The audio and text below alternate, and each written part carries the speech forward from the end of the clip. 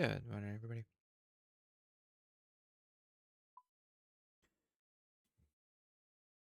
Check the YouTube side. The auto start worked.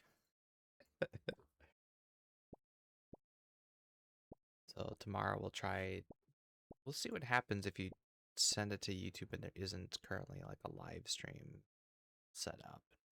That does. So, experimenting, playing around, figuring out better, more efficient ways of doing things.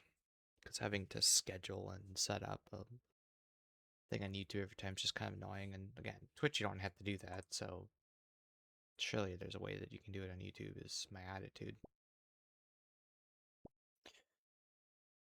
Slowly but surely. Change one thing at a time and hopefully arrive at a good spot.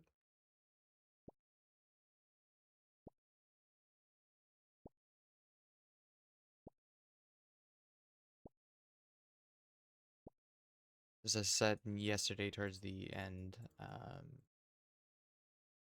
not sure if we're going to be doing Frosthaven today.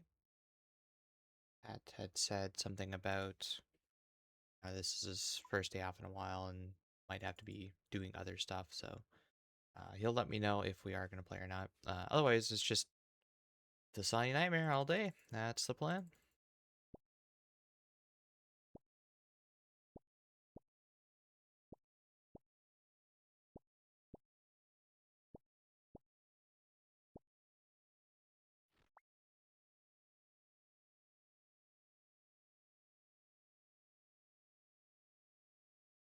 Well, I guess the plan is first, Casey, get the mace and be done with Fasani.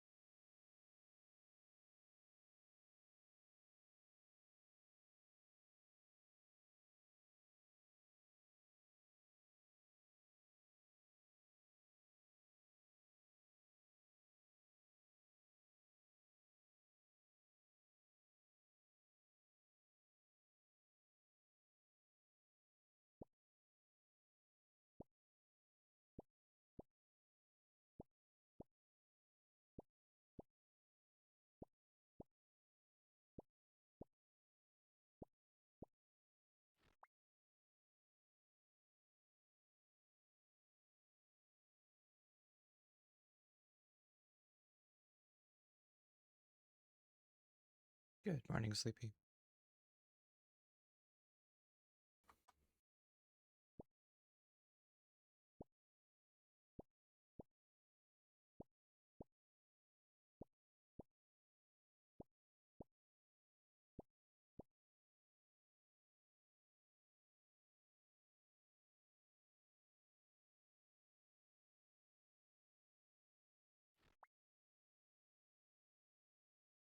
Gotta do the Ironman duties first.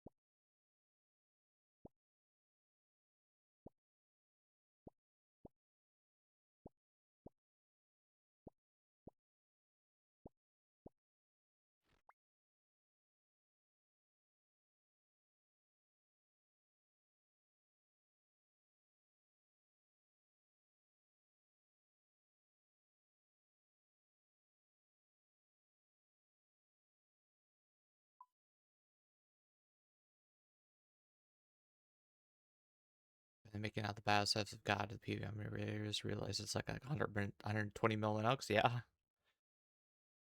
Every battle staff that doesn't. Did you die? You died. Every battle. Did they both die? No, I just haven't checked out. Okay. They elk for what, 9,200 each? And even if you bought the staffs, the orbs add 2,200 onto it.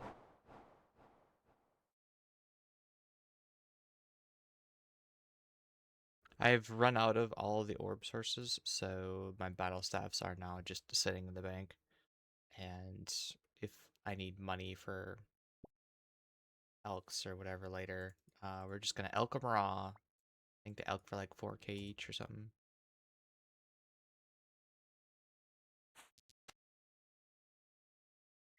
Elk them raw. And pay 200 to cut down Celastris. That's me.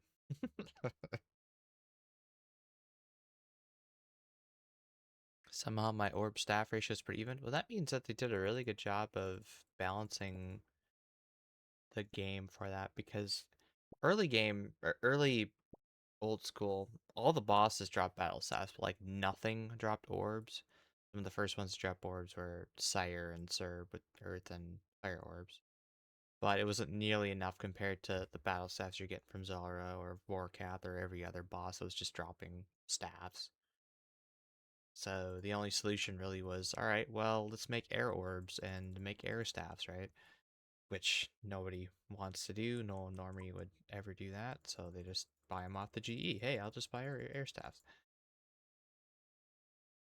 So again, nobody wants to do it, so bots are doing that and selling them to the normies. It was an old Iron Man meta for a bit to do that for raw GP for the early game. I myself did a little bit of that. Crafted my own cosmic runes and everything.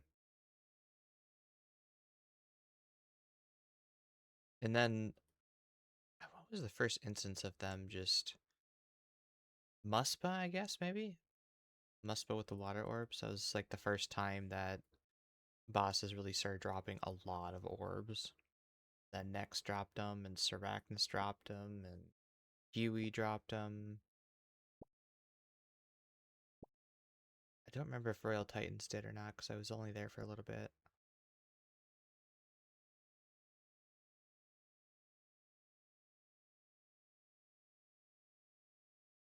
Anyway, the pendulum, to me, felt like it was swinging too hard the other way, and I ran out of battle staffs. But it's also partly because I elked a lot of my battle staffs raw in the past, so there was a few days or a few weeks in there where I was buying my daily battle staffs just to use up the orbs.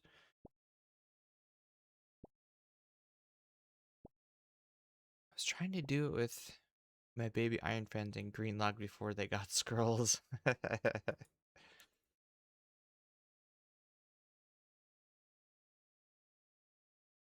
Sorry guys, see ya.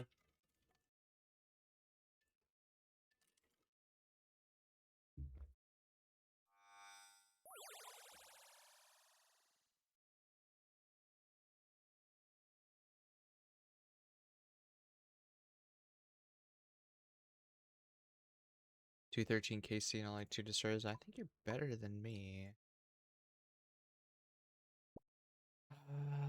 The Royal Titans. Yeah, it was 326.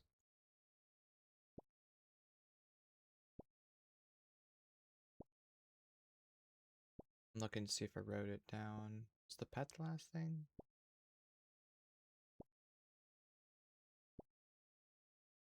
No, I got the pet at 300. Must have been the fire element staff or something. What was my favorite pet of the pet grind, if you had to say one? Well, I'm not done with it yet, but so far it's just been, because the other goals I've had are 200 mil all, right? Getting so much raw resources, the buyables for that, normally would say, passively as I'm working on getting all pets.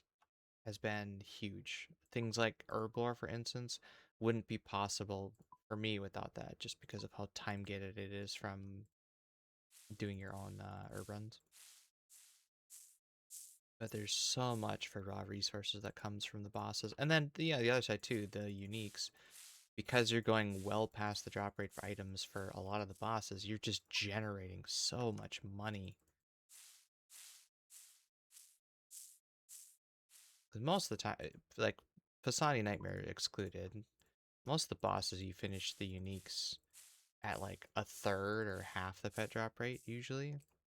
So the fact that you go beyond that means, hey, I get a lot of extra dupes, which then I can drop over, and then I've not had to pay for membership in 7 years, 8 years, something like that. Just because of all the dupes that I've gotten from PVM that I could drop over. Like Muspa alone for that pet hunt dropped me enough of those ancient shards, or the Venator shards, for a year's membership. And I was there for, I don't know, let's say a month or two.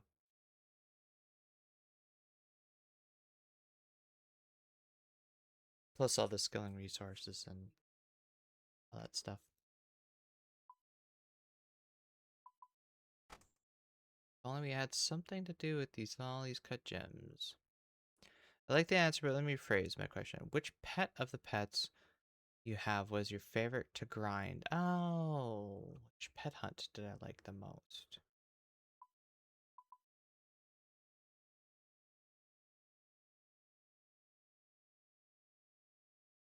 No, no, no, no, no. Remove.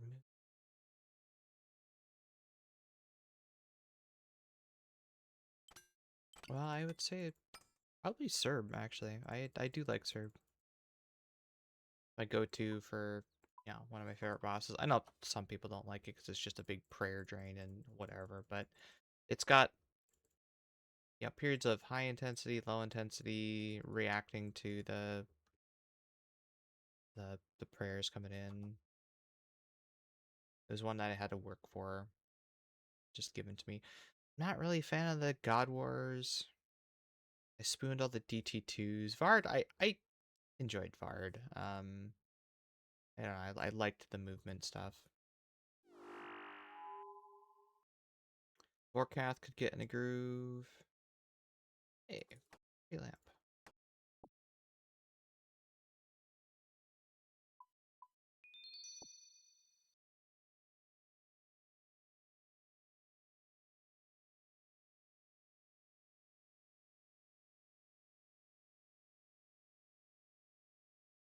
Muspo is okay. My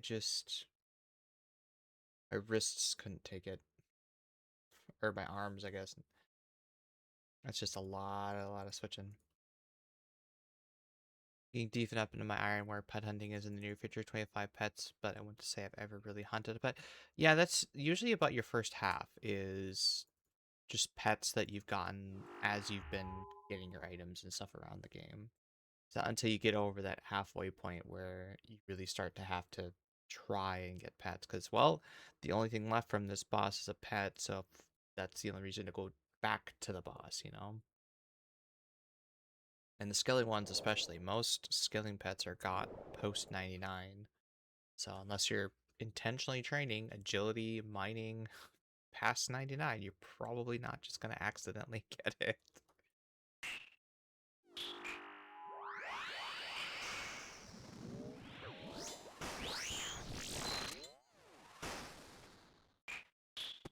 Ink Helm, Torva Helm, and Corp Drops for all best in slot gear. That it's pet hunting time for me. Uh, well, sure, that will help, but you don't need it. So the zombie helmet, the myth cape, all that other stuff can help have that crush accuracy that you need, or that you think you need, to land that first couple of specs. Back in the day, because I didn't have Inquisitor, I was using the Dwarven helmet. Those are the best last goals. Why doesn't they count before I'm kind of lost? Oh, yeah, yeah.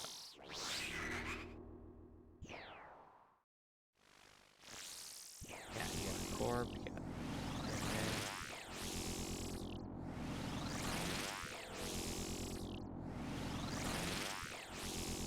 buddy Nix, he just finally finished Chambers after, I don't know, 8 years or something. He's needed an Ancestral Top for so long. Finally got it yesterday. How do I feel about Corp? It's way too long of a grind, even after the changes. Now, I did Corp back when it was full spec down, 13-minute kills, and with a, 8-minute chicken phase where you just stand around and do nothing. So I got a lot of work done in that chicken phase, because it's a long period of nothing really going on. But I spent 1,500 hours at Corp for 6,200 kills. I don't think that's reasonable. It has had the side effect that when I look at grinds, I always compare it back to Corp.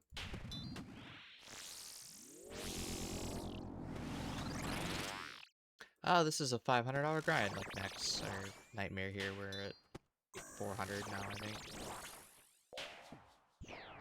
Yeah, it's not as bad as Corp. It's only 400. It's not 1,500. Shit.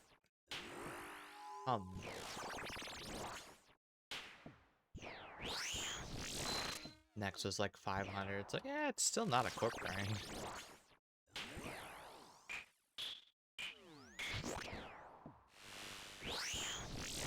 I think nowadays it's at least twice as fast, but, it's still 500 hours or something, right? You're getting, what, 10 kills an hour? Ellie is 1 in 4K, so that's 400 hours yet.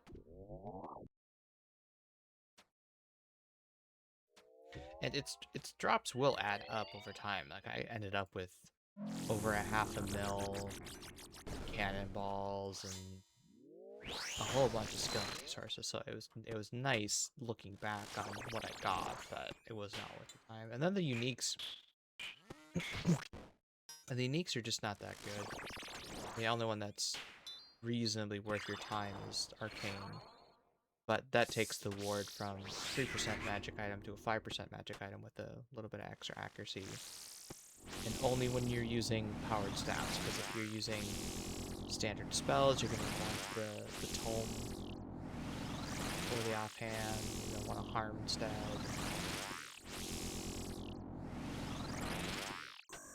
Then powered staff wise, Ayak, I guess. If you're using Shadow, it's two-handed, so it's useless.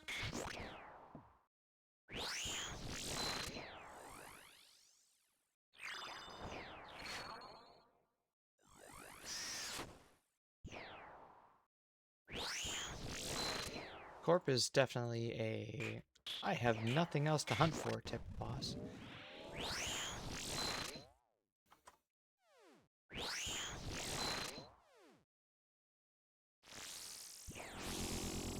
But I decided to do it right after maxing for some reason.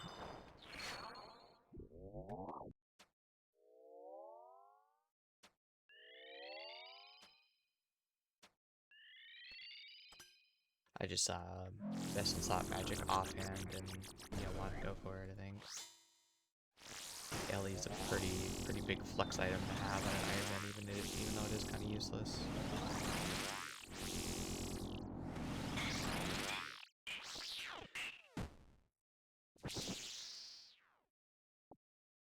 That said, Blood Moon Rises comes out, and I will probably be using it as an offhand just for fun.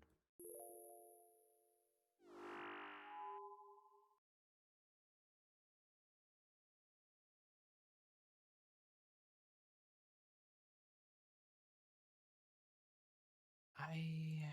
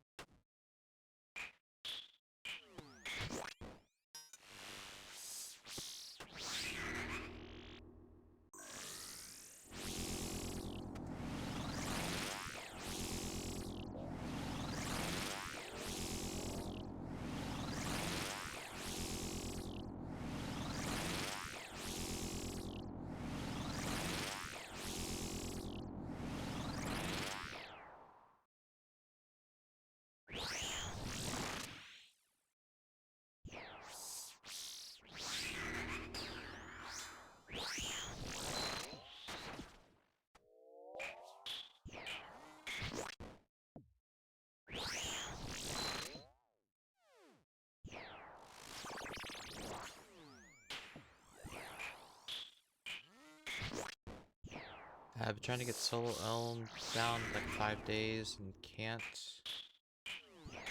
get that 3-0 and melee cycle down. Um, yeah, Tage, I think Jagex puts it off every day that you say that.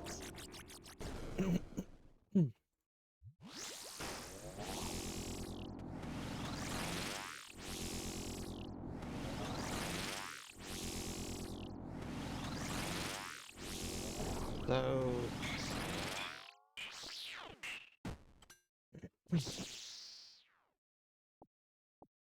so Bernard, how are you practicing that?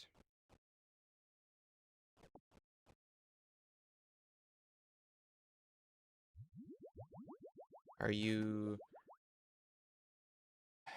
are you sending a chambers and then going, okay, I'm gonna try doing this, finish the raid, send another chambers, try doing this, or are you bringing in like 5 stamina pots, getting to Ulm, suiciding a bunch of pots and stuff just so that there's supplies on the ground in there, and then trying to get the 3-0 cycle, and then when you get to phase 3, you just reset the hand and keep trying it and keep trying it.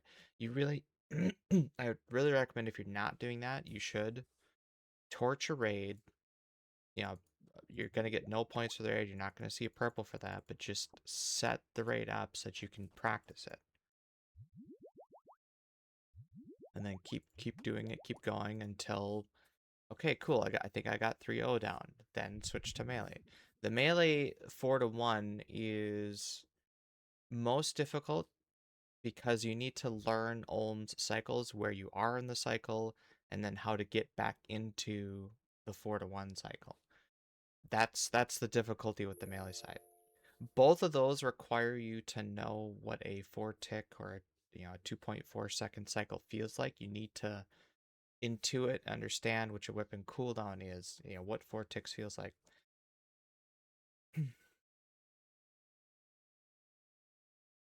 Those 2 lessons you just need to dedicate some time and get those ingrained. But I keep failing it. Melee's easier than mage. That's you're doing something wrong with mage then. Are you what spellbook are you on? Because mage has never been an issue with most people. Usually it's the melee side, the 4-1. So if you're getting the melee side, that tells me that you understand the 4-tick cycles and that you're able to keep that going. So there's something else going on with the mage side then.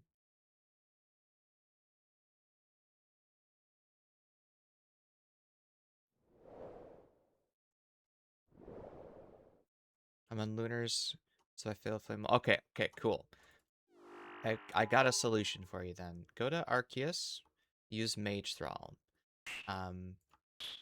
What Mage Thrall is going to do is increase the likelihood that the head turns.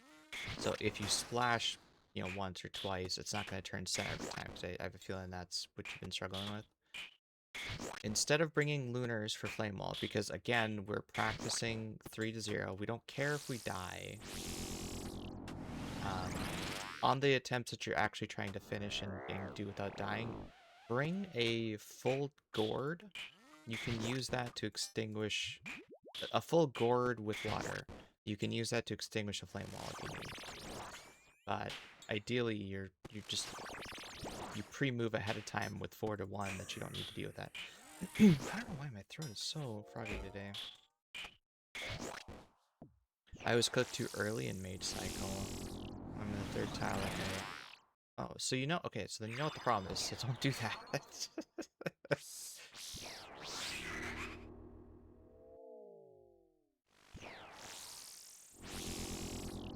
What threw me for the longest time was the animation stall. I don't know why we still have the animation stall for the tridents, particularly.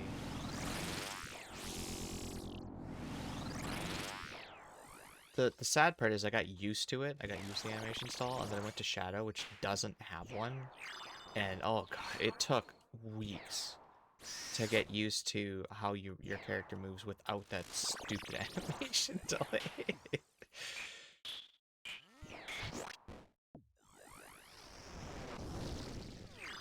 Yeah, switch to thralls. It'll help you turn your head better. It's not gonna fix your early clicking, but and then when you're on the melee hand, melee thrall.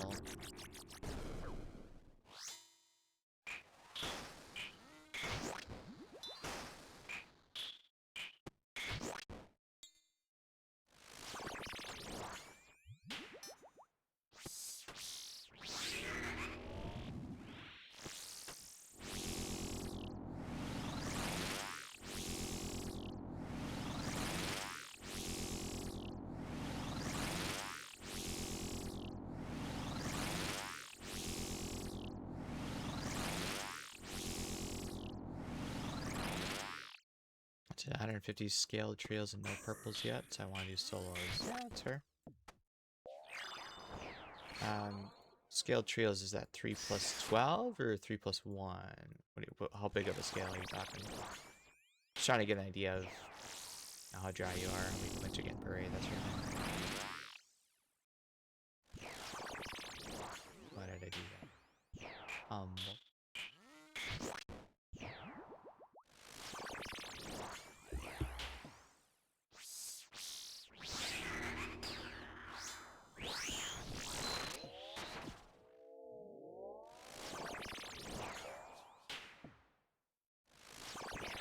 Most of my raids KC has been 3 plus 12. Okay, that's a good scale.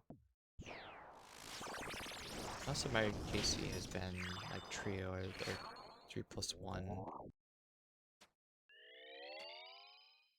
Before 3 plus 12 really got developed. And then the chambers was pretty much all, or the challenge mode was pretty much all duo and 2 plus 1.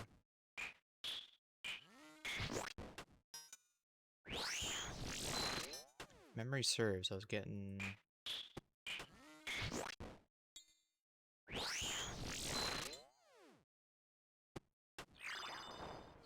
80k per hour points, something like that. I'm in iron, so I'd like to get my prayers. Yeah. You got the Royal Titans prayers at least.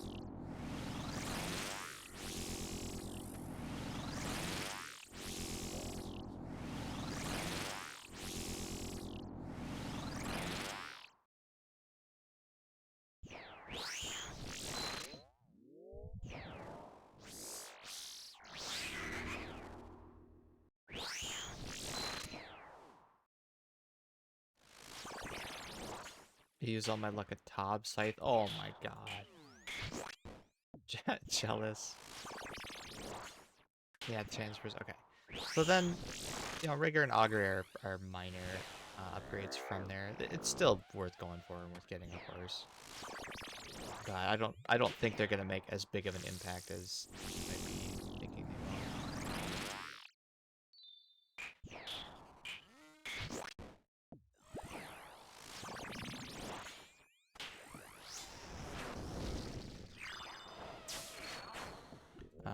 kill you.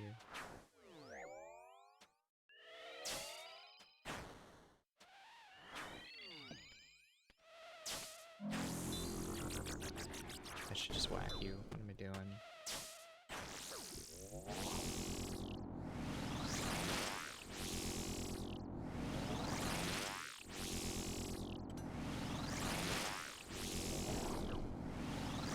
Hey, Doctor.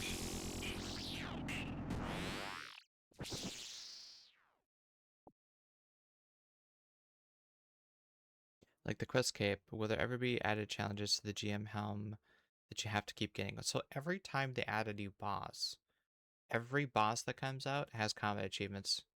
And in order... Yeah, no, you told me that. It's fine.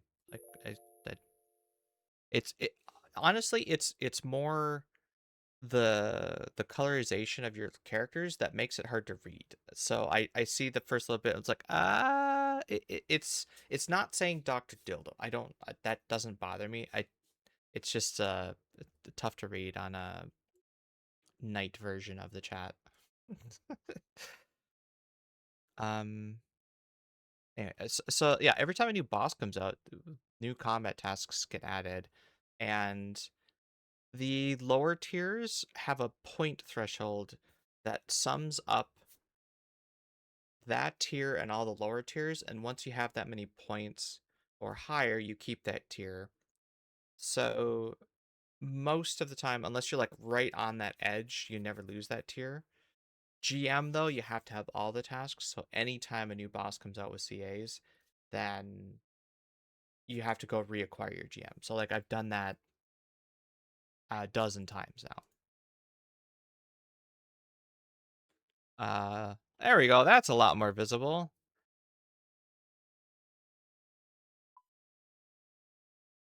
Toucan color. Interesting.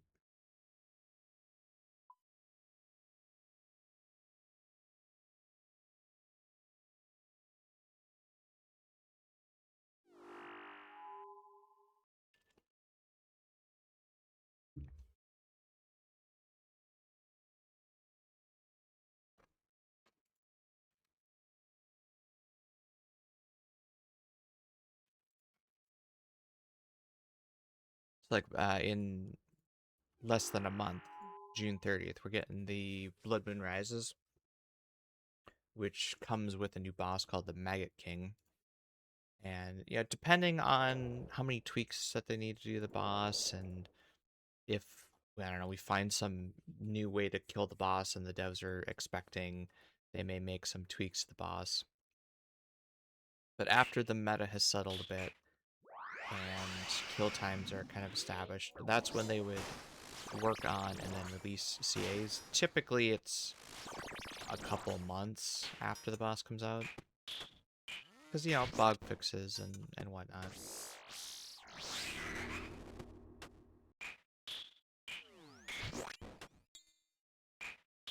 Sometimes, like, the longest I've seen them take to release CAs for a boss was the DT2 bosses. And I think partly because there was 4 at once, but also because they were waiting to see... This is speculation. They were waiting to see how many people could do Blood Torva, because ultimately they made Blood Torva a requirement for GM. And I think they had a certain number in mind that, hey, if, I don't know, this many thousands of players can get Blood Torva, well, then we'll include it on GM. I kind of wish Oathplate was, the Radiant Oathplate was on there, but the only thing required for combat achievements was just complete a Yama contract and not the Radiant ones. So it was a little bit of a letdown because you just pick the easiest one and do it, and there you go, you got GM. Yeah, but what about the white flex armor, man?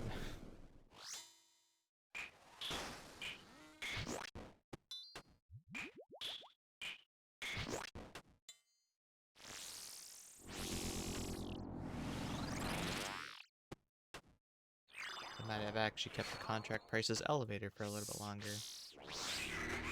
That whole system just... all they had to do is just make it, hey, you acquired the contract once, and now you unlock this ability to take on the challenge. Had they done that, and the thing that Yama gets out of it is your death coffer fees, right?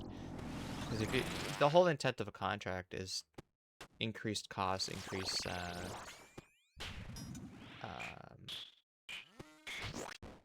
risk, I guess, for dying.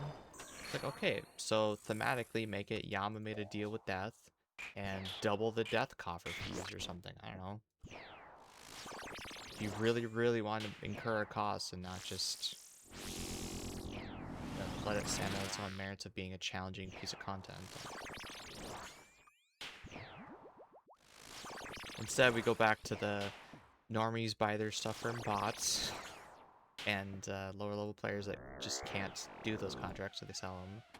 And Ironmen have to actually do the content to generate contracts, which, you know, took them a few iterations to figure out. It was awful. We did it though. We got it.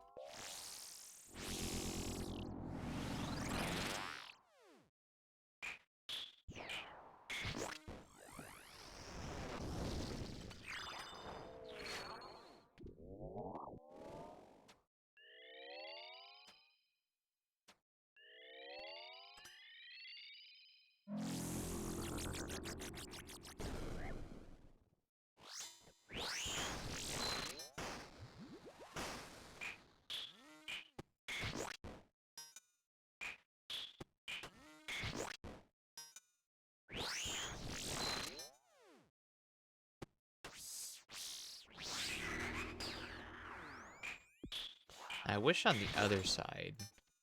So, you know, we have that sort of system for quest cape. Hey, a new quest comes out. In order to use the quest cape teleport, you have to go do the new quests and keep up to date. Music cape, same thing. GM, same thing. I wish that they would do a pass of the achievement diary capes. And I don't know if that means make a new tier called, like, master level. And somehow, yeah, that would be how you trim the cape or something instead of having a quest cape on top of it. I think that's what is required to trim it. Because they have not been updated since they were released. The achievement diaries got at the Karen Kebos area added at one point, which required a raid, but Mauritania diary never got changed to require a raid. The desert didn't get changed to require TOA. And we also don't have a Varlamore one yet, despite that content being done, right? But I think alongside the Varlamore one, they should talk about, hey, we would like to more regularly update this achievement diary thing, so when new pieces of content come to an area, you know, as part of using it, you should have done it at least once.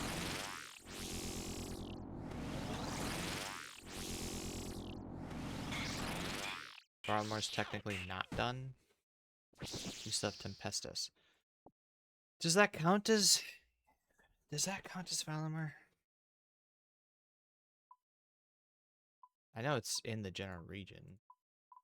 But is that more like a sailing thing than Varlamar? See, and this is why I need to like focus on the jewel crafting minigame, because it'd be like this would be a perfect spot to have some remote shop in this very rich region. Astarium?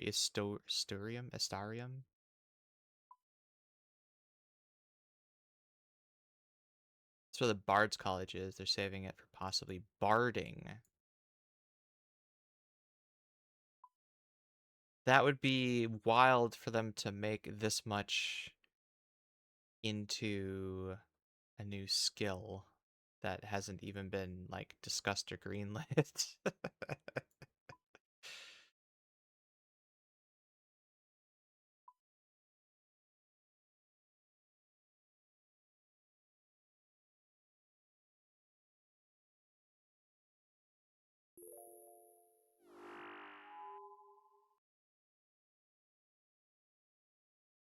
It was one of the ones pitched. It got a lot of traction. Looks like YouTube caught up. Sorry.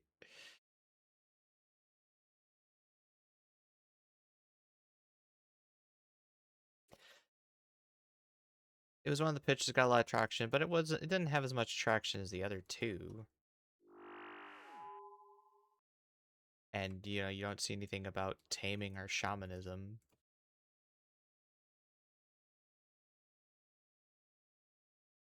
Like I said, I don't believe that. I don't believe that that is what that is for. For them to invest that much dev time into something that, again, hasn't even been greenlit.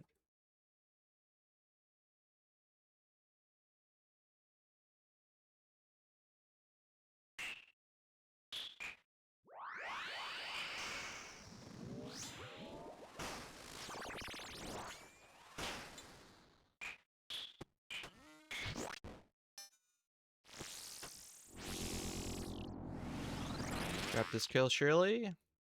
That's what everyone keeps telling me. I have yet to see it happen, though.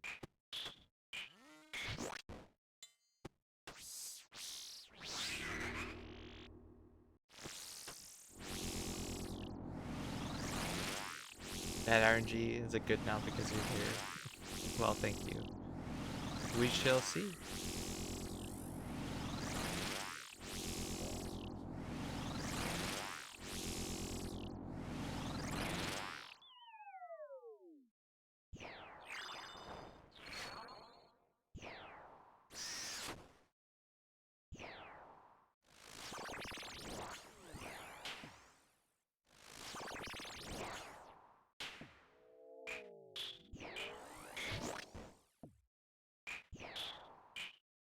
Yeah, I'll know you want more of those delicious Zammy brews. I really don't.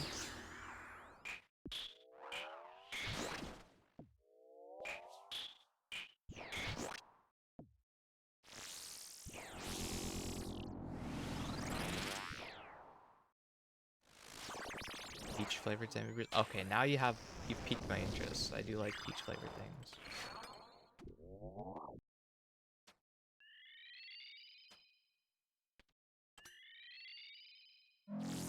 That's one of my favorite parts about fall is that, or late summer fall, peach season. Yeah, that should be safe.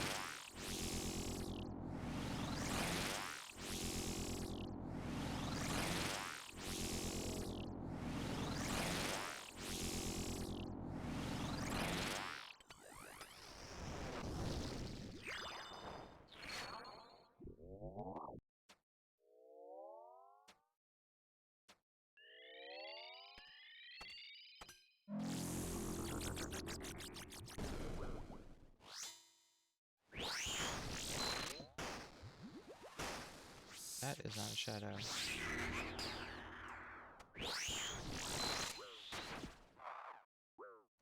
It died to the ranger. I was so disoriented by it. Why did I switch back into shadow at the end there? What the hell?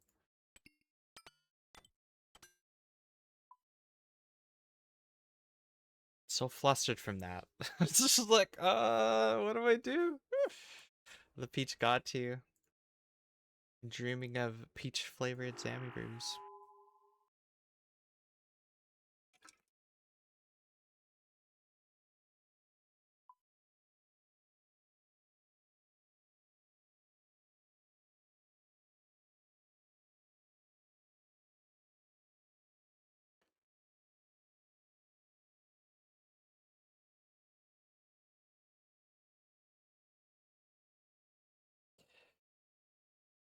See, no, it's not dead. It's this. This is the correct response.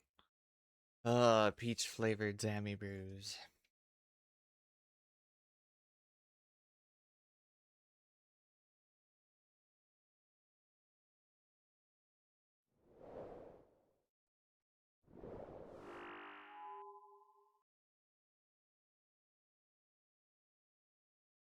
It's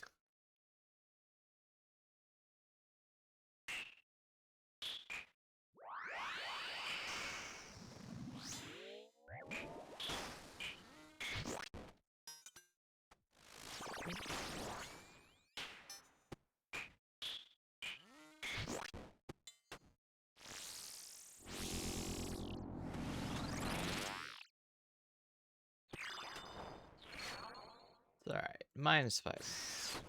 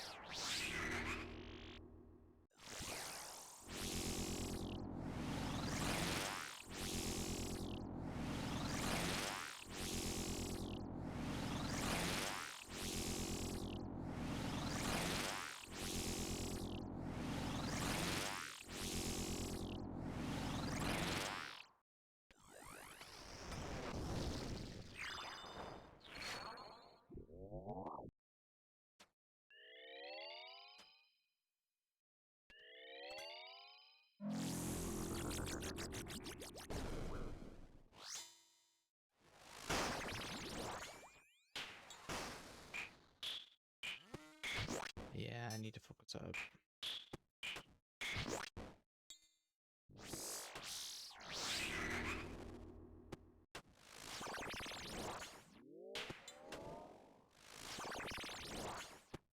Fortunately, when the pillars are charged and shoot, the yawn effect disappears. So even if you pop a mushroom right as the phase ends, goddammit, you can immediately turn your run back on and catch up to everything. I'm just gonna. It's okay.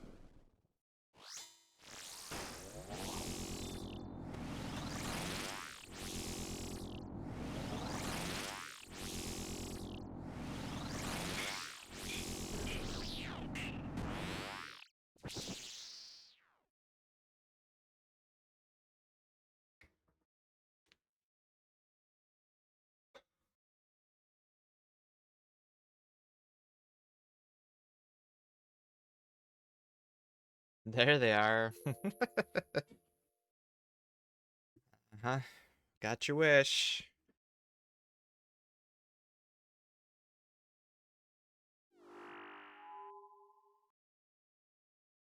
You're focusing on the wrong things. You need to visualize.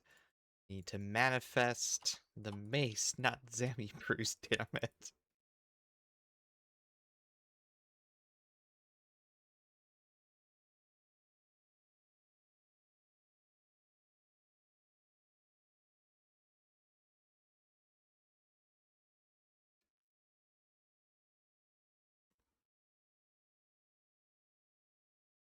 I just got peach jammy brains and then you know how it is.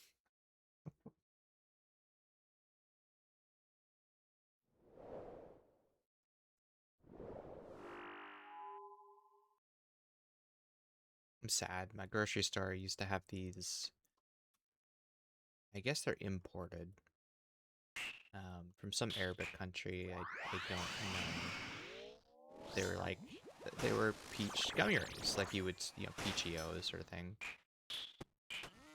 Except they're a lot thicker, a lot chewier, a lot more flavor than those American-made, mass-produced hunks of trash. That's the only way I can describe. They were so good, and then they stopped stocking them. I don't think I understand how Xander got as many followers as he did if he was giving those out.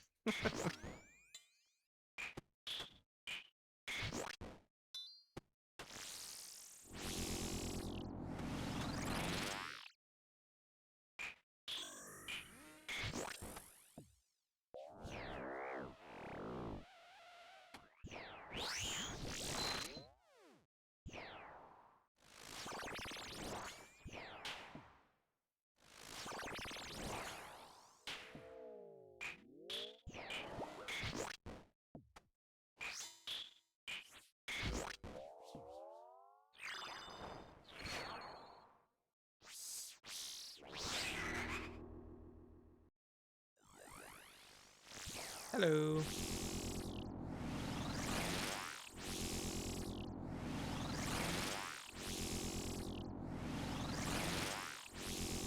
We still here, yes sir.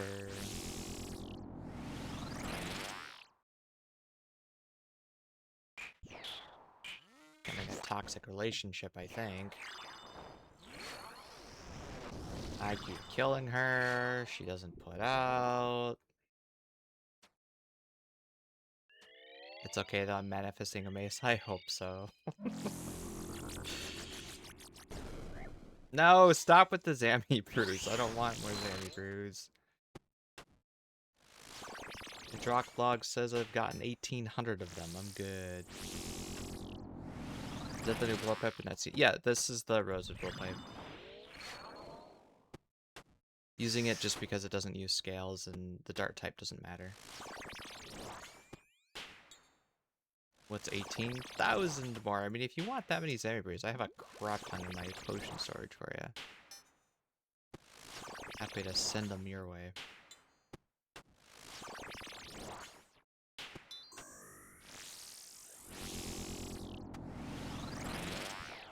But yeah, we're doing like 30 a day. Today we may do 50 or 60.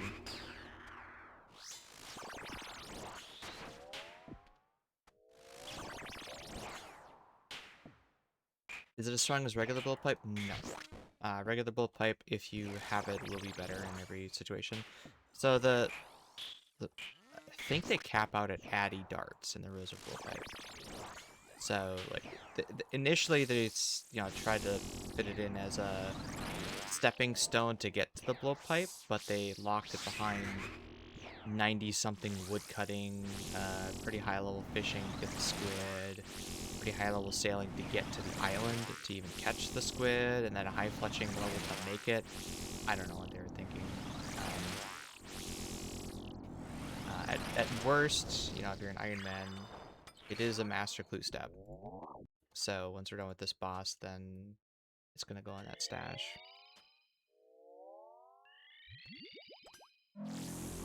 Would it be acceptable for like TOA puzzle room?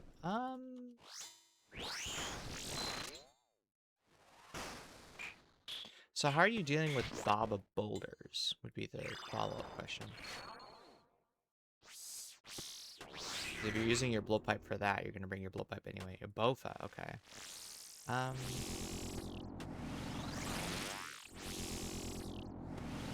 5 tick on puzzles is ass. Yeah. So yeah, you could. If you don't care about the darts, you get a crap ton of mithril darts like I do. Be a good choice.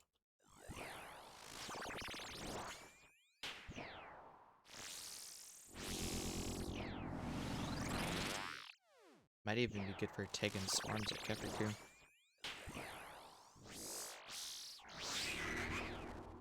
Yeah, because before this, I just had 2 separate blowpipes. I'd had one with crap darts in it for those sorts of situations, and then I had a good blowpipe with, you know, dragon darts, amethyst darts.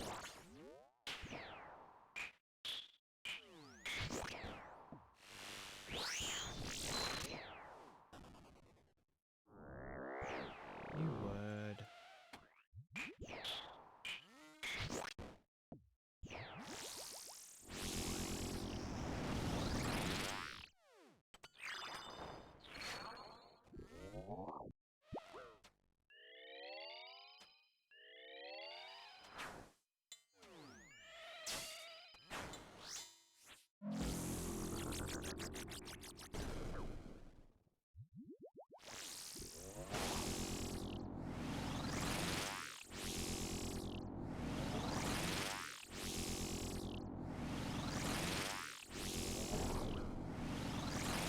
Now you're manifesting the right thing.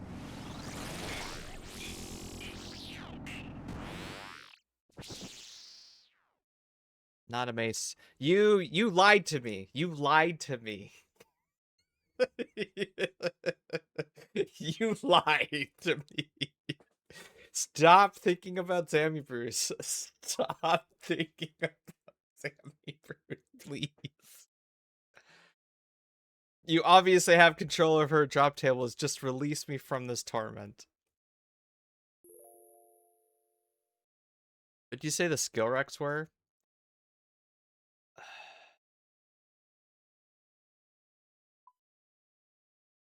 84 fletching.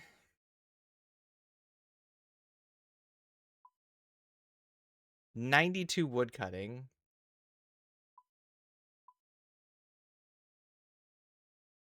For the rosewood, that is. Like, there are 3 tiers of blowpipe, but for the rosewood specifically. And then I think you can catch them on... I need to orient myself. Where am I? Windtumber Island, you can catch them there, or the Charred Island, 60. So like 60 sailing to get to... Wait, that's not a fishing spot. Where? Oh, it's this one.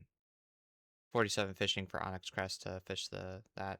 So, and then it's fishing, it's the lantern fishing harpoon. So, I believe it's only the Jumbo Squid that drops it. So, 69 fishing. So, yeah, it's... I don't know what they were thinking. You'd be better off just training your skills, going to Zulrah, and getting one from Zulrah. I'm gonna set up my third 3D printer and show you and print you out a 3D Sammy Brew, okay?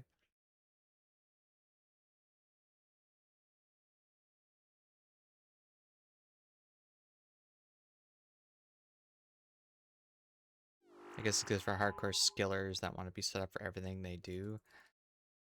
And then again, it's capped out at adamant darts, which the range strength on those darts really falls off after Rune.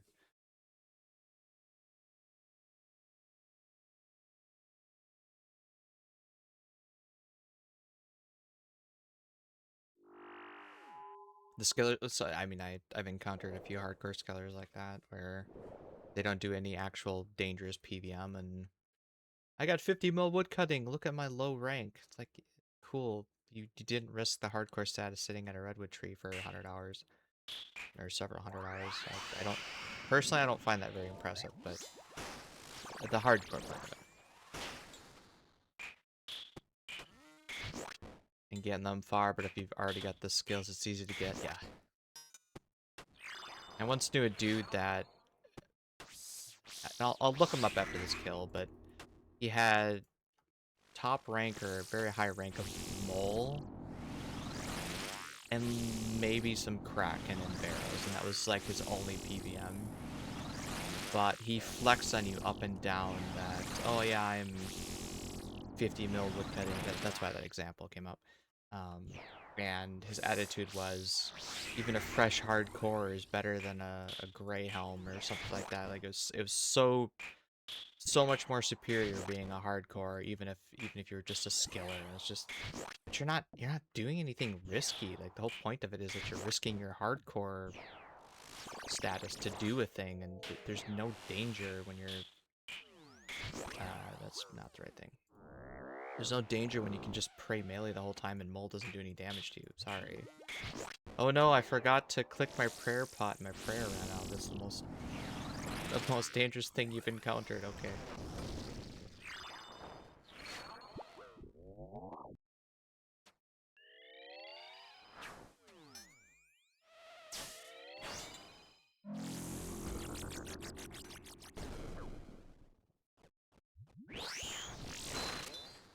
There should be a requirement to make a hardcore. Your main must be a GM. I don't know if I'd go that far.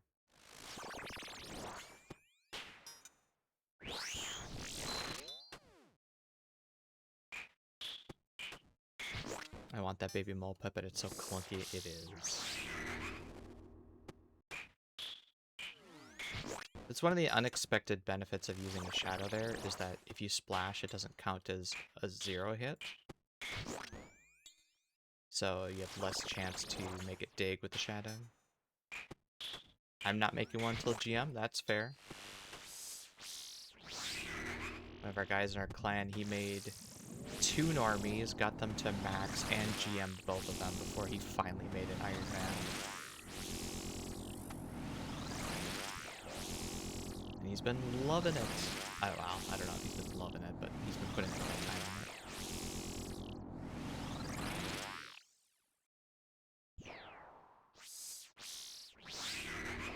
Imagine you're in the mid game and you start spooning everything, including, you know, Bofa and synapses, and accelerate to the late game. It's a lot of fun.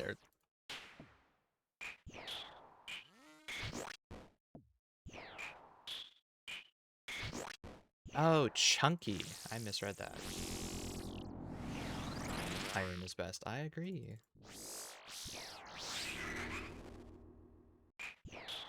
1200 drive for synapse, but 5 claws. You have a... You guys are... You're in a GIM, are you not?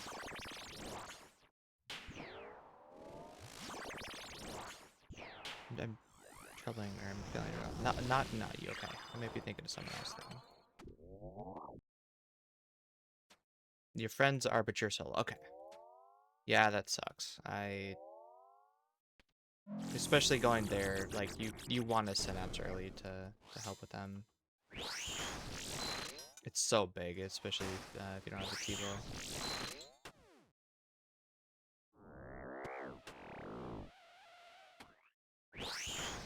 Really gonna do a GM with a friend, but no million draws. Yeah, the trick with that is you gotta find people that are of the same dedication as you. They play the same amount of hours and stuff. Otherwise, one person or 2 people are gonna get so far ahead of the other one that you're just feeding them gear and they're just not even really playing.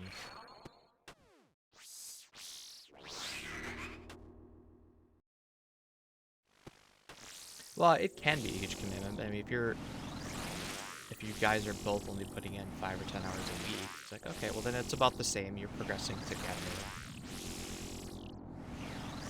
But if one person's putting in 60 hours and the other one's only putting in 5,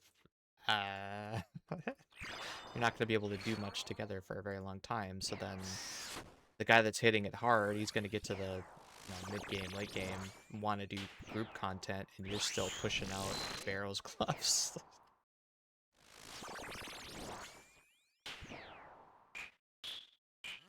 One of them's currently standard like me and just seeing how much they enjoy it, so there might be hope. Yeah, maybe. Of the accounts, Group Iron Man would be the one most likely that I would use to start over if I wanted to. I've said that if my brother would come back to the game and oh shit. Oh god. I forgot to oh god. I forgot to cure the disease, so the parasite absolutely destroyed me. And then I had 4 HP. You need 5 to survive the sleepwalkish thing.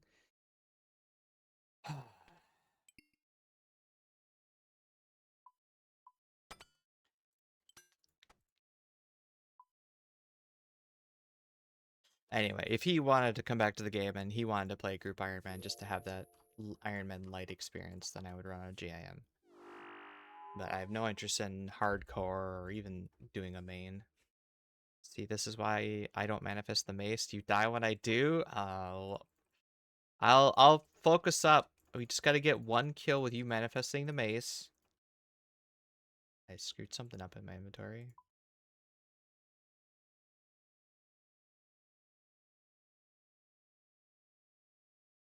That's twice now we've died in P3. It's annoying.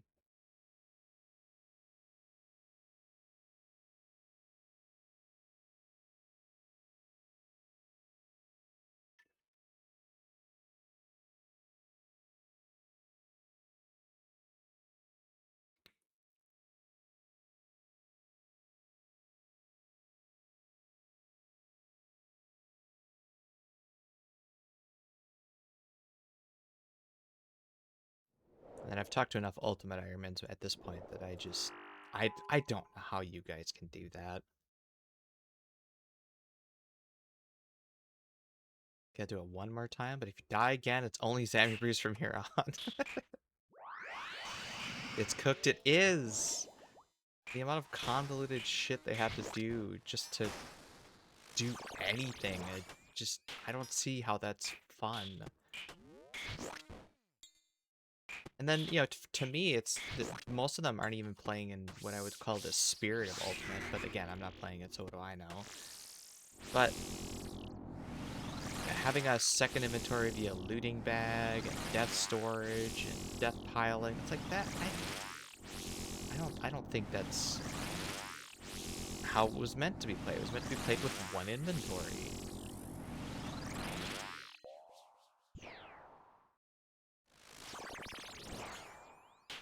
Looting bag spares an item, but death piling's fine. Okay, yeah, I could make that exception if you have a looting bag in there, so it's like having a second inventory. Sure. But the amount of stuff that they can store in a death storage is just crazy.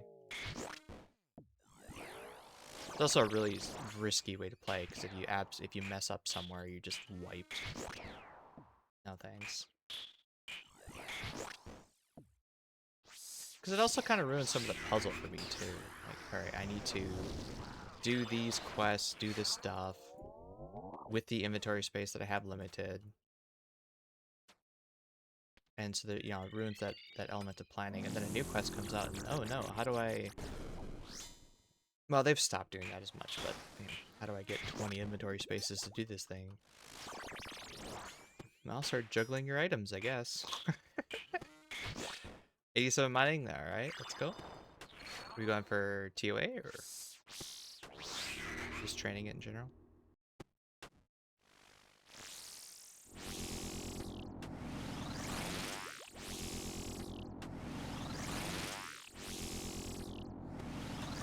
Amethyst 92. Is it 91? Yeah. God, it's been a while.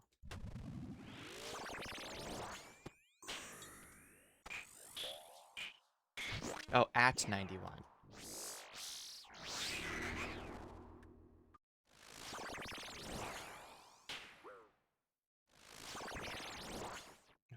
Letting you down, DD.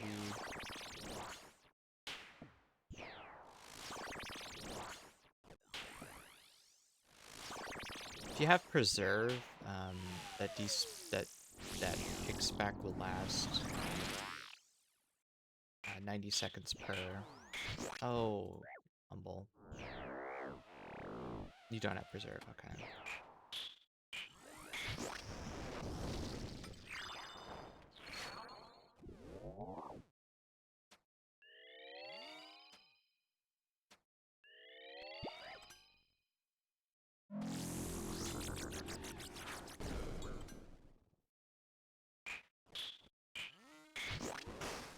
So I remember, so if Amethyst is 92 and I was 91, I would depick spec for 3 minutes. It takes, actually no, with oh god, with Lightbearer that's 2.5 minutes. So yeah, that would be enough to get your spec back then.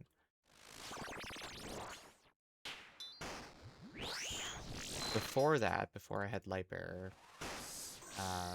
what I did was bring some Dwarven Stouts with to fill the gap. So yeah, if you got Lightbearer, you're good to go.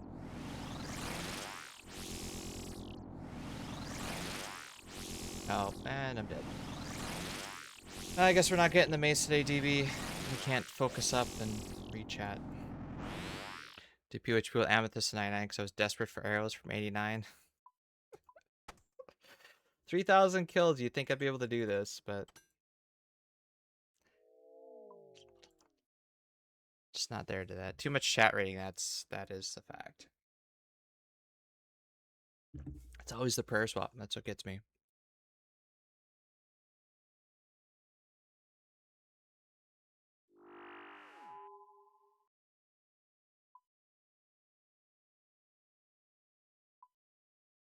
Yeah, it's 92.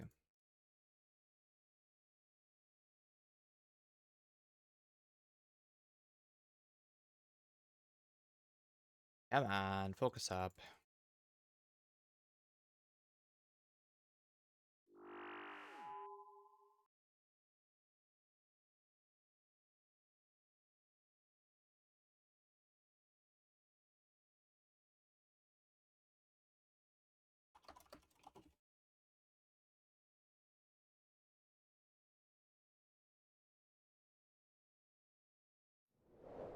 I ruined it. I ruined my chance, G-Man. Take pity on me. One more. One more. I promise.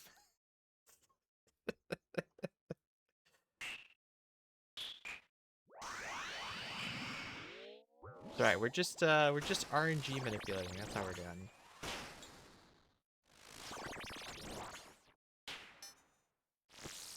Swear to God, if this is Sammy Bruce, I'm banning her ass.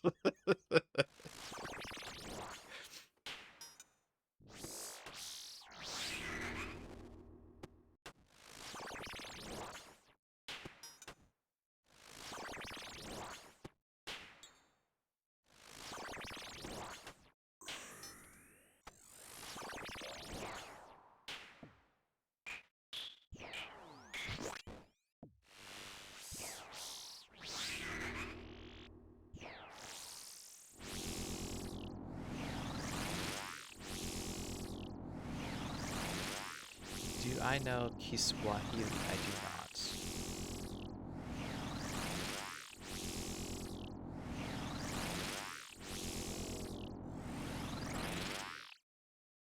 You'll know when I'm manifesting Bruise, there will be signs exactly. So if you're Zammy Bruise, that must mean that you are manifesting them, surely.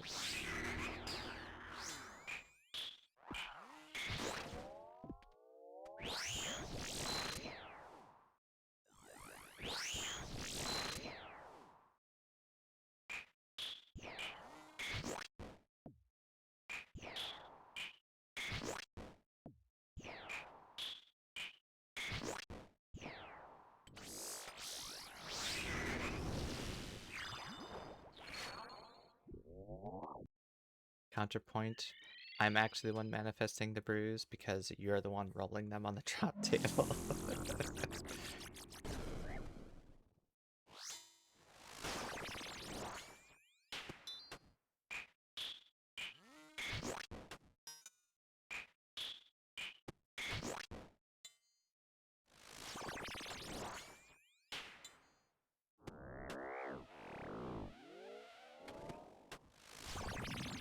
Alright, cure the parasite this time. Don't be a dummy.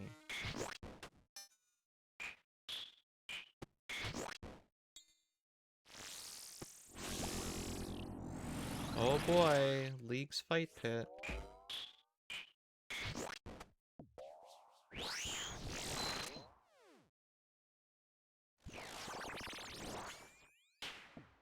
Yeah, what did he say?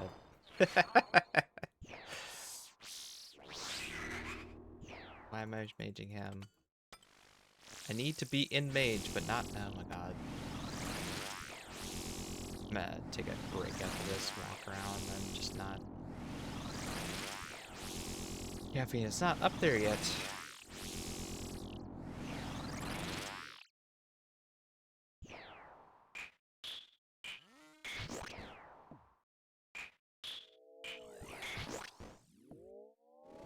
One of my new kittens likes to head boop me in the middle of the night, and my face is very sensitive to that, so it snaps me awake if something touches my face. He does it like every half an hour. He did it every half an hour yesterday. It's really, really annoying. Like, no, this is not the time to cuddle and head boop.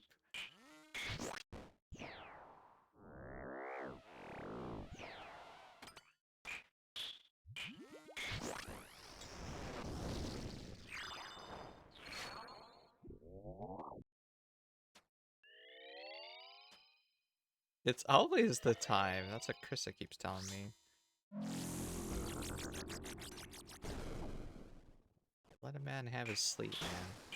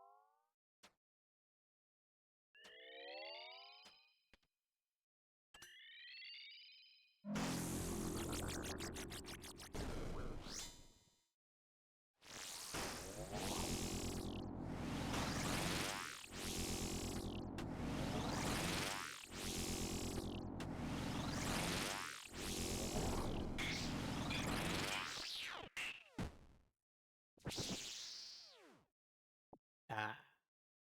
Well, you're off the hook this time, G-Man. It wasn't Sammy Bruce. Alright, so I'll be right back. Go get some harder caffeine and that'll jumpstart my brain I needed. Be back.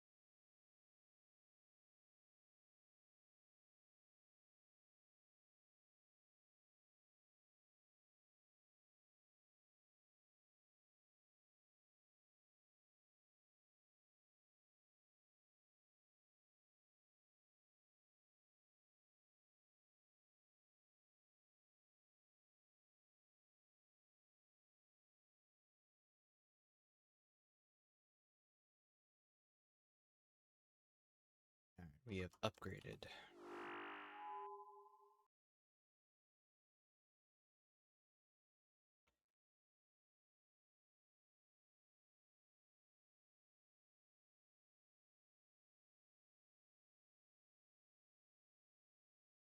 We are so back.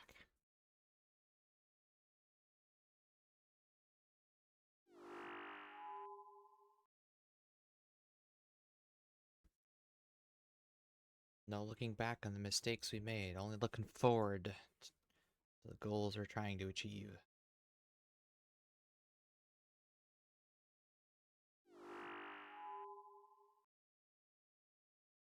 I am curious though.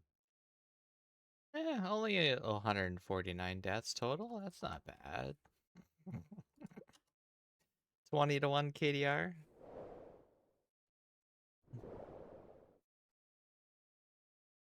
The goal is the largest Amibird collection in the game, I suppose.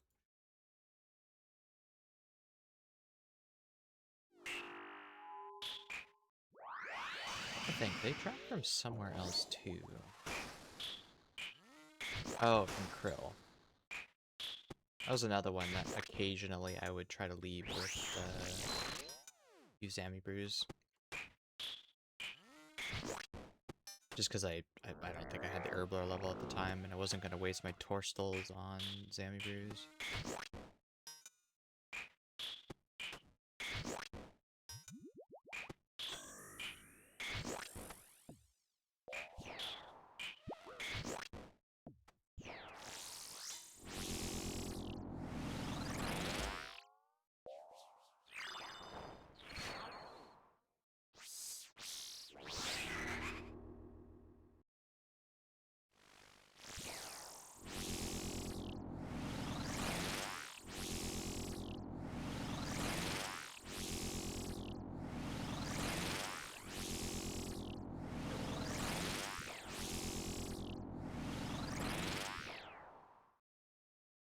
So cool.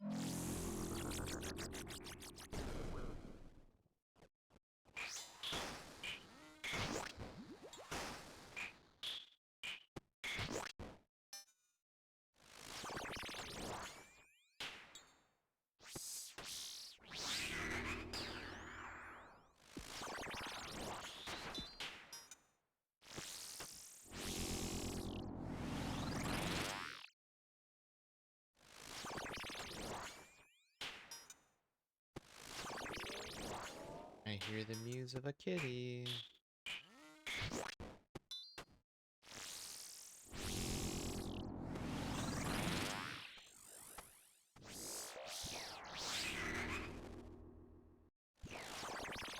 Momo, is that you?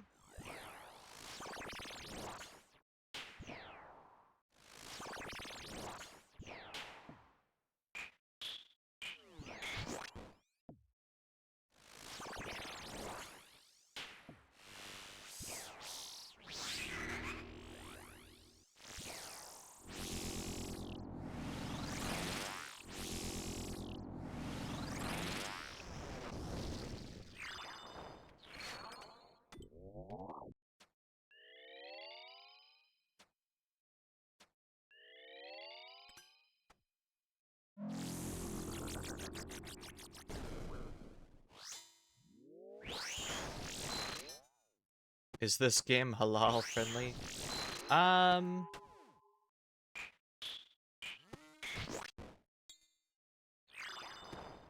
Well, there's a lot of drinking. Pretty much every quest, the solution is get the person drunk, and then you can take advantage of them. Or vice versa, you need to drink with them in order for them to trust you, so...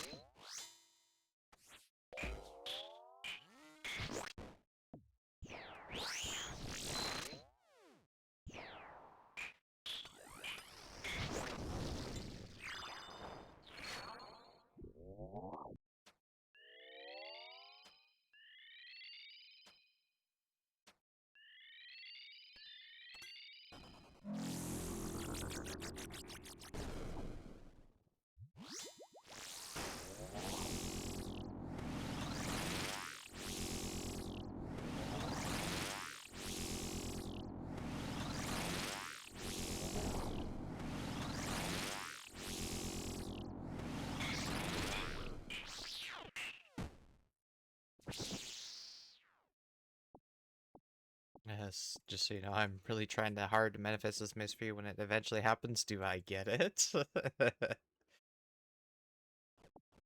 No.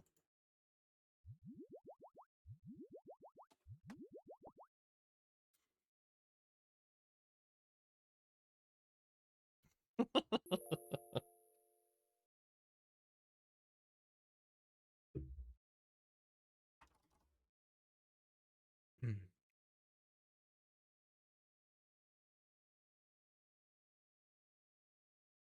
Yeah, no. Any meat from an animal that died before being slaughtered? What? Okay.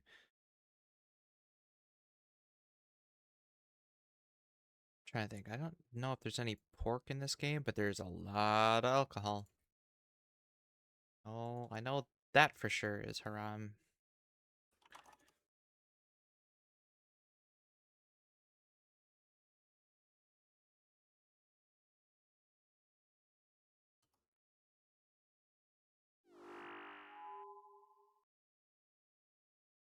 You even get a random event that gives you alcohol.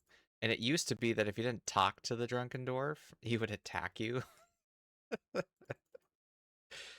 for not taking his kebab and beer.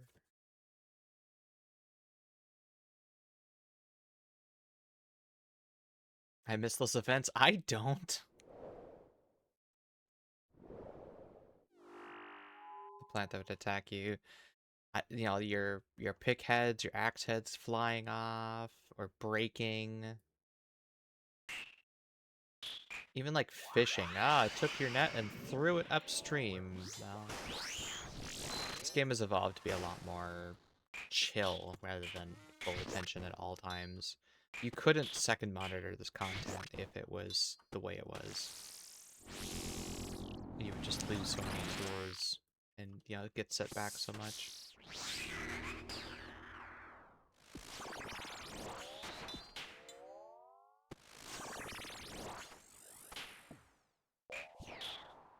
So it's like nostalgia. Yeah. I gotcha.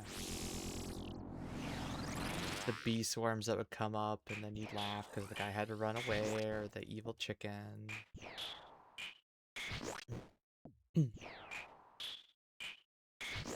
And knowing what we know now about random events, how they're, you know, they're set to trigger every X amount of time, and then depending on how many tiles you move from that trigger, it lowers your chance of getting it. Because the whole point of randoms was as an anti-body measure. So if you're standing in one place and only doing one activity, you're more likely to spawn a random event. That's fundamentally what they were there for.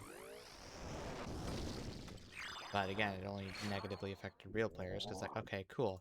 Now I have to move from this fishing spot because I'm getting attacked by a shade, or evil chicken, or the bees, and there's nothing I can do about it. It's not worth fighting because your damage is capped at 1.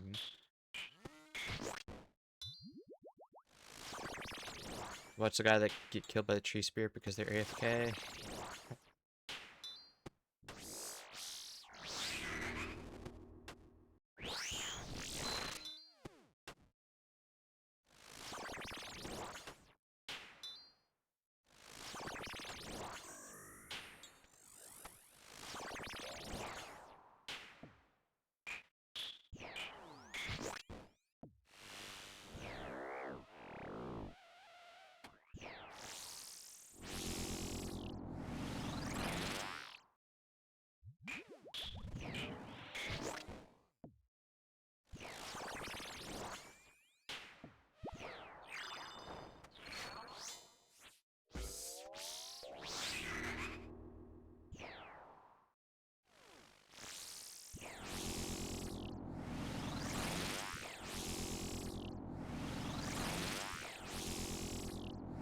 And then before that, we had a fatigue system, where after a certain amount of time, your energy would deplete, and then you would stop getting XP. I don't remember if you still got resources or not, but you'd stop getting resources, maybe. And, you know, thematically, it's like, all right, well, you gotta go find a bed to sleep on, which would regenerate your fatigue, or which would eliminate your fatigue faster. Or you could bring a bed roll with you and do it on the spot, but it would take slower, or it would take longer. And again, it was a anti-botting measure, so that, you know, afterwards you'd have to enter a captcha to wake back up. And the idea was, hey, bots can't do this, right? Yes, about that.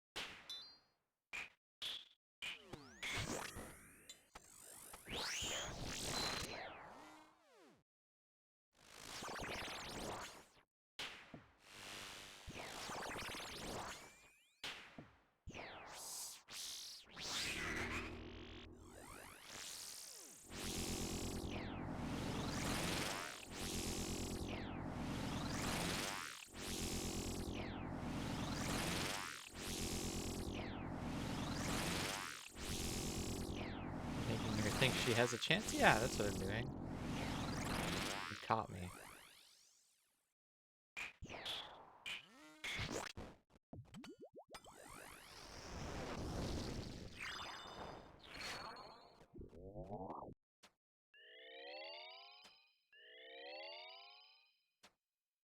Yeah, that's why I took the hit.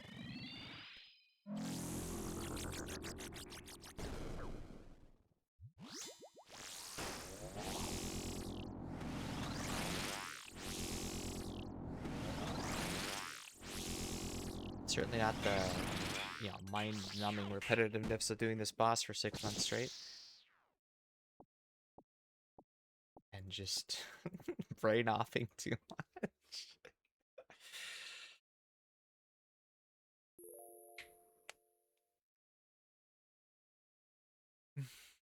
I'm gonna start doing that when I do group content. The stream does it, so now I am.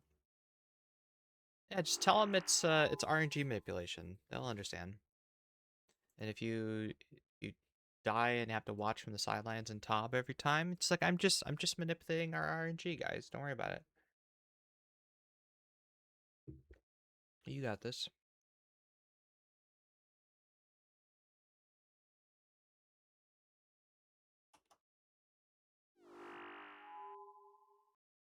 I'm theory crafting from the side.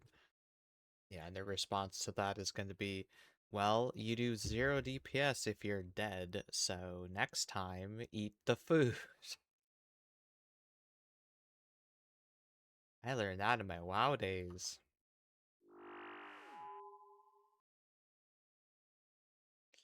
There's a reason you get out of fire, because if you're in fire and you die, or you drain the healer's mana, because they're wasting it on you to try and keep your dumbass alive.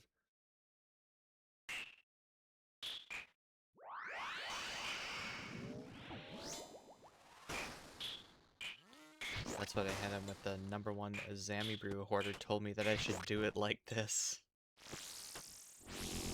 Well, if the response to that would be, tell me who that is, I gotta go give them a piece of my mind. They come to the stream, they engage with chat and all that other stuff. I'm like, I'm for that. Bring it on.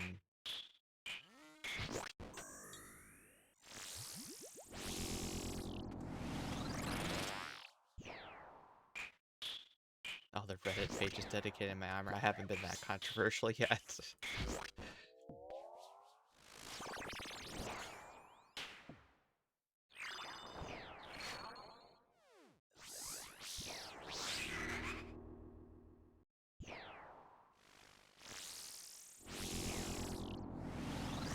Feeling like you're planning to?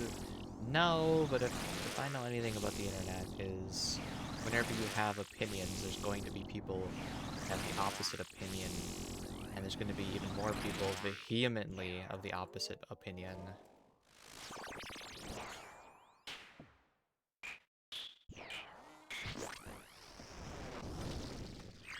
And you know, it could be anything, you know, stuff that's mundane. Like for instance, I don't think killing things in the Barrows tunnels is ever worth your time, ever. Even if you have the Mauritania Diary and that's the getting 86 whatever percent for runes, or for what people always quote as more runes. It's not more runes, it's just changing the weighting of the runes so that you get a little bit more blood runes than mine, death, and chaos. I don't think that's worth your time. I think you're at Barrows for a very specific reason, and that's to get the items. The runes, the way to think about runes is it's just money. That's all you're getting from it. So, oh, I get a little bit more blood runes, so you're getting, I don't know, maybe 100k per hour worth of GP. Well, on an early game account, that's really important. On an early game account, you're not using that many blood runes, and by the time you are, you have better money makers. You're there for Barrows items. Get your chests open, or get more chests per hour, get your items, get the hell out of there. Stop doing tunnel casing, it's not worth your time. YouTube chat woke up. Oh yeah, it tends to put them in batches and sends them all at once. I don't know why. It's weird.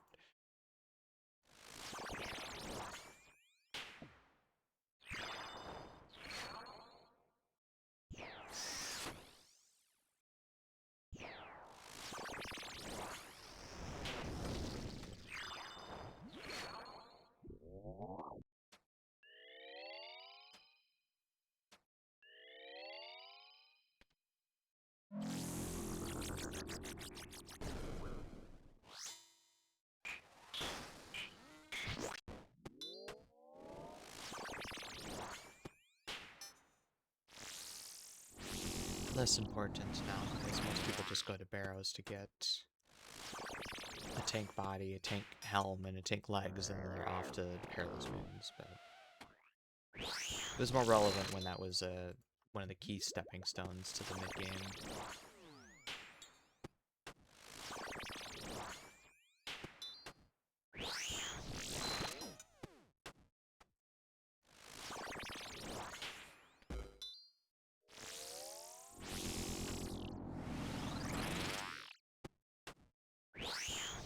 So yeah, so I should be doing the talk we had about doing entry mode Tab, and here I am mining in Motherlode Mine.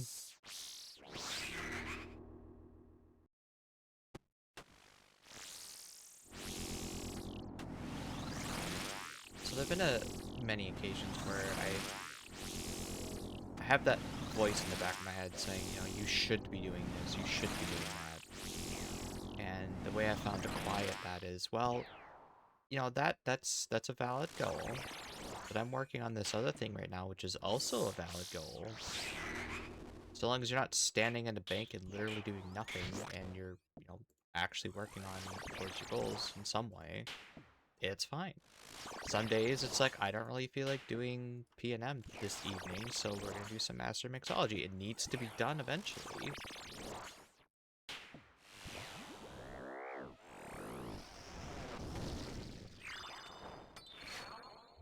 And even during the Slayer grind, there's a few days in there where it's just like, I don't really feel like doing Slayer right now. So we'll do some Blast Furnace or whatever. Mix it up, keeps your interests, also works towards your goals.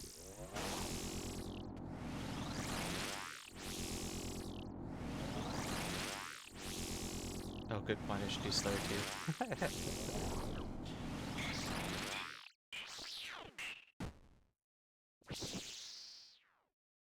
But what if I need a coal bag for top? Maybe to use up the rewards from top. I don't know about top itself. Coal bag's a nice item. I just wish that with the coal bag, they would change Blast Furnace so that when you load up your ore onto the belt, it would also automatically empty the coal bag, fully empty the coal bag. I think people don't realize is that once you hit 99, your smithing cape has two perks that come along with it. The first one is it applies the goldsmith gauntlets effect without the need to equip the gauntlets, so you can just camp the ice gauntlets the whole time, which is really, really convenient. But the coal bag, it gets an extra 9 coal. So normally it holds 27 coal. With the smithing cape equipped, it holds 36. And that's really annoying because you don't have 36 inventory spots. You only have 27 if there's a coal bag in there.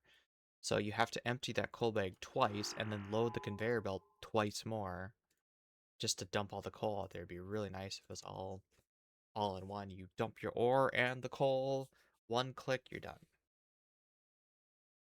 That's a weird number. Well, it's 33% more. It's 1/3 more.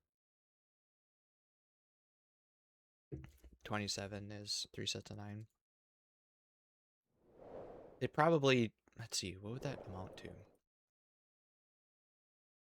36 plus 27 is what?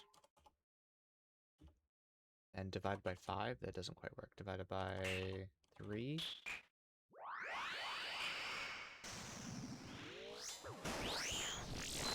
Why did they decide to do that?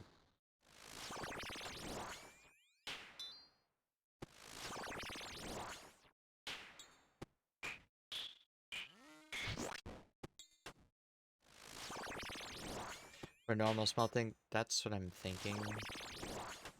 An extra 9 would allow you to do, what, 2 more rune per inventory? No, 1 more rune per inventory? But if you're doing normal smelting and wasting 8 coal per rune, you're doing it wrong.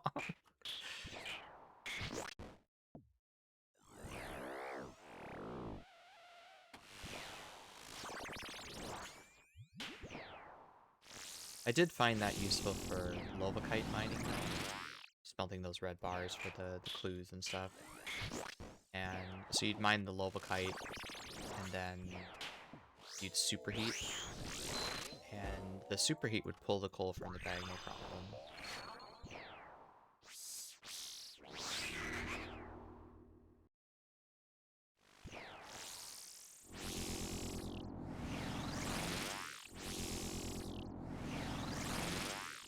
Anyway, so that's my point, though. Like, if you're smelting at the furnace, it pulls the coal from the bag passively. You don't actually have to withdraw it from the bag and start the process up. Same thing with superheated.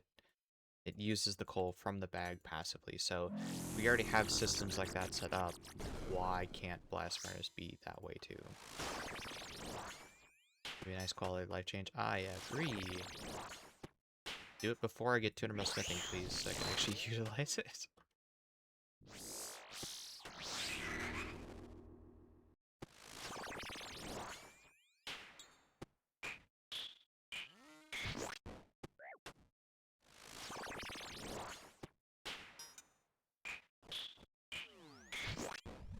It's always the prayer swap that gets me. Can't wait to spend my life at Giant's Foundry. I don't ever plan to go back there. I do not enjoy that content.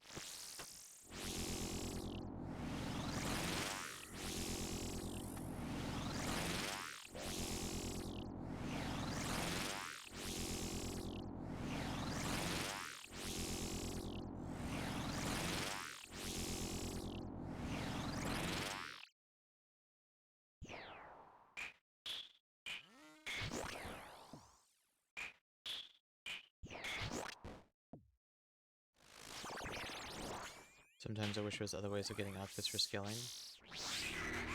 I like that they've gone away from the boring, oh, it gives 2.5 XP, 2.5% more XP.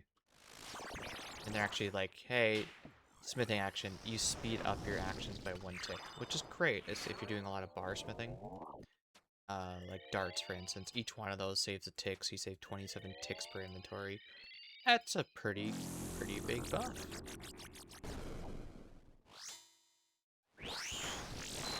The rune crafting one, that one I actually wish was a experience boost because it's so slow. But, you know, if you're doing rune crafting, you want more runes, right? Sort of. And now we got Scar Essence mine, so it's like if I want runes, I'm just gonna spend money for Scar Essence and just do it that way.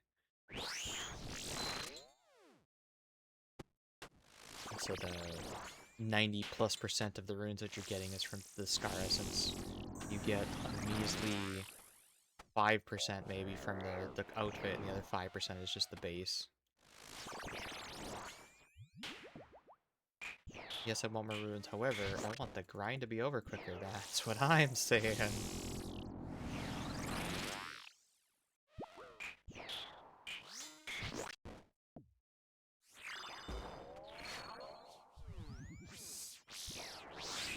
So if Guardians of the Rift does become my go-to, I will probably be camping the Varrock armor the entire time.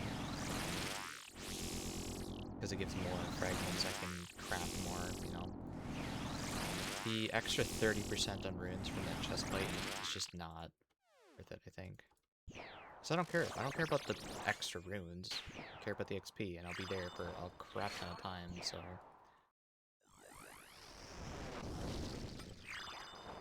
Same thing with bringing the blood essence in there. I know some people like to do that when they're doing their blood runes in the Guardians of the Rift. But it's -1 inventory spot, which means every time you're going to craft runes, you're losing 1 essence.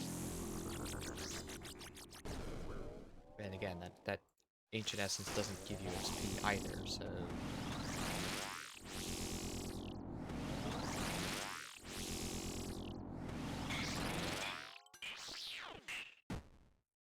If I ever do max its hell, I'll get 99 rune crafting. It's a good way. I enjoy it a lot.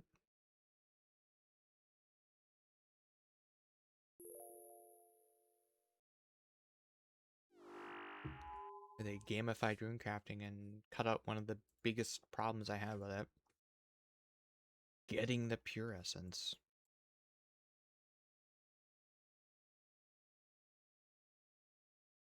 Plus, you know, going to the different altars and making combo runes and that kind of stuff. It adds a nice inherent variety to it rather than doing the same repetitive task over and over again. Like Lava's was. I did Lava's from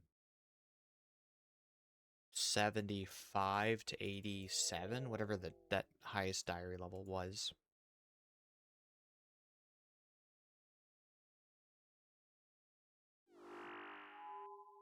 Nowadays, you'd use your giant pouch or colossal pouch. And then post 99, like most skills, post 99 rune crafting becomes even better because you don't have to repair the pouches. So no NPC contact, no paying the guy, no talking to the Dark Lord.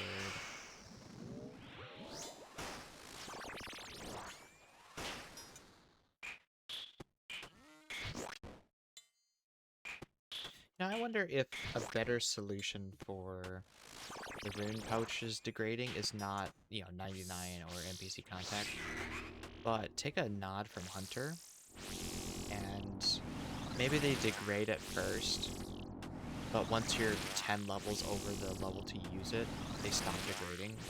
Or maybe they, you know, slowly stop degrading less over time. And then if you're 20 levels over it, then it stops degrading fully. So you'd unlock the ability to the large pouch at you get the large pouch at 75. And so if 10 levels there, it would stop degrading at 85, it would stop. What is the colossal pouch for that? I mean, 80 something. Point is, you'd have a long time with actually getting to use that perk, because nobody trains at post 99. Nobody gets that perk. I did the quest that uses up the pouch. I didn't realize I lost it in the quest. Yeah, it's just a matter of going back and getting another one. No big deal.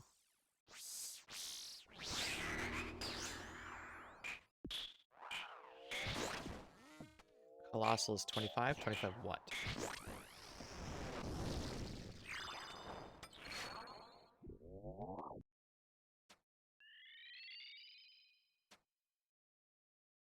Rune crafting? Well, to start it, but you need to have the level for the... You need 75 to attach the larger one to it. It used to be you had to have 80 something and all 4 pouches, but then they made it so that you could start using it earlier. Because before you were 80, that needle did absolutely nothing for you. So I think they made it so that you can take the small and the medium pouches, combine them together, and it does provide, I don't know, a couple extra essence compared to them separately or something. But then you can start using them as you upgrade, you know.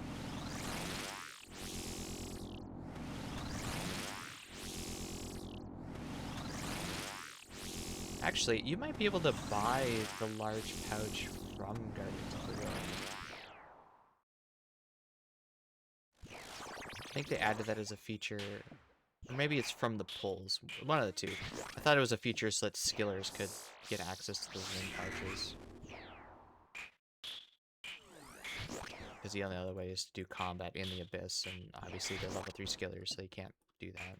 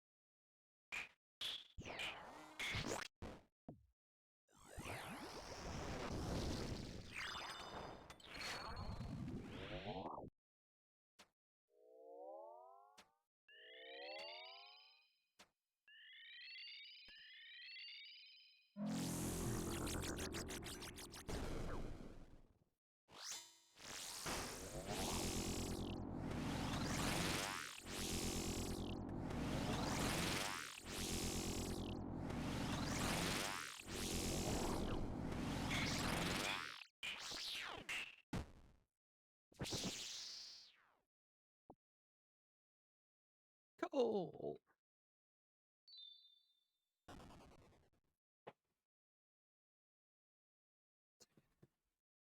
Sounds like the wife is up now.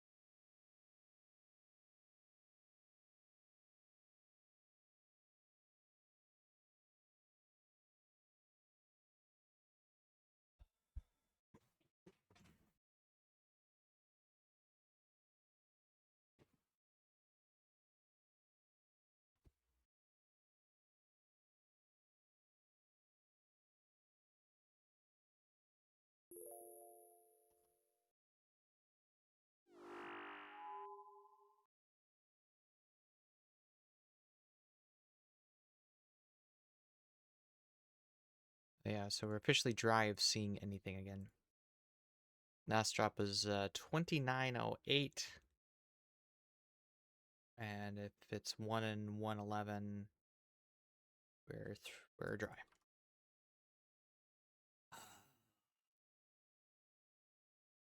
I don't ask for much, game. I just, you know, let me go the drop rate for stuff and get it. I don't want early. I don't want late. Right around that drop rate. That's all I'm asking.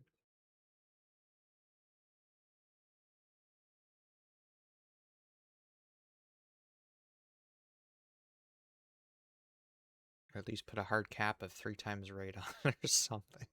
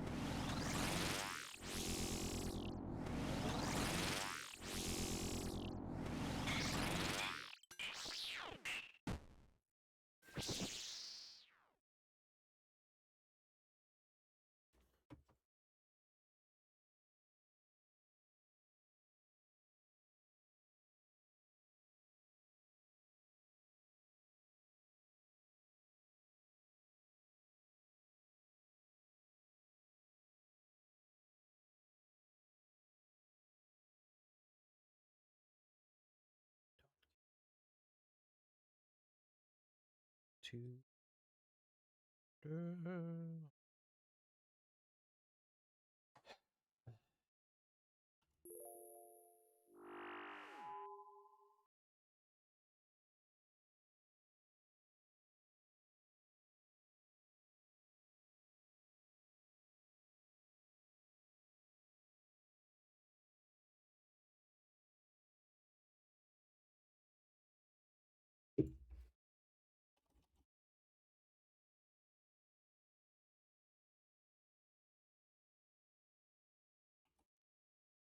Community Spotlight, the South American community.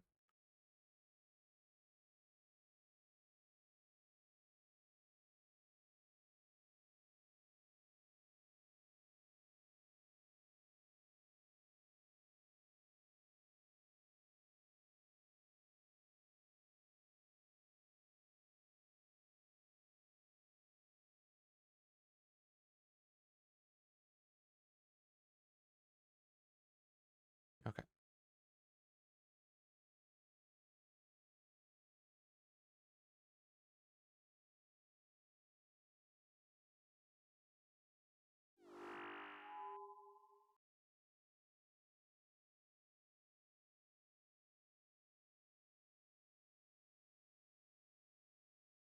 Need to finish that Red Reef quest so we can start mining that new ore. So much mining to do.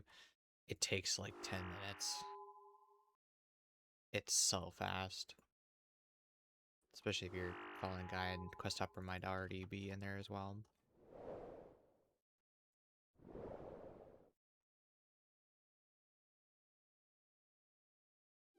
So much time, so little to do. You quoting one of my favorite movies?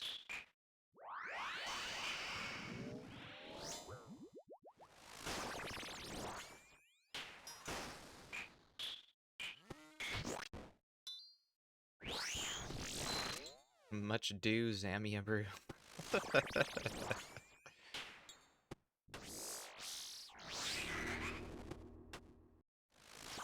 don't know if you saw last kill, we got Zammy Brews again.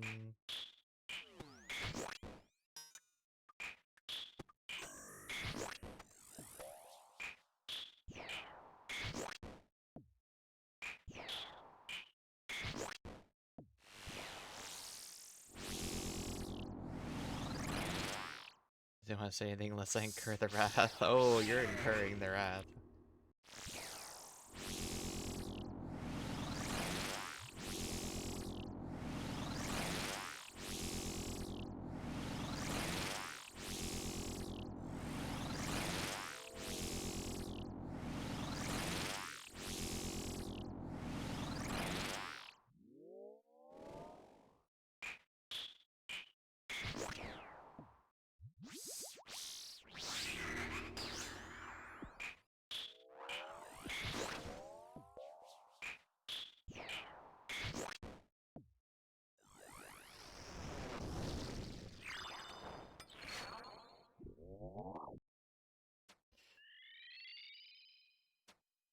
If you really wanted the mace, you would have gotten the drop by now.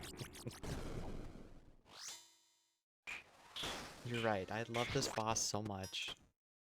I hope it never ends.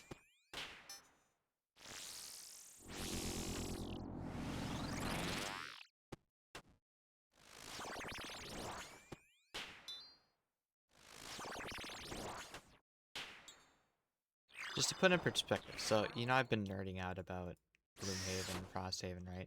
I have put more time in this singular boss than I probably have in all of my Gloomhaven time.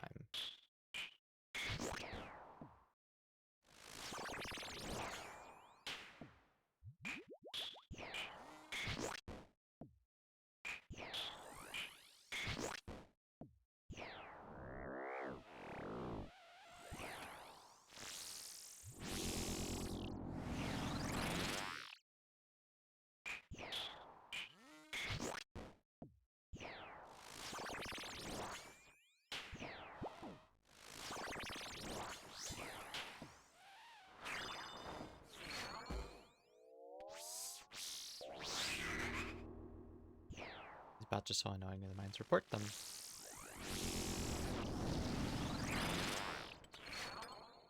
actually feels like Jagex is taking steps against bots, so it seems like they're actually listening, so... They keep mining once and running off, so the next one, some timer depletes. That is kind of annoying. Why? I wonder why they would be doing that. Is there an advantage to doing that?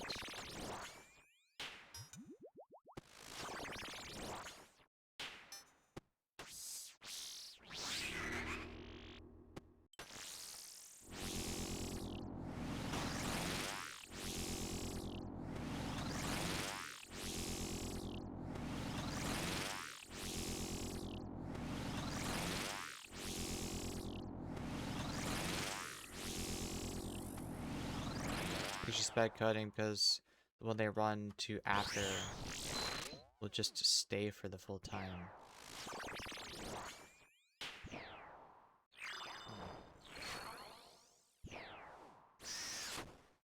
That's certainly weird behavior.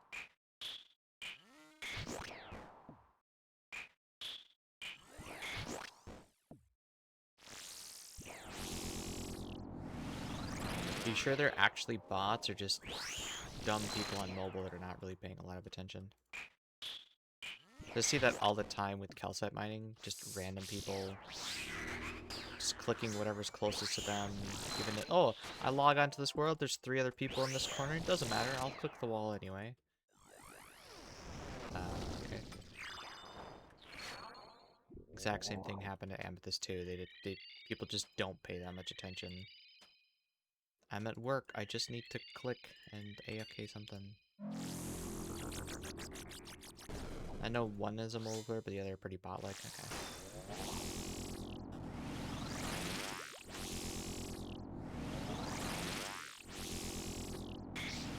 Another clear sign if they're botting is if you look them up and maybe base 30s or 40s in all their skills, and then 100 mil mining or something like that.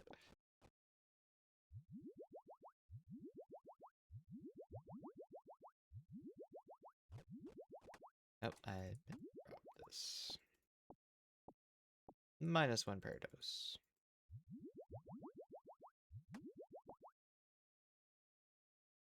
30 attack, strength, the rest of mining, so they did waterfall and then hit up Motherlode Mine, I guess. I wonder if they hit waterfalls so their combat level's high enough so the scorpions wouldn't kill them. Be a weird setup, though. I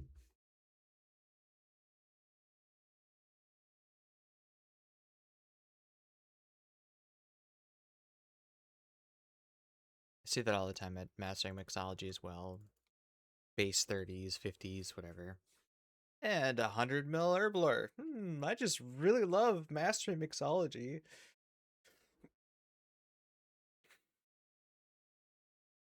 Not to mention them, all 3 of them have the same. Yeah, exactly. That would, those would probably be bots then. I don't know. You think that part of their bot detection system would be like, hey, if there's one stat that is well above 99 and the rest are less than 100,000 experience or some threshold like that, maybe look into it, maybe flag the account.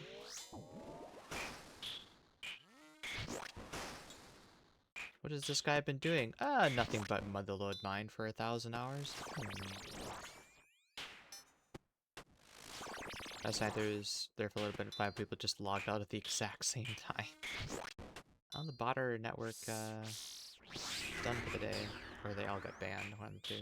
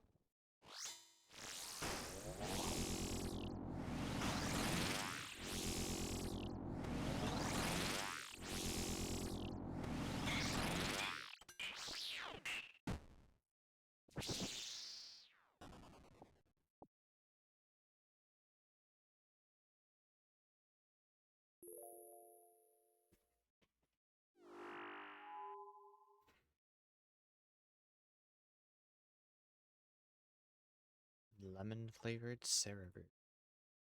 Does make me wonder what they would taste like, but then again, you use crushed up nests, which is, you know, sticks and dirt.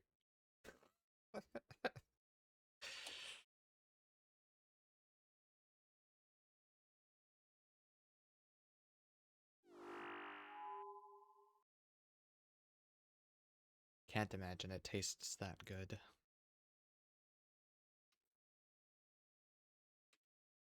Liquid trail mix. Real trail mix.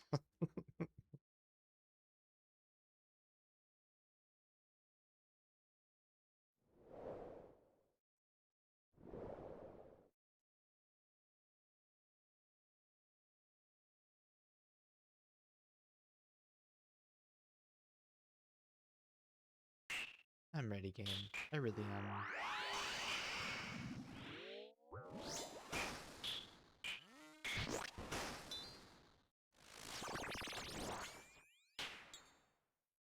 At the start of this grind, I set out to do about 3,000 kills. I have done that, so...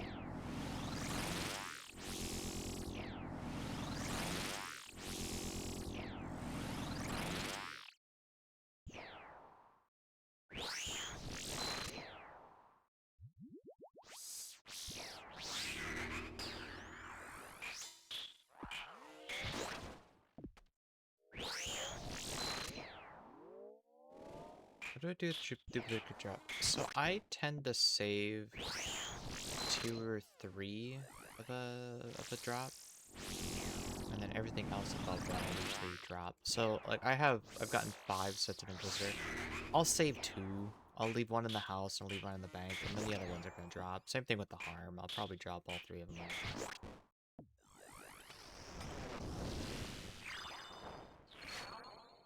Don't really need it for split money or bonds, so what typically happens is I'll throw a 100 mil dono into a clan bingo pot, or I'll host an event that gives away 100 mil at a time or something like that.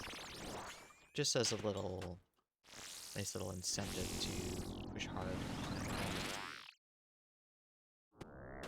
Breaks my peach flavored Zammy Brew Heart. Did you just drop them? What else am I gonna do with them?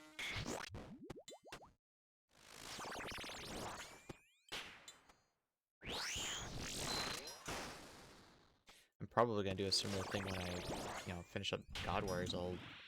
Whatever ornament kits I have for Master Clues and stuff, I'll attach them. I'll save a couple and then probably drop the rest of them over. I don't need to have 10 bandos God Swords. The other option I could do is maybe throw a couple items in Death's Coffer just to keep that where it is. But then again, I've got, I don't know, 80 mil in Death's Coffer. That's 320 max deaths. I don't die that often. I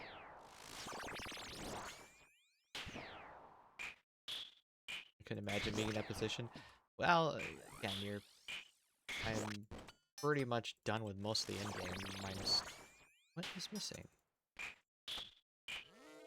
Minus some pets. This is the last item I need, and then everything else on the way to the pet hunts are just... dupes. Sometimes when I'm feeling generous, I drop iron. So, back in the day, I used to smith full iron and bronze sets and steel sets and that stuff, and I would try to give them away to people. So I'd go to, like, Lumbridge and give them a basic set, and if they would trade me, oftentimes they would just ignore you because they think that I'm a beggar or something. I don't know. Try to set them up for the early game, you know? It does ruin their early game progression a little bit, not getting that stuff themselves. Just having a massive donation like that.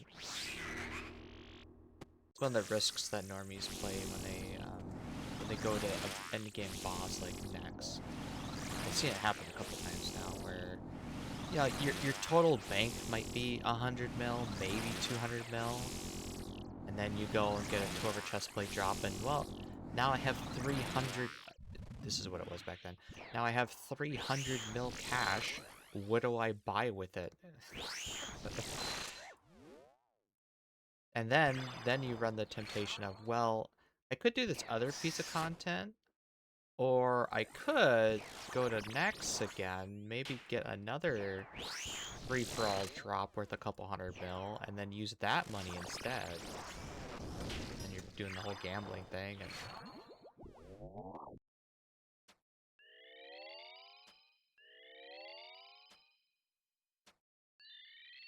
and you know, it's counter too, because you think, oh wow, you know, you got all this money, now you can do a whole bunch of stuff. Yeah, but you didn't really work for it, and you just were kind of handed the stuff, and now you're just catapulted into the late game without any of that struggle. It just, I don't know.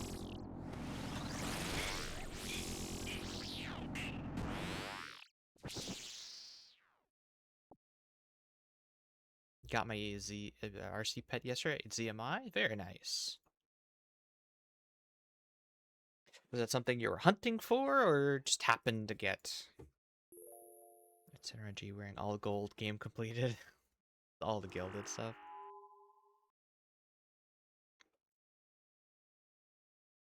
I don't know. I think I got a good flex outfit going.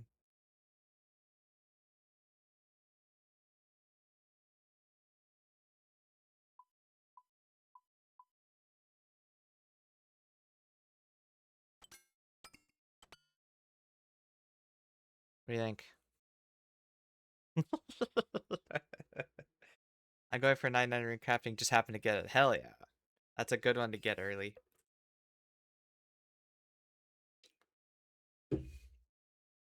That's sick. Yeah. Unfortunately, we didn't look into the kite shield ornament kit yet, because we do have the kite shield. It's just not gold trimmed. The game is completed. You don't need a mace. Yeah, well.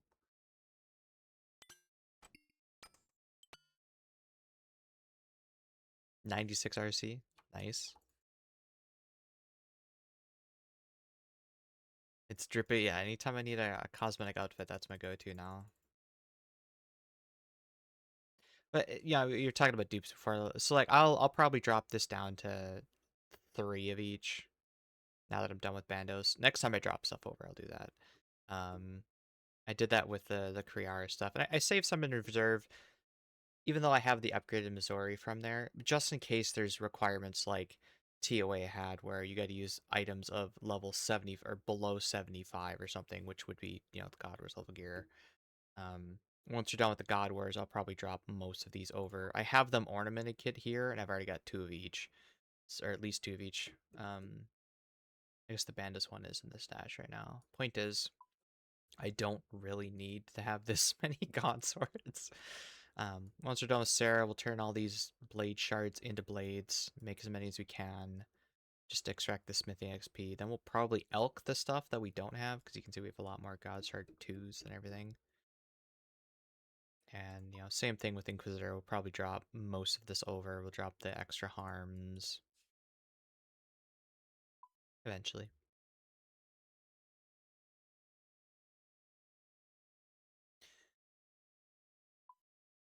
The Torva, I've also had a bunch of sets. I only kept one, which is weird. Um, it's the only thing that didn't fit the trend because on the next side, I only ended up getting 1 chest plate. If I had a full set, like a couple extra chest plates, I would probably have saved a second set just for regular Torva, but I ended up only getting the 1 chest plate.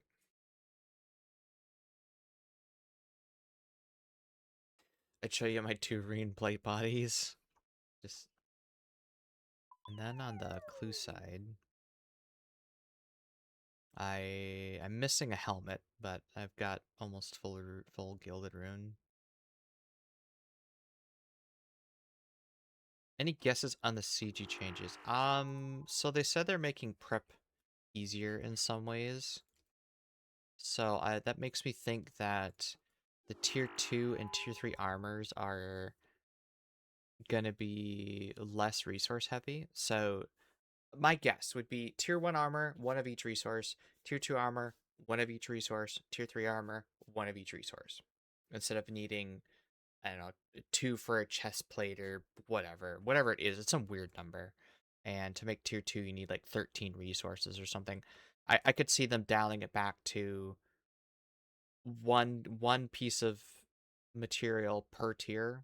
So if you want to go to tier 3, you only got to find 3 nodes of each type, rather than the weird number it is. They would probably start with that, I think. Maybe reduce the shard cost of some of the stuff, although that's kind of passive. You get that along the way. I don't know if that would really be needed. Maybe make the teleport crystal infinite uses and just get rid of the whole idea of paying 50 shards for a teleport to get back. Another thing they could do is when they remade normal Gauntlet, they made it so that the resources around the boss were guaranteed. They could do something similar to that with CG. Maybe now people are more open to that idea. They put it forward last time they updated CG, and people were like, no, you can't, you gotta have CG still be random. And again, I think most of those people that were in that grind have moved on, and the people that are going through it now would really appreciate a guaranteed layout around the boss, or at least, you know, guaranteed resource around your starting area. So those two things would probably help. Yeah. But you didn't have to do that. You think they'll change the speed of the combat achievements for then?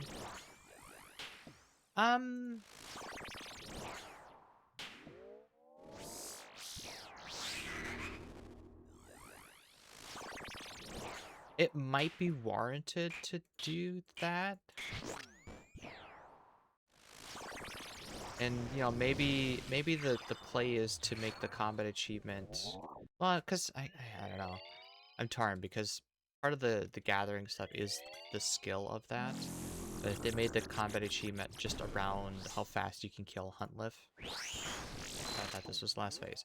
How fast you can kill Huntliff rather than including prep. Kind of like they did Duke, you know, they got rid of the prep phase part of that, and just as soon as you engage the boss, that's when the timer starts. Then I guess to get the GM time, you just get tier 3 armor, 2 tier 3 weapons, and then you're good to go. Just have to do a kill where you don't need to eat.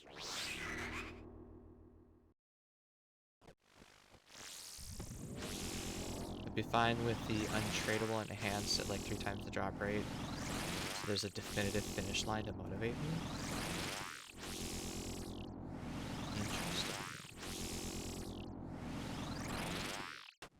Maybe like a chipped enhanced seed or something like that, so you could turn it into one of the weapons one time, and if you ever degrade it, then you lose it.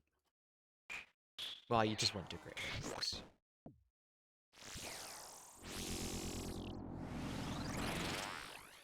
Now, again, I mentioned this earlier. I don't think the solution for the Bofa problem is necessarily to make Gauntlet easier, make the drop rates easier. I would like to see the Bofa phased out as the meta everywhere. So I'd like to see, like, one of the main things people use the Bofa for is, alright, we're going to take that to Chambers until we get a T-bow, right? Well, what if instead you had a Dragon Hunter bow that could use Dragon ammo and be comparable, if not better, than a Bofa on Dragons. And then you'd use that at Ulm, and using Dragon ammo might make it at least somewhat usable in the other rooms where you're using a range weapon like that, like Baza or Vespula. Maybe it just has a special effect in Chambers. I don't. Something that you can get outside of Chambers that would help you in Chambers.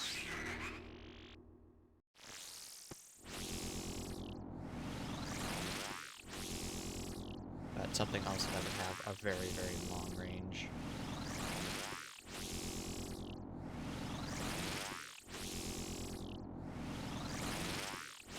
Then if you're using dragon ammo, maybe it could compete with Bofar at Inferno.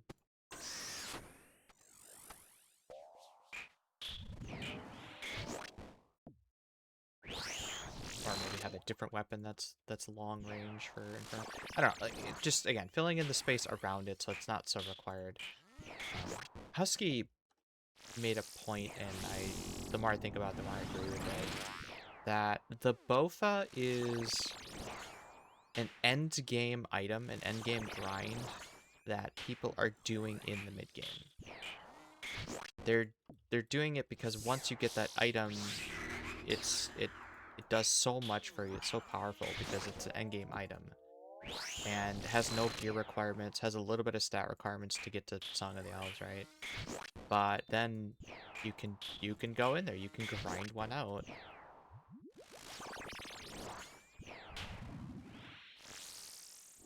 Give the Atlatl a few more tiles of range. Yeah, that really does have a short range, doesn't it?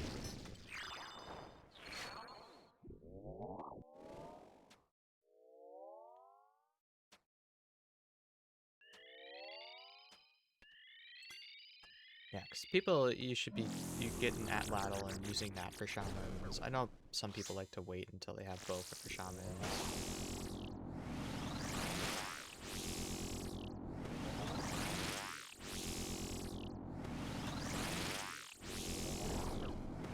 Back in my day, we used MSB and RCB.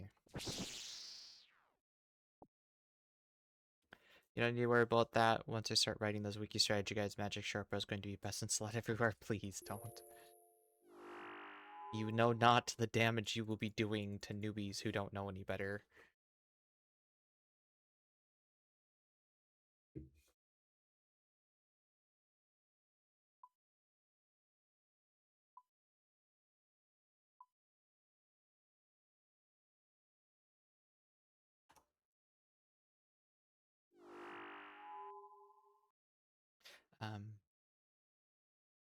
I maybe sweat I could do it for 1,000 Zammies. 100,000 Zammies? I got about half that, I think.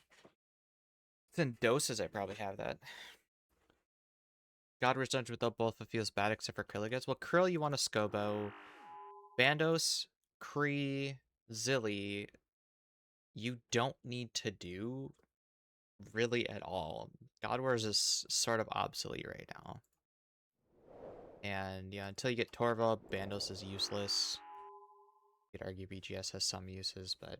And same thing with Kree. The Armadillo armor is just not needed until you have Missouri. And even still, technically the faster way to kill Kree is with Chins yet.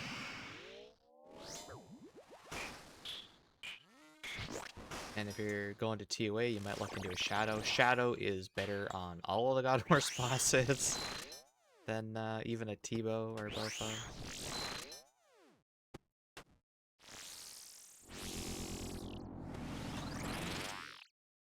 And then next, just do with RCB Rubies. Worst case Mass World. More than likely you have a Fang for that. And then once you get the horns, okay, maybe then you go do Zilly. But again, Zilly, you can... We've done it with RCB for years before Bofa. That hasn't gotten any worse. It's the same. Just go in there with RCB, Diamond Bolts. It's fine. Hell, even Bando's range method with ACB, it's fine.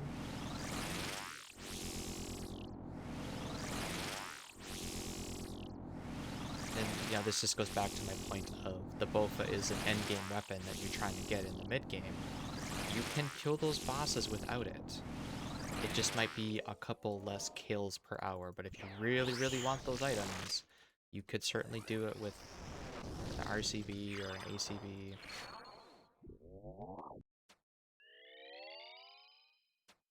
Hell, back in the day, Bandos before the range methods, hit twice, walk under, 5 to 10 kills per trip. That was the goal. That's how I got my Bandos items. My raids grind starts after maxing, so I'll have no excuses anymore. I feel that. I went and did everything I could before starting raids. So I did God Wars to make sure I had Armadillo and Bandos. I did Hydra to get a claw and the gloves. You don't need any of that stuff, but I wanted to carry my own weight, and so I did everything I could. Buff is just too easy to get because all you need is stats and patience. But that's exactly my point. It has no or it has no item requirements. You don't need gear because you go in there with nothing. The only thing that you can bring in is stats, and stats are pretty easy to get. But it really is an endgame weapon that people are just trying to get early because it's so useful in the mid game if you can spell one.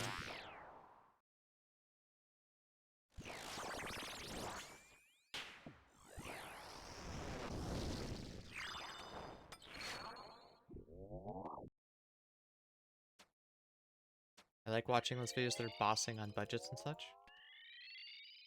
I don't know if 100 mil is really on a budget anymore. I can't remember who makes them. But it's nice cut with content on feed because it actually makes me want to try them and not wait until I'm overgeared. I know No Monkey was doing a series, relating back to the wiki comment earlier, where he would take the wiki's advice and try to kill it with the lowest gear that the wiki recommends to do a boss. Which, for instance, Doom. There's no reason you should be doing Doom before you have a Scobo. At minimum, you should go in there with the Scobo.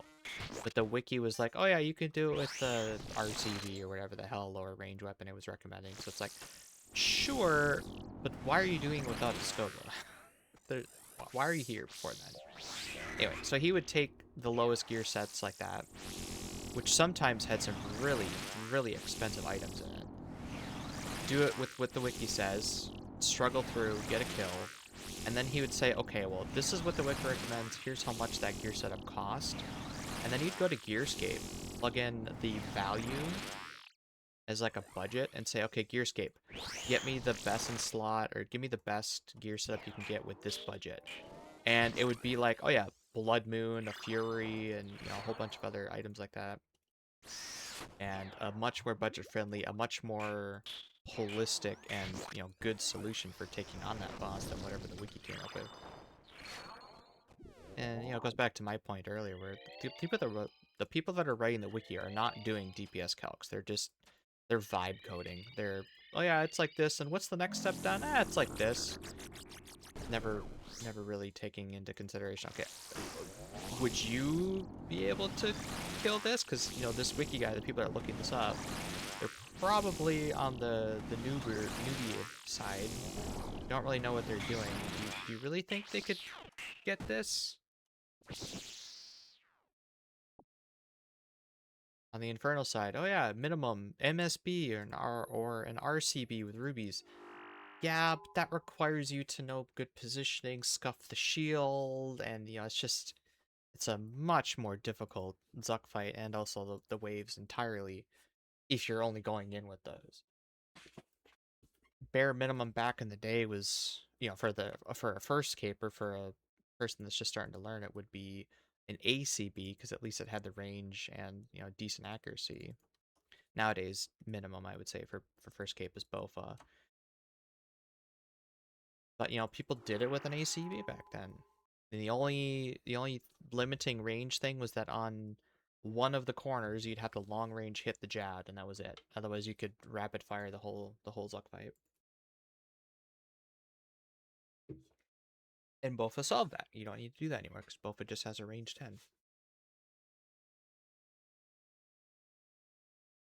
And since then we've gotten a lot of other gear upgrades, like Ancient Scepter freezing the nibblers for longer, and if you get the blood quartz with it, you can overheal to 108 per wave. Pretty soon we're getting a new best in slot range necklace, which will help with that.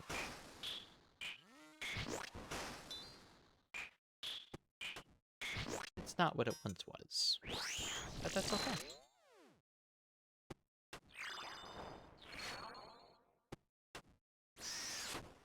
And so in that sense, maybe the gauntlet's speed times don't need to be adjusted if they're really shaving that much off of prep.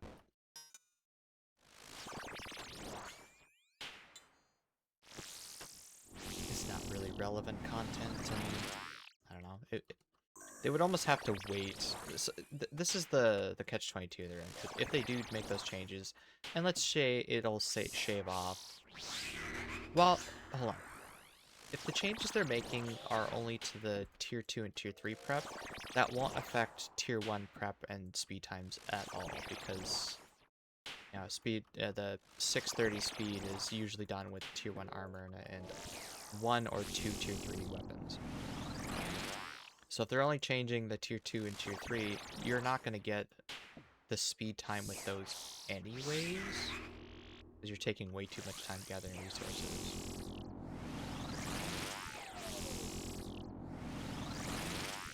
So I don't think it's going to be required, unless they do something more drastic like... Well, no, even if they make it guaranteed for certain resources to be around the room, that's just making it more consistent to get the time. That's not really going to shave off any time. Because to get the speed time, you just got to have good RNG with your room spawns. And, you know, just have everything close by without having to do much searching. So that's just a numbers game then.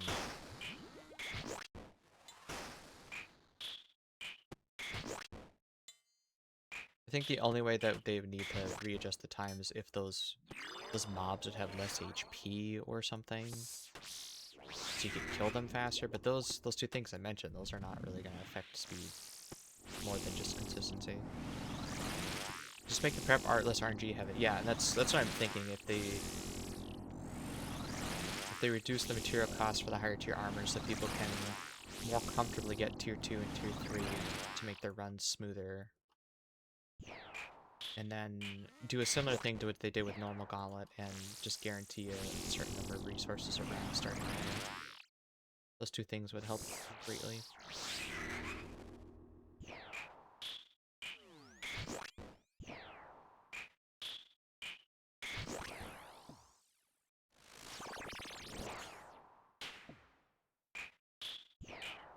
Brain finally turned on. I'm in a flow state. It's great.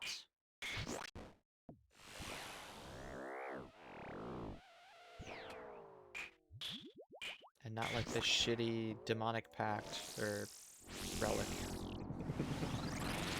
Oh, it had such potential. It just... Maybe if it was on a lower tier.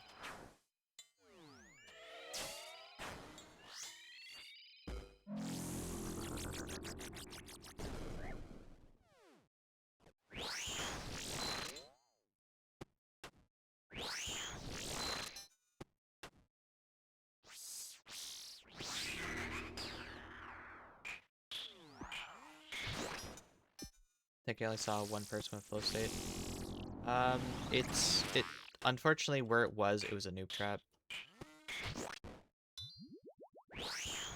And what I mean by that is there's a lot of methods that you can do that speed up actions already. So like when you're cooking, you can 2-tick karambans, or sorry, you can 1-tick karambans, and if you drop food, you can 2-tick every other food. So having the default cooking speed be 2-tick doesn't gain you anything, especially if you're gonna just 1-tick karambans anyway. And then on the gathering side of things, if you take Endless Harvest instead, so let's say you take a different tier 1, and then you take Endless Harvest as you reloaded, that doubles the resources and doubles the XP for the same 4-tick actions, but then you can also tick minute on top of that. So if you 3-tick Barbfish instead of 5-tick, well, now you're getting, you know, 2 resources every 3 ticks rather than 1 resource every 2-tick, you know? And then the other one's like, oh yeah, you can harvest crops faster. Well, if you take Forager, you don't need to do any herb runs, and all you're doing is checking trees, so the farming thing is just completely wasted. I don't know why people struggle with farming on weeds. you have 5 times the tick rate. You just do like a tree run a day and it'll be 99 in a week. Easy. Ah, but there's this relic that lets you insta-grow one. Yeah, so you manually grind it out for a couple hours, I guess.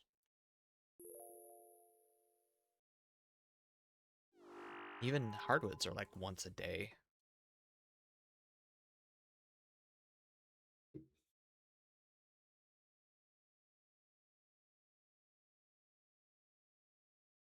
As long as you got an Herbalife solve, I guess.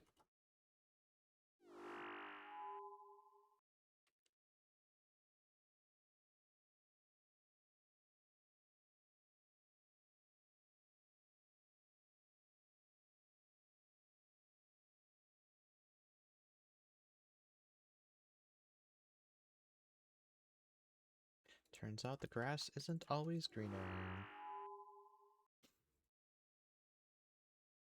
I took the farming one, but I detest farming. I made so much use out of that mushroom teleport. Yeah, fairies. We used to be called Fairies Flight in the previous league. That was my go. Not sorry, not last league, but the league before that. That was my go-to. It was great. Last league we had the Clue Compass, which turned out to be better for me than the other one. But that one league that I took that mushroom, teleport to all Tool Leprechauns, all Spirit Trees, Fairy Rings. Very, very good.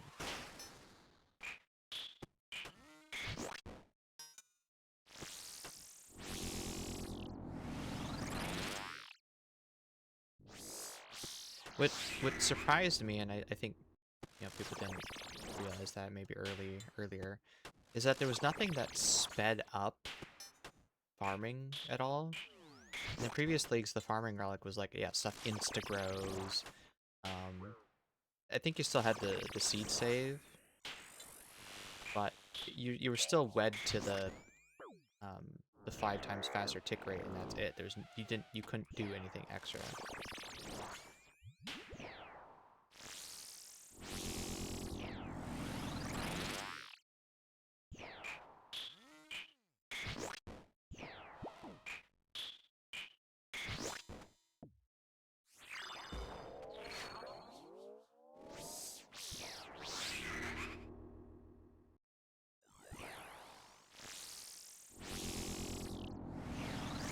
I don't mind farming. The tough part about farming in these temporary game modes is getting the seeds.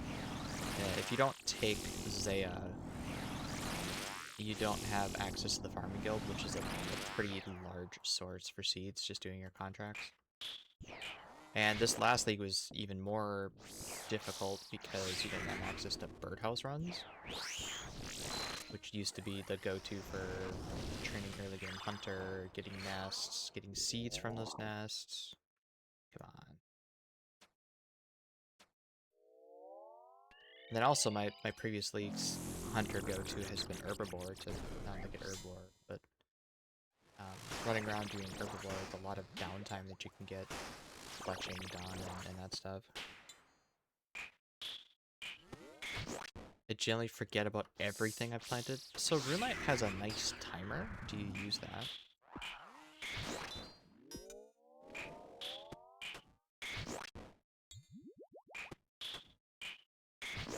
It's just, time tracking. There's an icon on the upper right. I know it's there. Well, that's how you keep track of that stuff. It doesn't work if you have Chronos planted, because Chronos has a chance to skip growth stages. But aside from that, it's pretty spot on.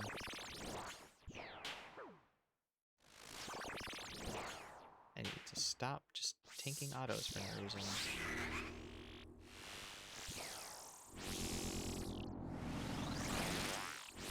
But I also don't know how to properly do the farmlands.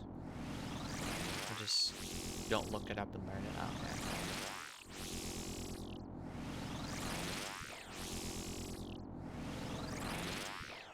Yeah, I mean, it starts with knowing, where your patches are, and then, having good teleports to get there.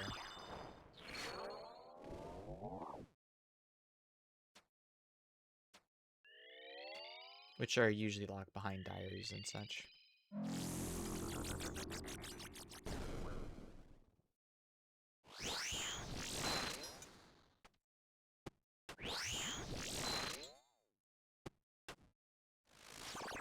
I got 65 and only just figured out how to make ultra compost.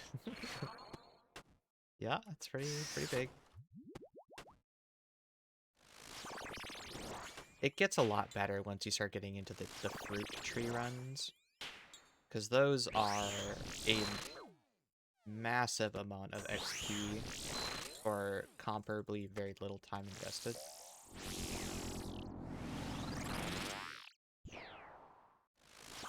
Like you could get several 100,000 farming XP per day if you're planting the right trees.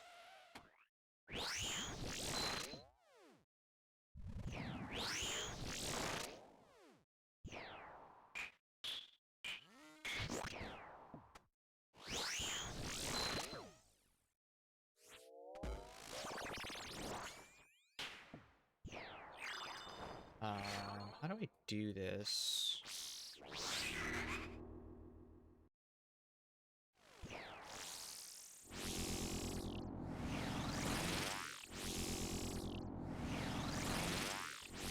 I just need to kill the sleepwalkers. They're really annoying in rage phase, but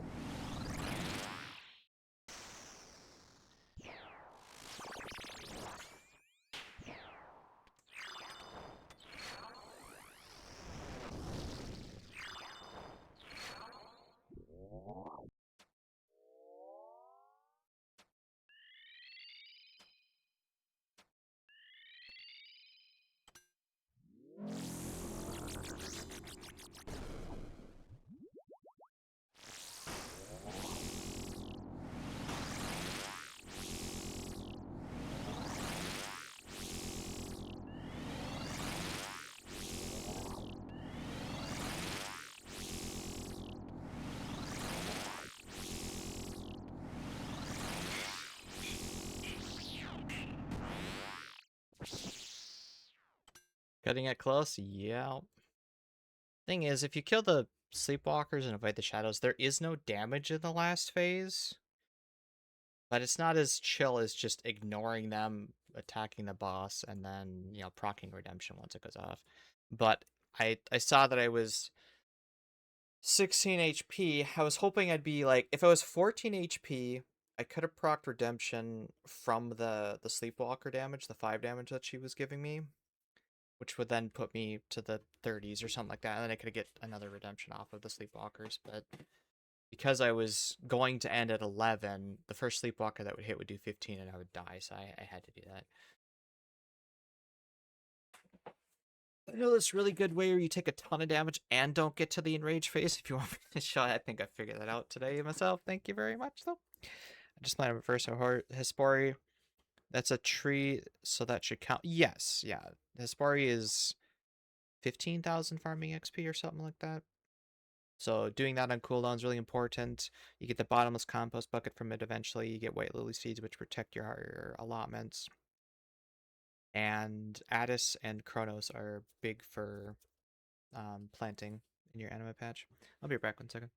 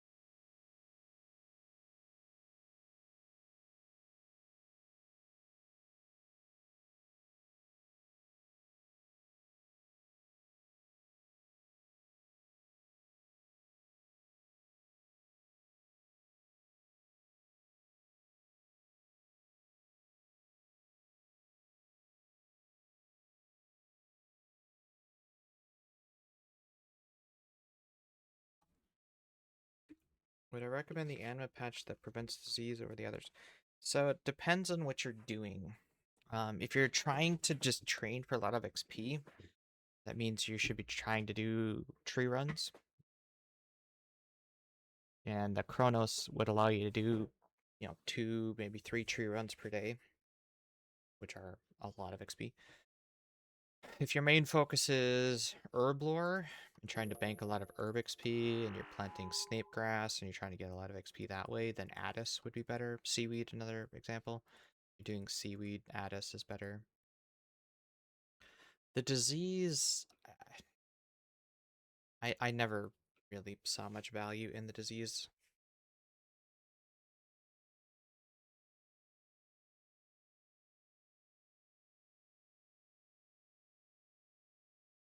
Especially once you get to Ultra Compost, your disease rate is pretty low down.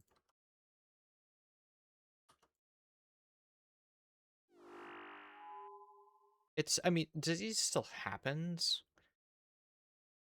but it's just, a lot less frequently.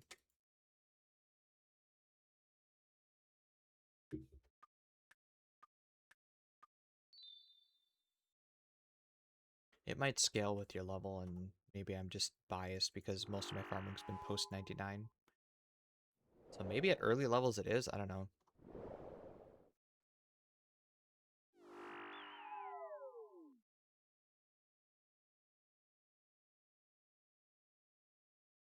Hey, G-Man. Thanks for the sub. No more ads for this guy. He says, I'm supporting the streamer directly. I appreciate that.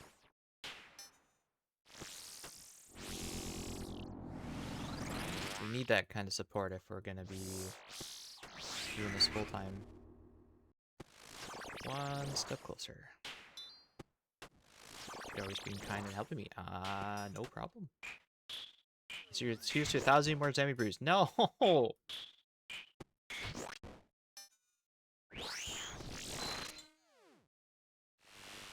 Stop manifesting Zammy brews, damn it.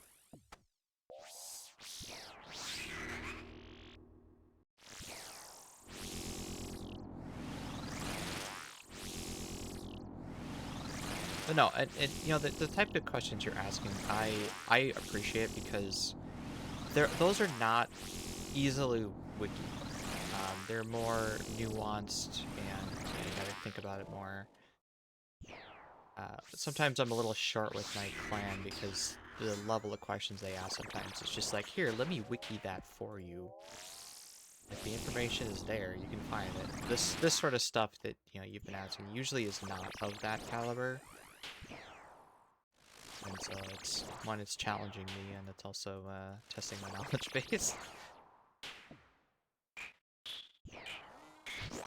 I never said from here. Yeah, but you implied it.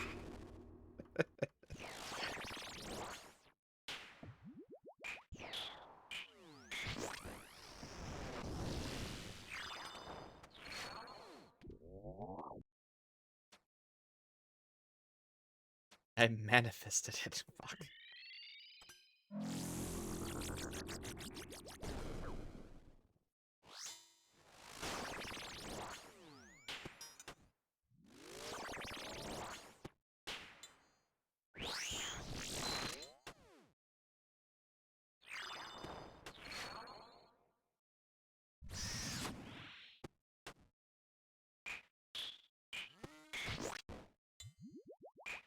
Oh, I suppose it's parasite phase. I should let my prayer drain.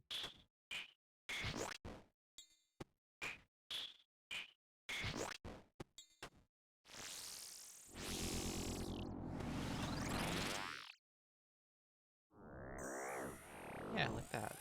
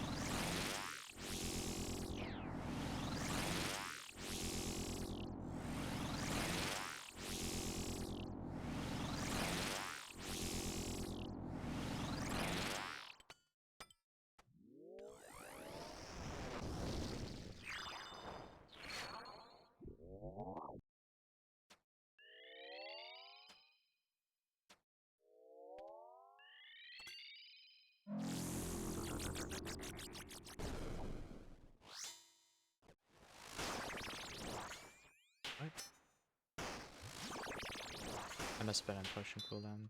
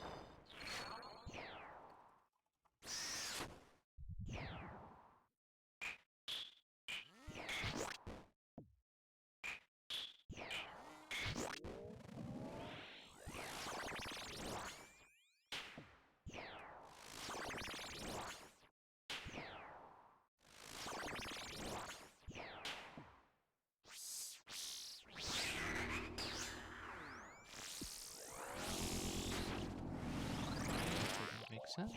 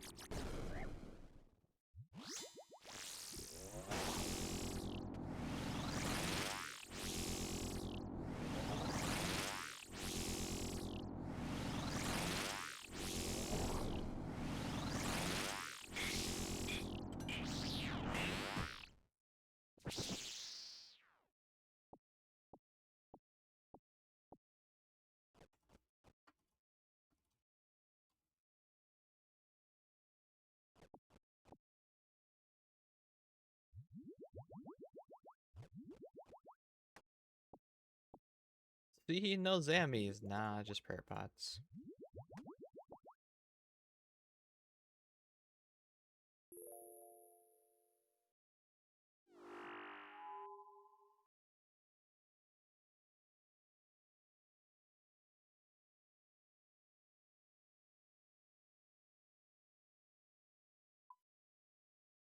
We only got... Shit, my math is wrong. 12,000 brews in there? Hey, Spider, thanks for the prime. From the YouTube side, swinging over to Twitch. I appreciate that, sir. Yeah, 12,500. I should have known that. One step closer.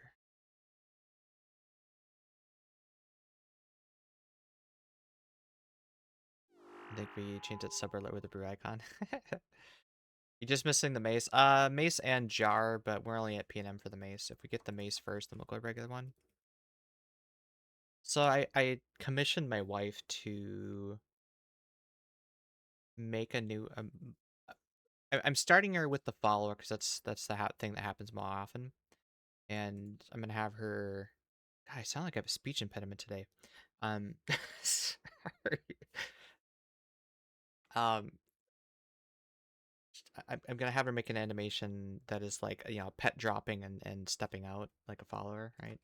You have a funny feeling like you've been being followed.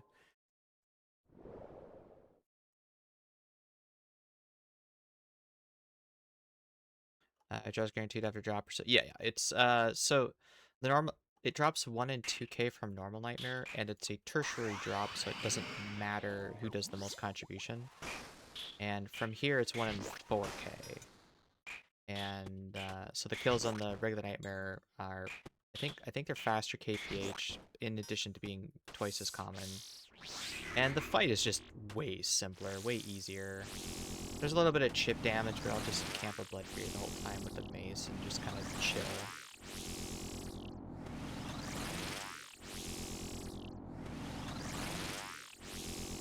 The funny feeling sounds brilliant. Yep, that's the idea.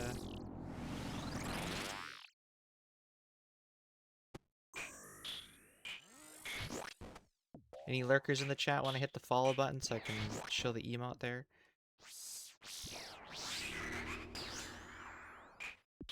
I took a clip from Firefly, the old TV show from the pilot.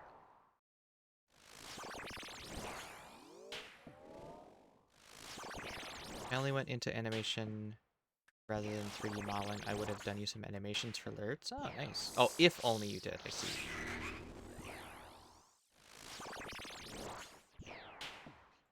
Yeah, my wife, she has a lot of creative hobbies, and one of which is digital art like that. So all the emotes that you see on the channel are hers.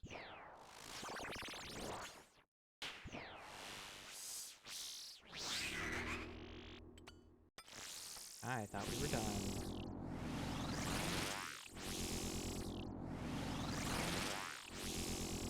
She's very talented. I will pass that along. Thank you.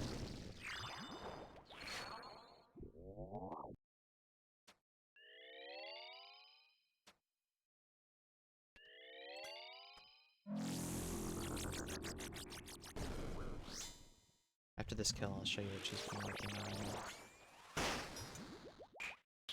So as sort of a pastime, she's liked the diamond dot art. Which is, it's like a paint by colors except for using these little colored half sphere things.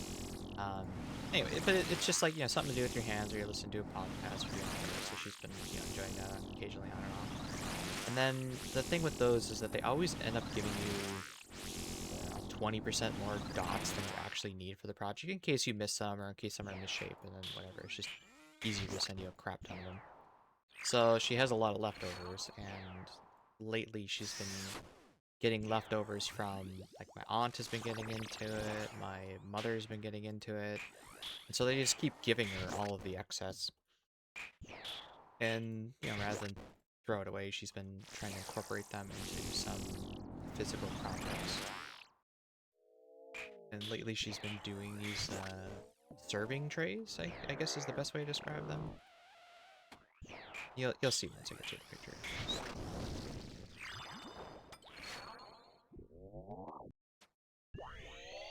But she's also been into crocheting and embroidery. Oh, you're so loud. I should probably deal with that.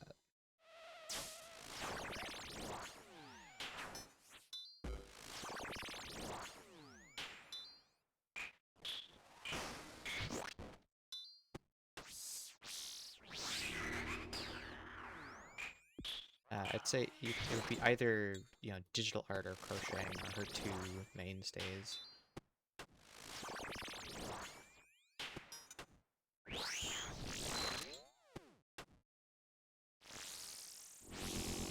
I do like the Sammy Brute emote she did. Yes, that's why she made that. Oh, and you're out of position for this. That's gonna pop one. Good one. Oh, guess we'll pop that.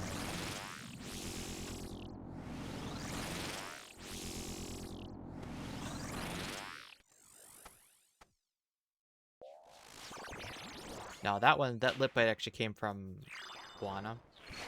He's a clan mate. I have him as a mod in here.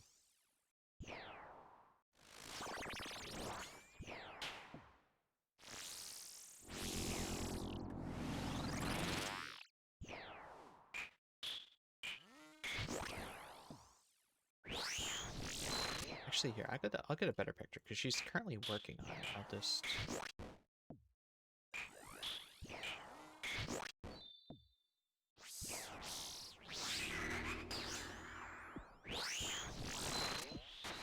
Oh shit. Doesn't have pop it.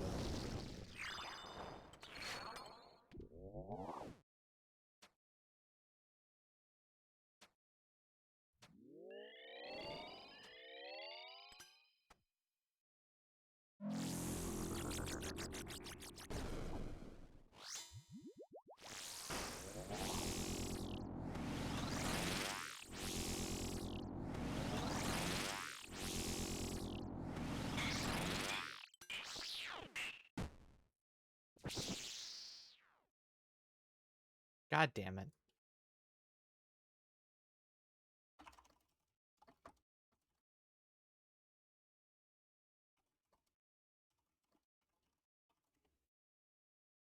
G-Man, that's on you.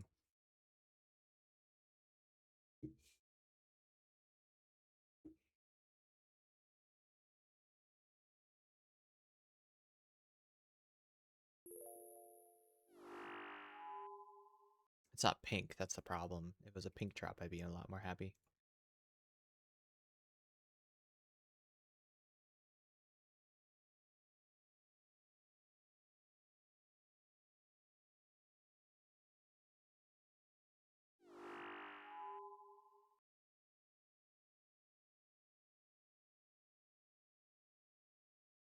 Oh, got a message coming for Pat. We playing today? Woke up early, should be done with chores about 1. Oh, perfect. I guess we're playing Frosthaven later. Let's go!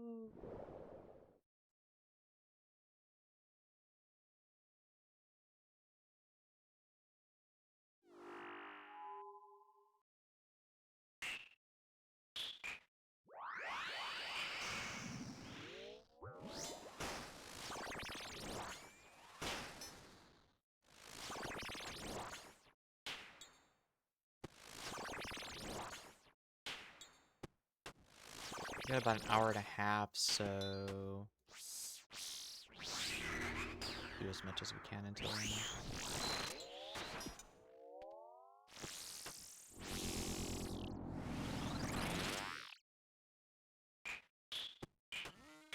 I wonder if my wife is outside.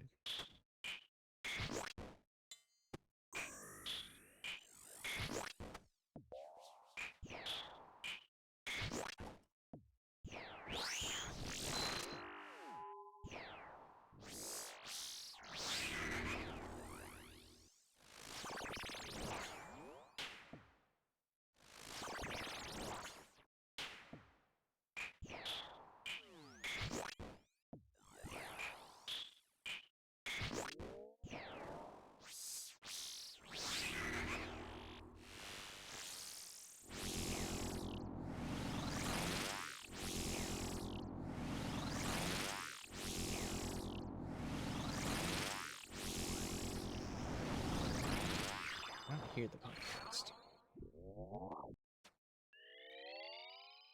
Never want to see a gold nugget after this.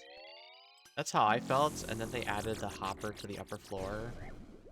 It's like, alright, well, now I gotta go back and get that. I mean, eventually that will be the go-to mining training. You know, either save the gold nuggets or turn them in for gem beds. Of course, by then I should be done with crafting. Hopefully.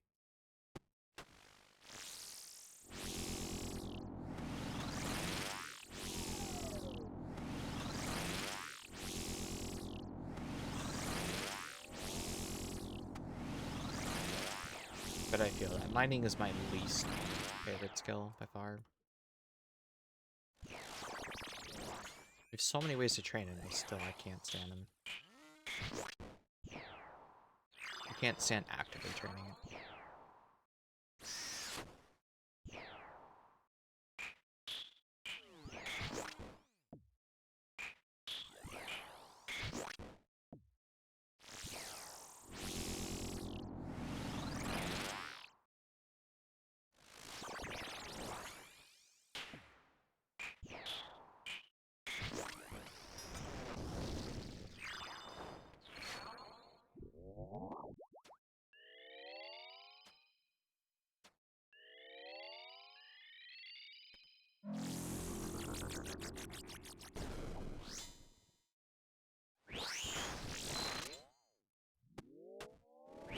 Never mind, it's just you deposit 108 to get 1 nugget's annoying. Yeah, that's true.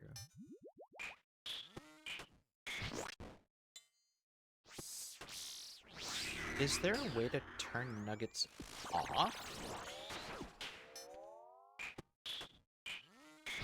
I would love if there was a way to turn nuggets off. I don't think so. I'm not sure.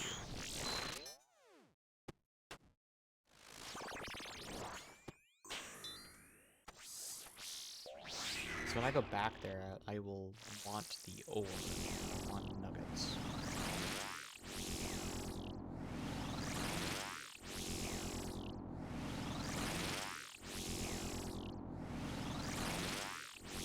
Get those gem bags. By the time I go back there, I should have 200 mil crafting banked in glass.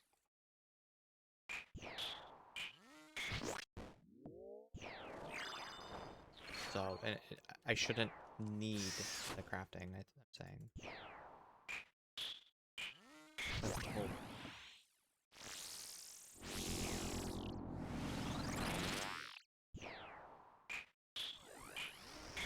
What is this woman doing?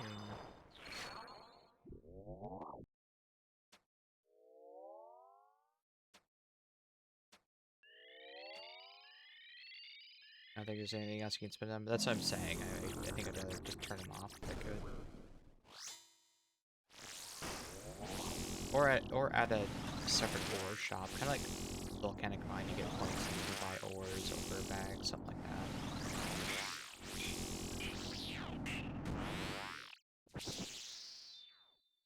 Hey, lead clue.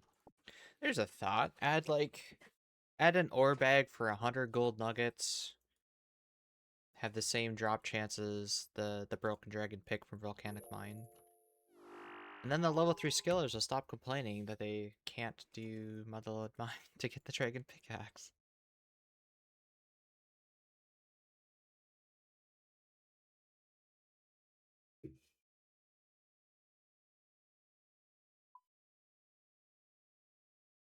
Oh, we had a parasite skip. Nice.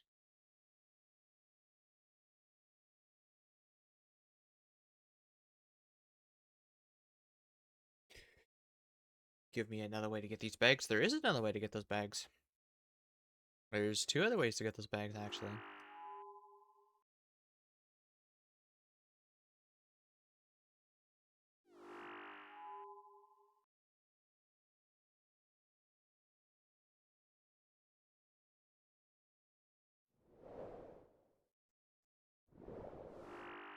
Yeah.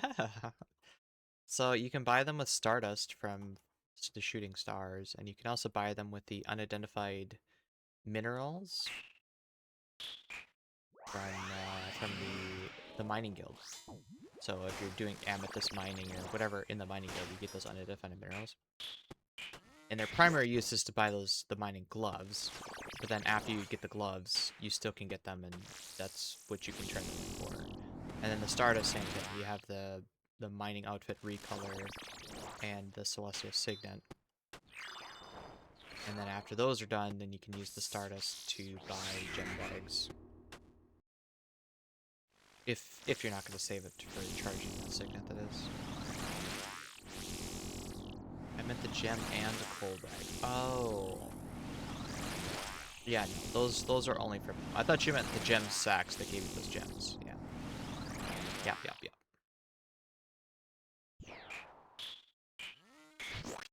I'm sorry.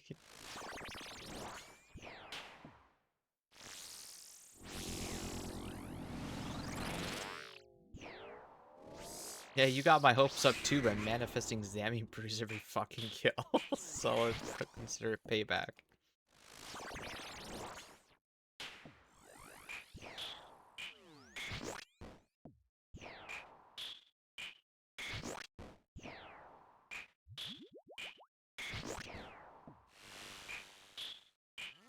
I'm gonna need a peach Zammy Brew to calm down from this.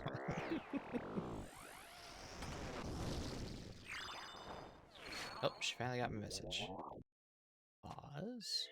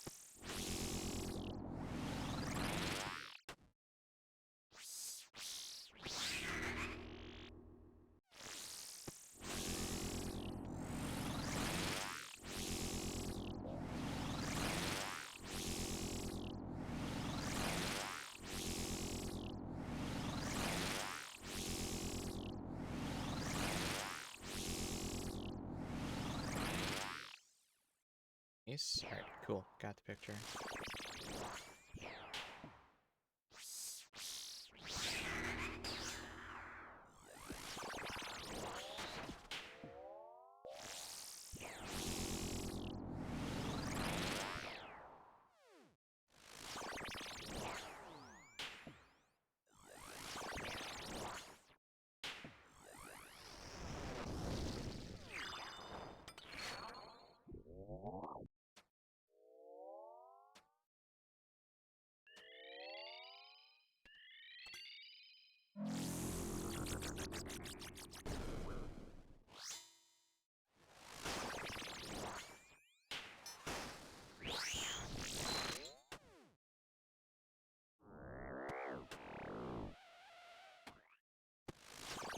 Signer getting slimed by foe. What the hell does that mean?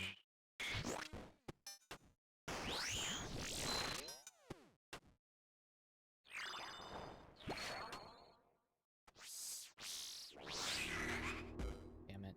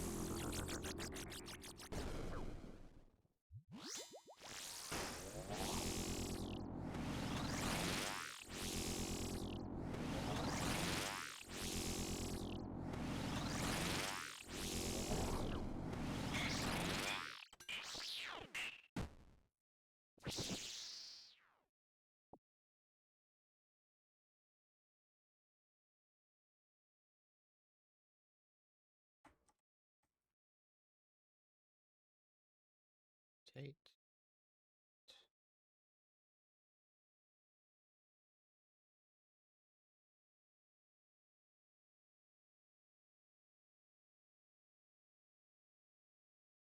So, again, this is her diamond art thing.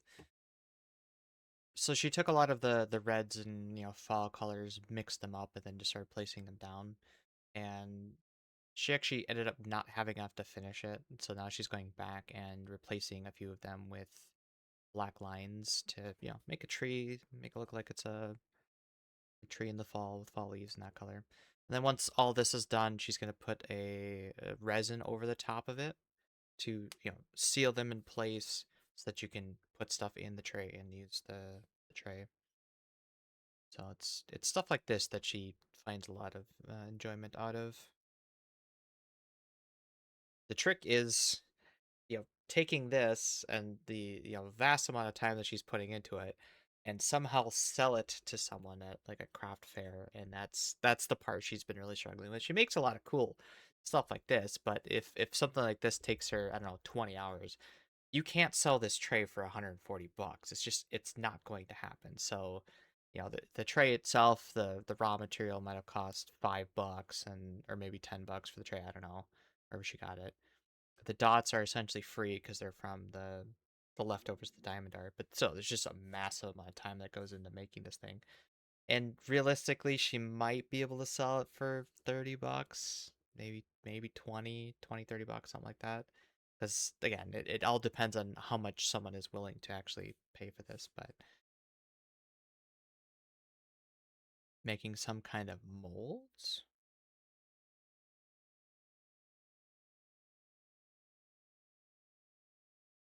Molds.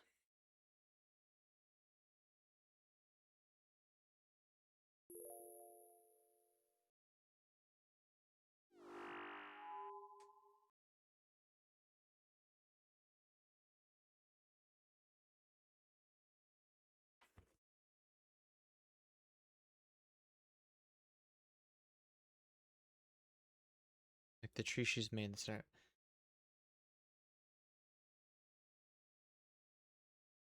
Oh, to speed up the process, you mean? If she was gonna make like 100 of them, sure.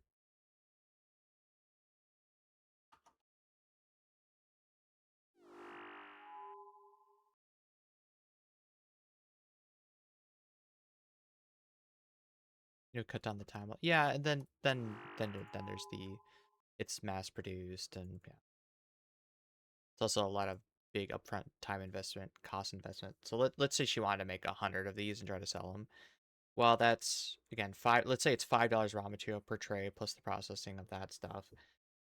That's $500 startup cost. She doesn't have that kind of cash to invest in that right now. Maybe, once the business grows a little bit and can reinvest into some of that stuff. She has a lot of tools. Over the years, she's accumulated things like sanders and the highlight of her year last year was getting that circular cutting saw. It's just funny because 5 years ago, if you had told her that she's going to be big into power tools, she'd have called you crazy, and now that's her thing. She likes it because she can make stuff out of it, and that gives her a lot of enjoyment.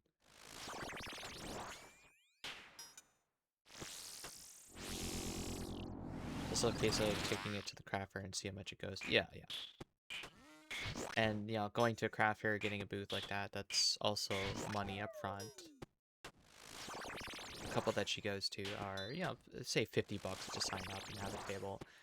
The really big one in the area, I think she spent $200 just to have a booth there, because that's just how big and how popular it is. The trick that I have to keep reminding her is that, well, if it costs $200 for a booth, you need to make sure you have several $100 more than that in merch to sell. Otherwise, if you're paying $200 for a booth and you only bring $100 worth of stuff, it's not it's not worth it. And then even if you do show up with, say, $500 plus of potential merch, you still need to sell that much to make the profit, to make it worthwhile.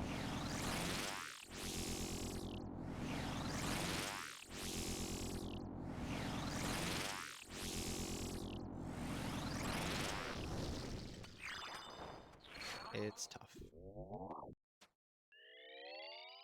She just last year she started doing some of the smaller craft fairs around here. This is the first year she'll be doing the big one, just to see what it's all about. And at worst, get her name out there, get business cards out there, that sort of thing.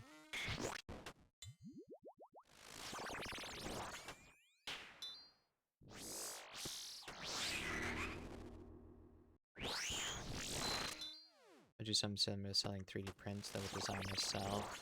The amount of planning you need to do and research, and nowadays the amount of supply there is for 3D printed stuff.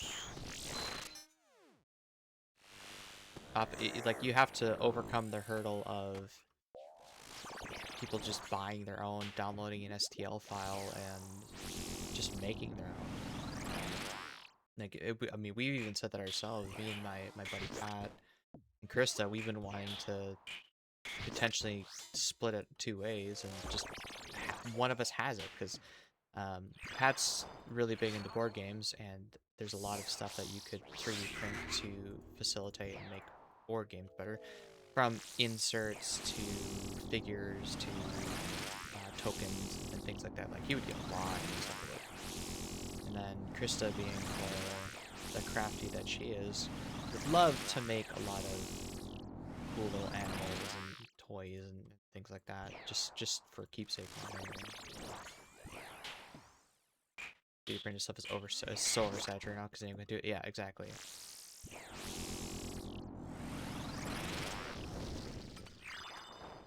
Compare that to in the RuneScape space. Like, there's a lot of 3D printed stuff in the RuneScape space, but if you compare that to the stuffed animals, there's only a couple of vendors that do those.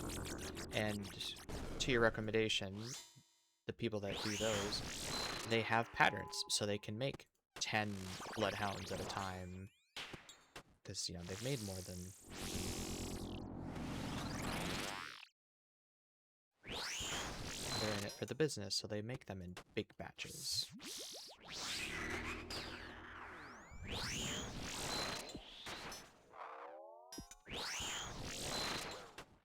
Humble.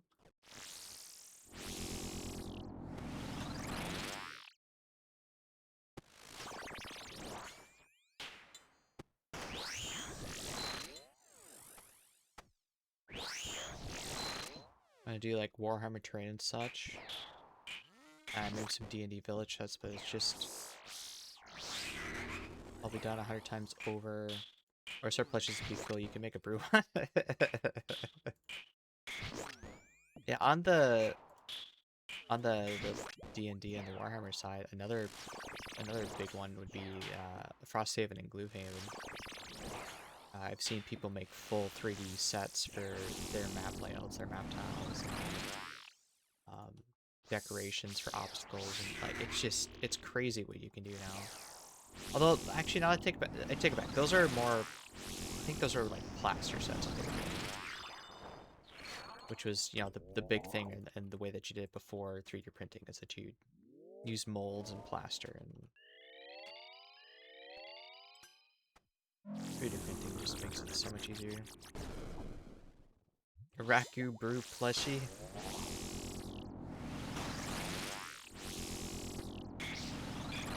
Do I really want to be known as the brew guy?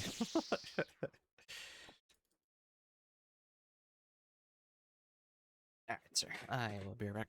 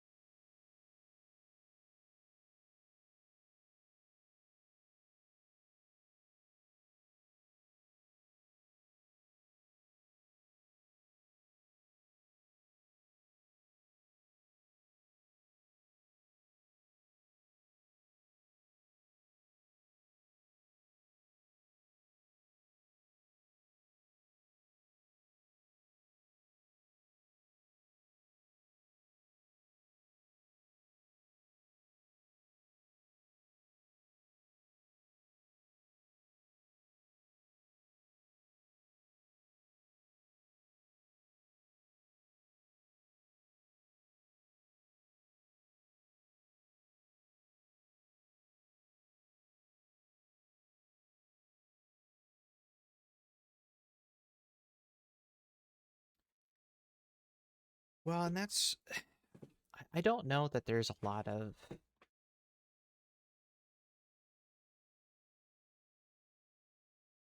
I don't know that there's a lot of licensed stuff for a game like that, because it's all fan-made, and because I gotta think that all these people on Etsy that are making sets of stuff like that and accessories like that, they're just accessories to the game. It's not like you're printing the scenario books and the characters and the cards, and you're not doing that stuff, so you're not taking the IP.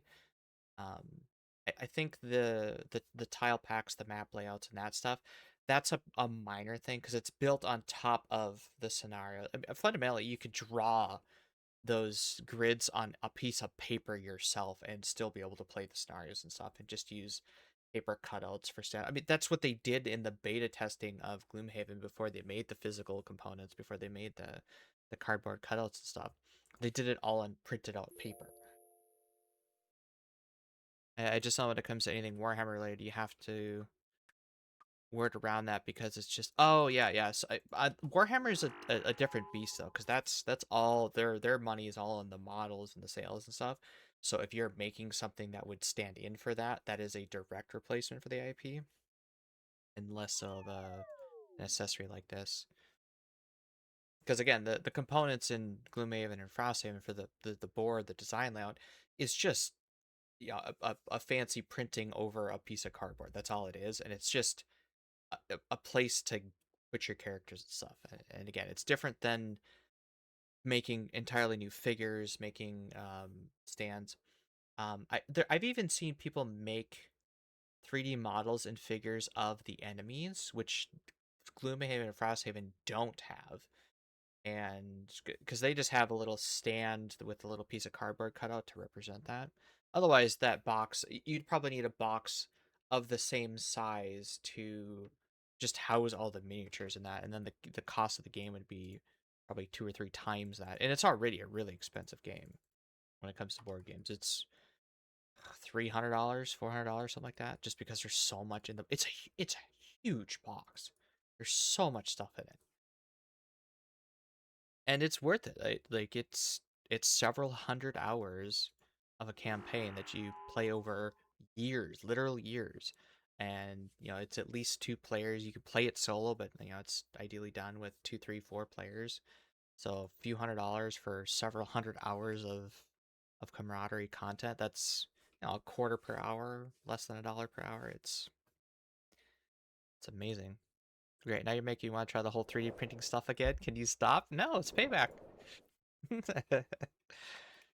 Especially if you could find a market for some of that stuff.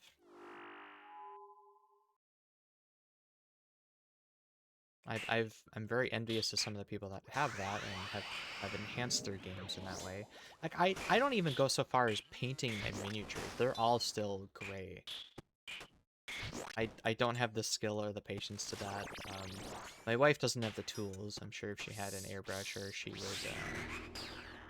go ham on that stuff. I would just mess it up. I'm not good at that stuff. 1,000 3D printed Sammy brews upon you. Honestly, I have enough in the bank. I don't need any more.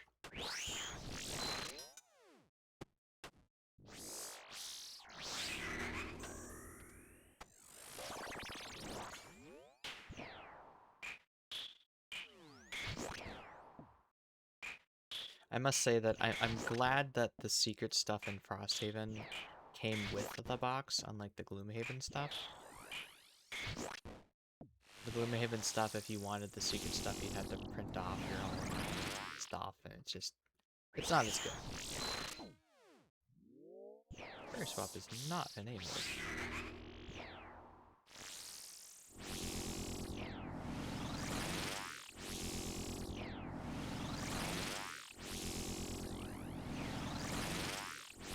I am curious how the digital version of Frosthaven is going to handle ports. I think the feedback they got from that lead to being how it is in Frosthaven, yeah. So, before I further the discussion, how far into Gloomhaven are you? Have you opened envelope A? Have you solved envelope X and all that stuff?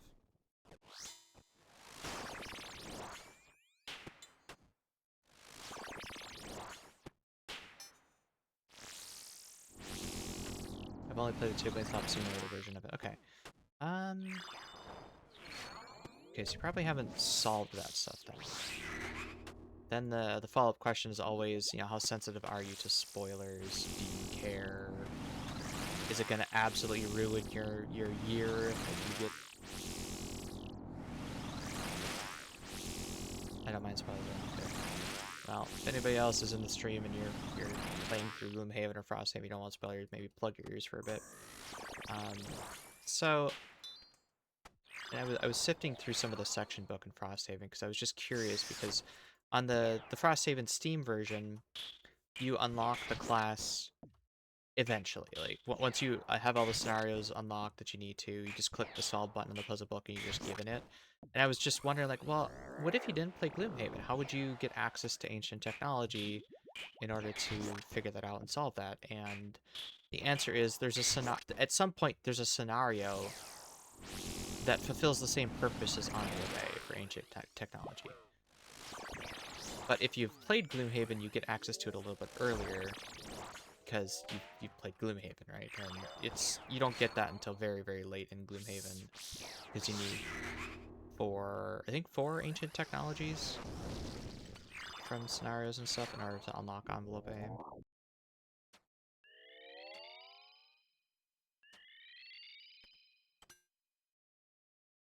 And so we'll see what that entails when packets on the way. Because I did finally solve that light puzzle thing that we were stuck on. I was missing a clue from one of the scenarios and went back and oh yeah, okay, that makes sense. Nice little caribou barns, yeah. And there's a road event too that gets added. That I don't know if there's another way to add it within Frosthaven, but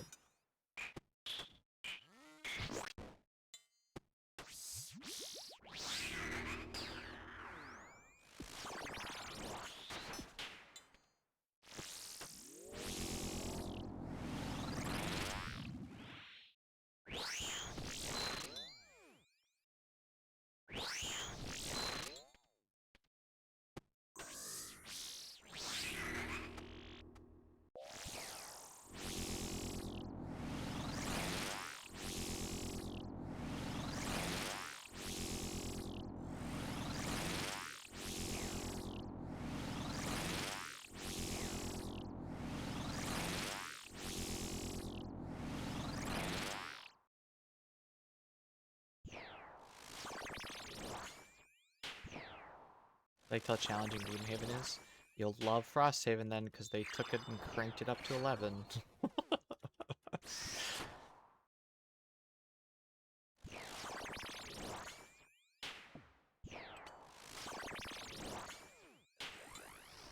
It's been a challenge, because in Gloomhaven the attitude is, well, you need to get from here to here. Alright, well, if we kill all the monsters, then there's no risk of dying, so let's just kill everything on our way. Frosthaven is very much not that way. It is, if your objective is this, that's what you need to be focused on, and just try to survive, essentially. Like the one we were doing yesterday in the grotto, it's go loot 4 chests, that's the only objective. And at first we are like, alright, well, we'll take it kind of slow, and kill some of the guys, and oh, there's just a lot of guys, and oh god, they're tanky, oh god, they're healing. So the better strat was just to try to get around them, loot the chests, and then just be done.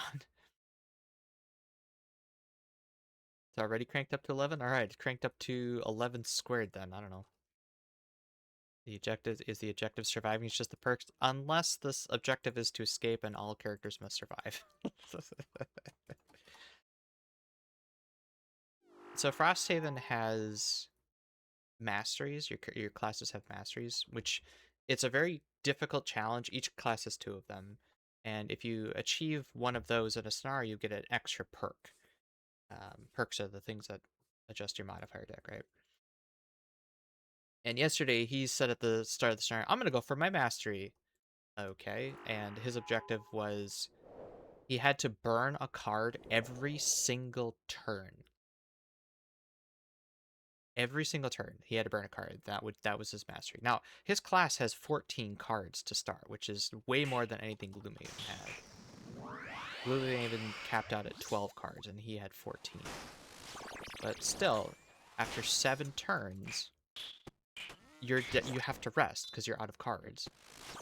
And after you rest, you have 6 cards left, so you got 3 more turns. And then you have to rest, and then you have 1 card or 1 more turn after that. So it burns really fast, but he picked a good scenario for it because it was a relatively short one. He could burn a lot of cards, which would stabilize and get to the end really quickly, and yeah, it was crazy. And mine was I had to summon a guy at the start, and you know how summons are in Gloomhaven, they're pretty dumb. Because they follow NPC rules. They attack whatever's closest to them, regardless if there's retaliate. And so you have to summon a guy at the start. It has to survive the whole scenario, and it has to kill 6 things in the scenario in order to get the mastery. And there was one scenario where I was like 3 kills in with it, and then I told Pat, well, I'm gonna go for my mastery now. I just need to kill 3 more things, and so he did his best to try and facilitate that. And managed to finally get it. The other mastery of mine, I don't have the card build to do it. I didn't pick the right ones. You have to sacrifice 15 summons. which means you have to summon a lot of things, multiple per turn, and then also sacrifice them via various different ways. Which means that you're taking a lot of damage because you're summoning a lot of guys. And then so you need to find a way to offset those healings, and then also find ways to sacrifice them, because they can't just die. You have to sacrifice them to do stuff. So my deck is just not built around that right now, so I'll try that again some other day, or some other playthrough. And his other mastery, because he's playing the Geminate, and the Geminate has this gimmick where he switches between a range form and a mage form, or sorry, range form and a melee form every so often. And so even though he has 14 cards, 7 of them are from one deck, and the other 7 are from another deck. And he has to be in that form in order to use those cards. It's a really interesting gimmick. And his other mastery is he has to switch forms every turn.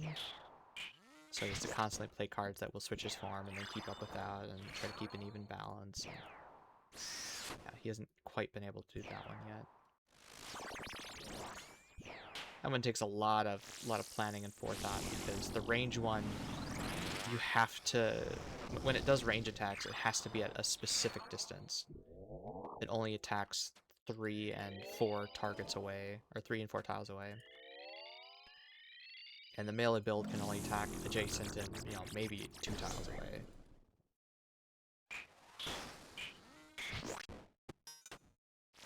And that's just 2 of the classes we've played. There's 4 more starting ones, and I think we've unlocked 3 other ones now.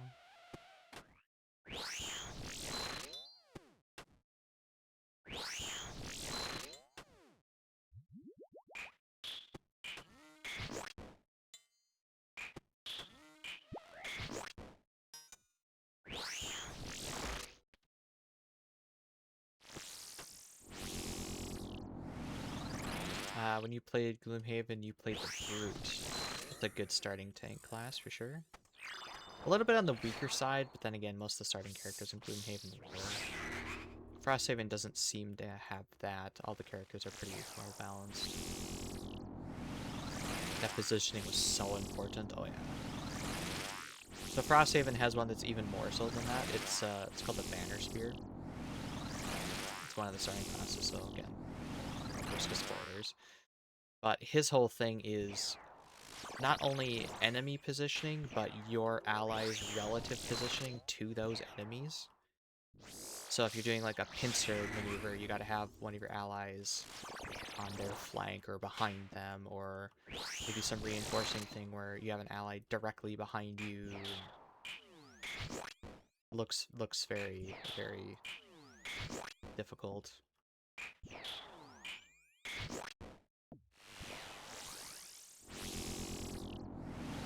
I should be retiring my character today, if we can find a little bit of prosperity to level up the town, because we're trying to build some buildings, which is what my character needs, and unless we find a new building to build or level up the town so we can upgrade some stuff, I'm stuck at one way. So hopefully soon.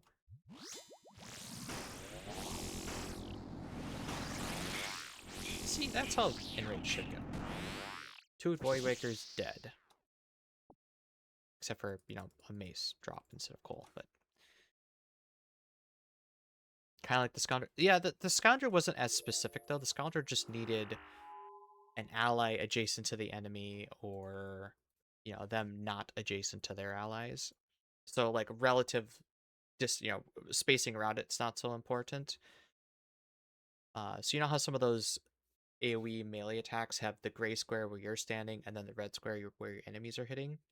But the Banner Spear has blue hexagons somewhere around the enemy tile. That's what I mean, where it has to be in specific spots, in specific patterns, in order to get the ability to work. So it's a little more restrictive than the Scoundrel was.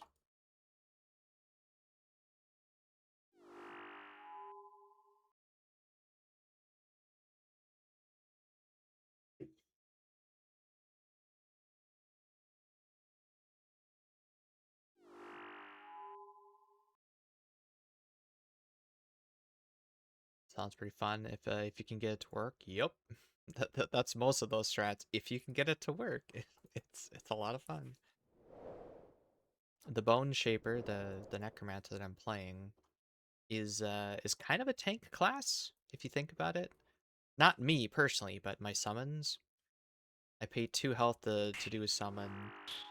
They can do some damage. They can want to walk around and do stuff. And at worst, they're meat shields, so they can take a hit or 2 or 3 for us, which is, you know, what a tank is supposed to do.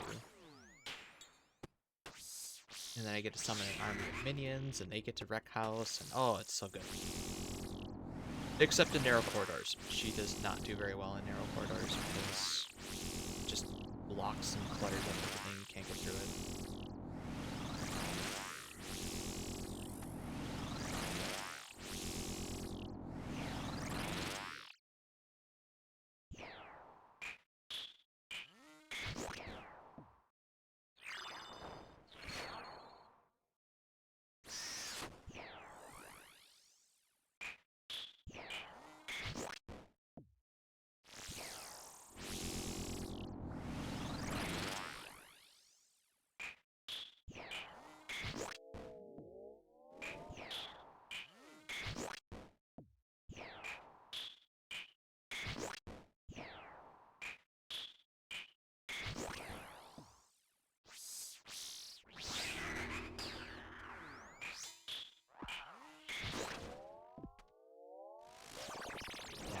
I knew Gloomhaven was going to be one of my favorite games when the first weekend that we got it, because Pat introduced it to us, and he did it over a board gaming weekend where we had some friends from out of town, our old college buddies, and we did about 36 hours of gaming that weekend, Friday night through Sunday, and I want to say 30 hours of that was Gloomhaven. We were just having so much fun with it that we just kept going scenario to scenario to scenario. We just kept going at it.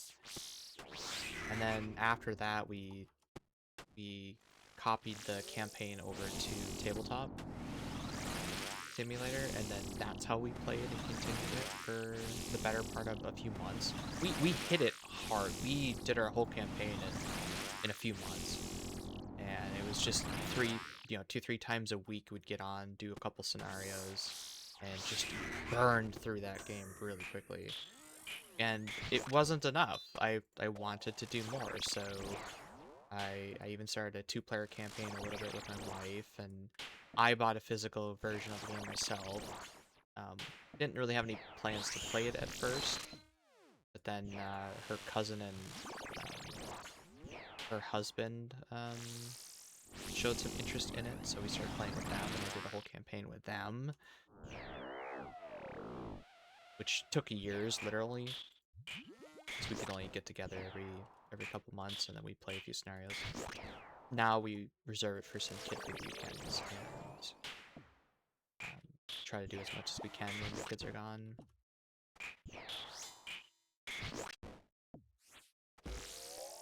And then I was like, oh, this is so much fun. We got a Steam version of Gloomhaven. I had been in the process of doing a level 1 campaign, a 4-player solo level 1 campaign. So you never get access to the higher level cards, but you can enhance them and do stuff like that. And then eventually I transitioned that over to the digital Gloomhaven to finish that up, and all those videos are on the YouTube channel. That was a lot of fun. All the videos from our college buddies campaign is also on the YouTube channel.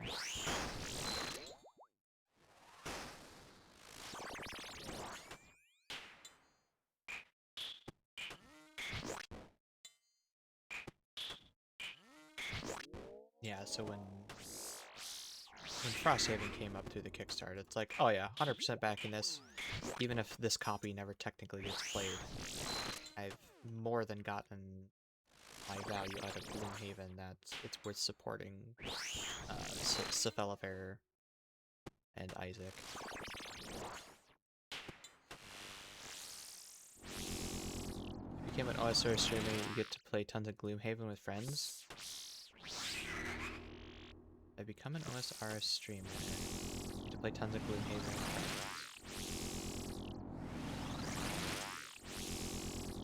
Well, while OSRS is my main game, and you know, after we're done with Gloomhaven and Crosshaven and stuff like that, OSRS will still be the default.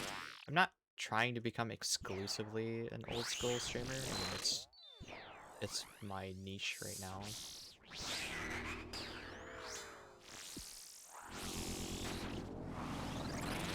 Is it? Oh, my thing right now.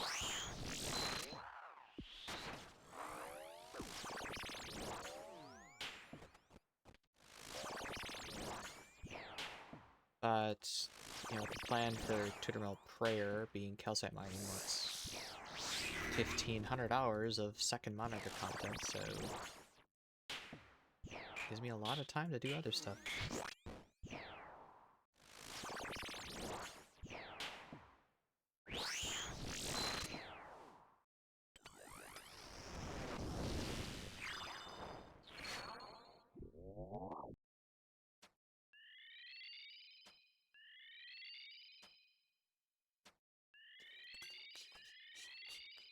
If we can find a few hundred more viewers like you, I think we could probably do that.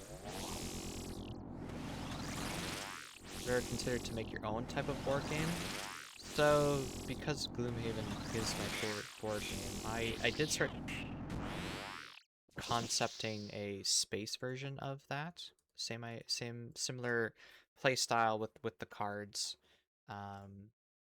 And I tried making the elements more localized rather than just be like a board-wide element that's just around. 100 more views manifesting Zammy Brews. That's the dream. That is the dream.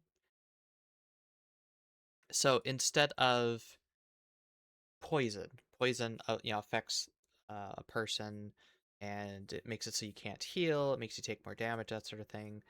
I call it a HAZ, hazard, or heat effective zone. And so that when you apply heat to a metal, it restructures the grain structure in there. It makes it softer. That's why when you're tempering or when you're doing anything with both blacksmithing and stuff, you heat the metal, you form it, because when you form it, you stretch the grains out, and then it gets a lot stronger, but it's also more brittle. And then in order to keep forming it, you have to reheat it to shrink the grain size again, so that you can stretch it again and reform the grains and then stretch it again. That's what's going on in that process. So there's scientific reason behind that, why your ship takes more damage, because it's been scorched with heat and it's weakened the metal a little bit. But the main variant, or the main idea I was trying to go off of with that was, instead of taking the the global elements as an effect, I was applying it as a localized element, and the elements would apply some of those negative status effects or positive status effects. So things like darkness. Well, what would darkness be in a sci-fi setting? Well, probably a black hole. So how would that affect the field? Well, you know how difficult terrain it takes 2 tiles to get into? Well, black holes are really good at sucking things in. So instead of that, it would be 2 tiles to exit the thing. And while you're in it, you could move around freely because it's just like circling around a black hole. But then to get out of that darkness, get out of that gravity well, I guess, you would have to spend extra movement to get out of the gravity well. And you know, if it was from an effect of an ability or something like that, um, the gravity well would be temporary, and eventually it would just dissipate because that's what elements do. But it would only affect the 3 tiles closest to whatever effect that was going on there. And then, you know, same things with fire. Fire generate, I would think of just like an explosive trap or just some flat damage. If you enter the zone, it would trigger it because your engines would ignite the gas cloud or whatever's there, and it would explode. And movement to move away costs more, but nothing else is affected such as good. Yeah, and like the doors, right? The doors of a dungeon would be, I don't know, gateway portals to other sectors inside the system, and there'd be a gravity well around that because you're going through like a wormhole, right? So same thing, you could enter that, but then to leave the portal on the other side, you'd have to spend an extra movement to get out of it. There'd be no line of sight between rooms because you're in totally different parts of the sector. or totally different parts of the system. So you can only, if you're in the portal so essentially on the door, you could see everything in that room in the previous one because it's like you're passing between wormholes. There'd be no line of sight between rooms like that. And that has a result of line of sight is just not an issue ever. You don't have to worry about, oh, is my corner of my hex touching a wall? Oh, I can't see this thing now, meh. It gives me slight aviary, and I have not heard of that one. Okay, anyways, that is.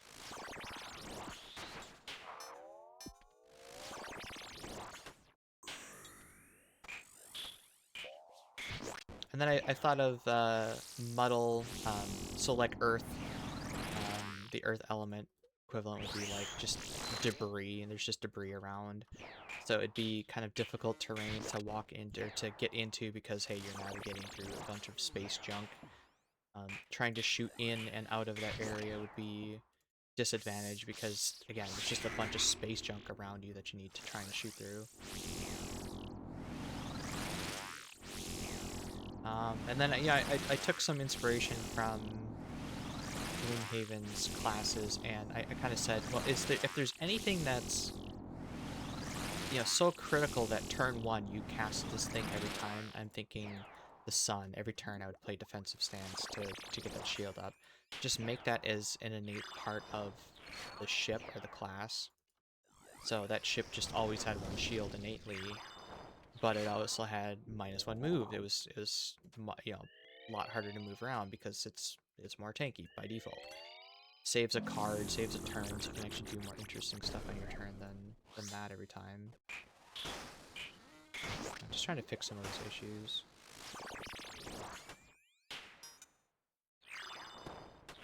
It was fun. I spent, so the only time I've taken a break from RuneScape was during that 6-month period. So it started with, I was working on Pisani Nightmare at the time. I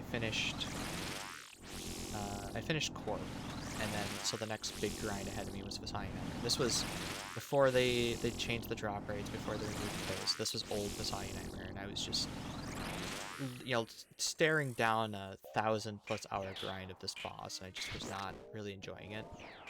And around that time, New World came out. This would have been end of 2021, right? So I stopped playing this game as much. I played New World for about 2 months straight. Really had a good time with that. And it sort of broke the hold that RuneScape had over me in that sense. I was just having more fun with New World than I was on old school RuneScape, playing or doing the sign crazy. So after 2 months of that, my friends kind of, well, you know how I play games. I hit shit really hard. I go really hard. So I was in the end game. I was max level. I was ready to do stuff, and New World just didn't have anything there for me. And the dungeons were so severely time gated that it would take like, I don't know, 20 hours of grinding to generate the materials to do one 4-hour dungeon. The value proposition was just terrible. Anyway, after 2 months of that, I switched over and played Dyson Sphere program. I finished up my level 1 solo campaign on Gloomhaven, and that really sparked the interest to try and, you know, make something of my own like that, a similar vein. So I started doing some design work and some concept art, and I didn't get so deep into the actual scenarios, and I was not very good at balancing my classes and stuff. I think I bit off way more than I could chew. I should have dialed it back and tried to make like 4 really good solid choices to start with, and then from there. But anyway, trying to come up with some story ideas and story elements and, you know, universe building type stuff.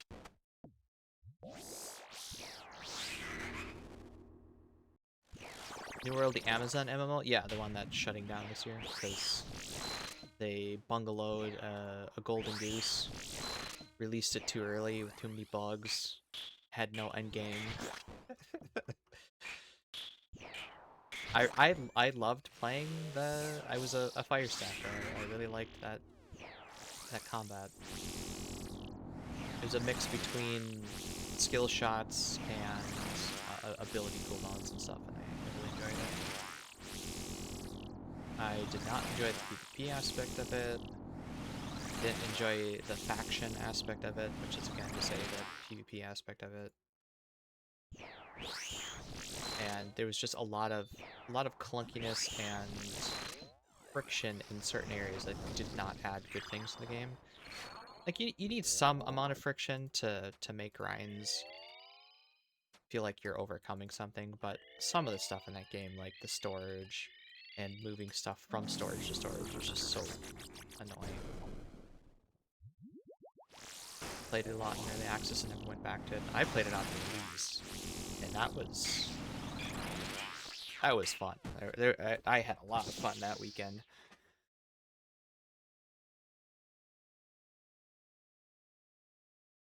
But as I said, there was a lot of bugs, and once you hit cap level, there was just nothing really to do at the time. And it took them way too long to make updates and fix things. And oh yeah, it's in an upcoming patch that's coming 3 months down the pipeline. All right, well you're bleeding players. And then after that first 2 months, I never went back. Because again, my friends had moved on because they realized how much of a buggy mess it was, and they weren't really into the grind. And it's a shame.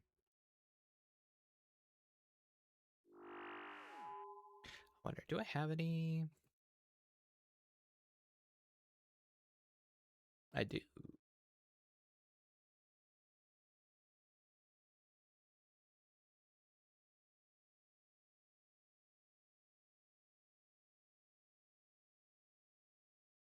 Okay, let's see if I can pull some of the stuff up. So I made do I have a good ship layout? So your character mat is a pretty big thing, right? At least for Gloomhaven, you don't really have a character mat, but I made them in ships in a shape of a ship, and so you might recognize some of this from Gloomhaven. So you have like this would be the equivalent of like a head slot. This would be the equivalent of like a boot slot, engine for movement and head slot for head slot. W's for weapons, so you'd have one-handed weapons or two-handed weapons that would take up both slots. Um, I think I was allowing for two chest equivalent pieces here, and then these would be like your small items. And again, sometimes small items could be so large that they would take up two spots. I also made some ideas that you could retrofit this to fit another weapon slot or retrofit this to fit another one of these single slots or something by giving up two small items, because there are some items like that in Gloomhaven where you can give up your equivalent chest plate to have another small item or another two small items or something like that. So and then I came up with other designs for different ship sizes for different classes, depending on what you want to do. um These were the six elements, if I remember correctly. Yeah, this is like a poison gaseous cloud. This is the stun. This would be like the lightning element. Um, this was explosive, so this would be like the fire element. This is debris, so this is the disadvantage thing, but like the air or smoke element. I think this was heat affected zone, so this would be like poison element. I'm trying to remember what this noxious cloud was. I have it written up somewhere, but and then different different cards for uh I'm trying to say for those or for where it is for like the ship slots. These would be square to fit in there, of course, and then you'd have a lower one here and a higher one here, and you'd upgrade those over time. Ability cards had a little bit more the basic ideas or the basic attacks and movements I wanted to expand on a little bit. So if you weren't an attacker, you could have other stuff. So for a top action, you could forego a top action to get a base to attack, or um, an extra attack action, or uh, +2 repair action. +2 repair action. This is a heal. What was this one? +2 base attack. +1 attack action. I don't remember what that one was. Or you could forego a bottom for the base 2 movement, a loot 1, or refresh a spent item. For ship layout ideas, not sure if it would help, but there's a game called Void Crew that kind of does something similar. We were looking at it for small reference. It like the layout wasn't really all that important. It was just more giving you the ability to slot those cards in. Because did you have a heat icon? Yeah, this is the heat icon. This is again, this is equivalent to, let's say, sun, right? Sun radiation that's affecting your metal on your ship and making you take more damage, that sort of thing. That was the idea anyways. So yeah, I called this heat. I called this explosive. Oh, and then also because these are hex icons, you'd place them in the hex adjacent to, or sorry, did I make them triangles? I thought I made them triangles. Maybe this is just the icon and they were placed on triangles. They would affect the 3 hexes around it. And, it would start out this, and this would do like half trap damage. And then at the end of the round, they flip over. So, like they're slowly getting diffused, kind of like the elements do in Gloomhaven. So it'd only do a quarter trap damage. Static, same thing. Yeah, like I said, spent a couple months on it. Had a lot of fun. Oh, I called the dark one Anomaly. It's a gravitational anomaly. That's what I called it. And then Smoke, of course. I was getting really into vector arc programs and playing around with that stuff.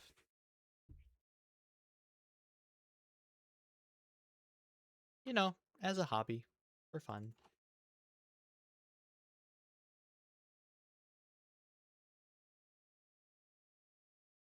I was trying to make a... Actually, I'll see if I can find it. So in Gloomhaven and Frosthaven, every enemy has an ability modifier or an ability deck, and it consists of 8 cards, and it tells them what they're going to do on the turn. So instead of that, I made like a whole sheet. I'll show you that in a second. That you would slot into a sleeve, and it would show the abilities on there. I wanted to get rid of the whole attack +0, move +0, and simplify that whole aspect of it. So all that stuff would already be calculated onto the cards themselves. I was trying to fix that.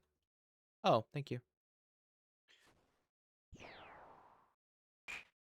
I'll be going right back to that after this one.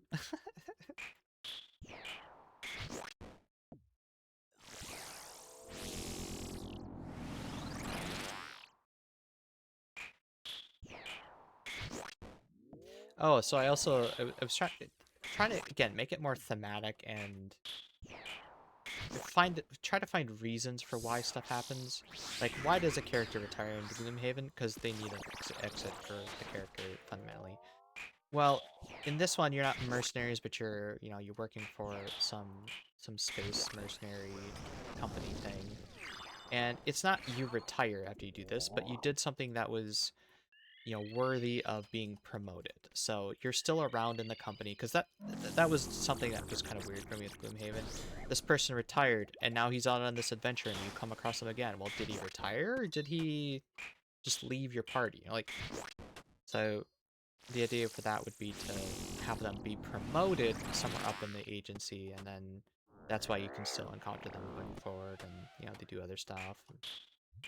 Trying to find more story-driven reasons for why people would be leaving your party. Even though I am a big fan of the modifier deck, I wanted to try and incorporate a better way to handle things like Bless and Curse, because I wanted to tie it back to rolling dice, because I do like rolling dice sometimes. There's just something about being able to roll a fistful of dice. I don't know. And so rather than a 20-card modifier deck, it's a 20-card, or it's a 20-face dice that your perks can help modify and do that stuff too.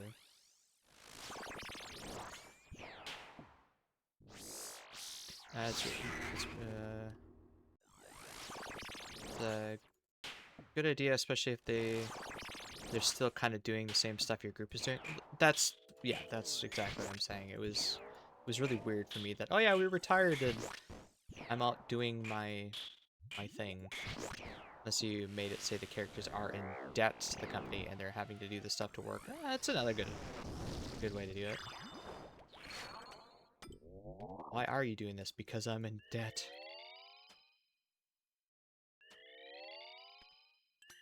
And, you know, the ship that you start out with is a very basic one that was company issued, and you can slowly upgrade it over time.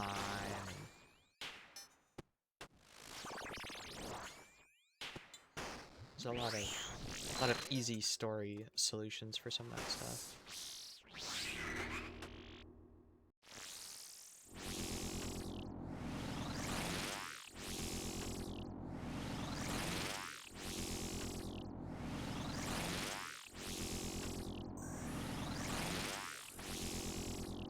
And then instead of demons, because, you know, there's elemental demons of every type, it was... What did I say? Like spatial and avatars, spatial anomalies, something along those lines, where they're sentient spatial anomalies. I'm trying to remember from, well, 5 years ago at this point, all that stuff. And then it turns out the ones who retired are all working for them because there's no real escape from them.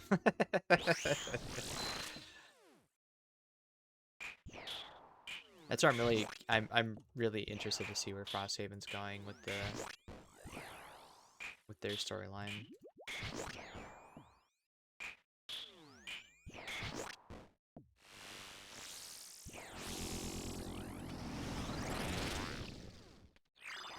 So far, yeah, aside from the couple of things I had mentioned, I haven't seen anything that really ties into Gloomhaven, really. Like, no returning characters. Some of the events that happen in Gloomhaven, you got, oh yeah, you got a party achievement for doing this. Okay, but what does that actually do? And so far, it hasn't really amounted to anything.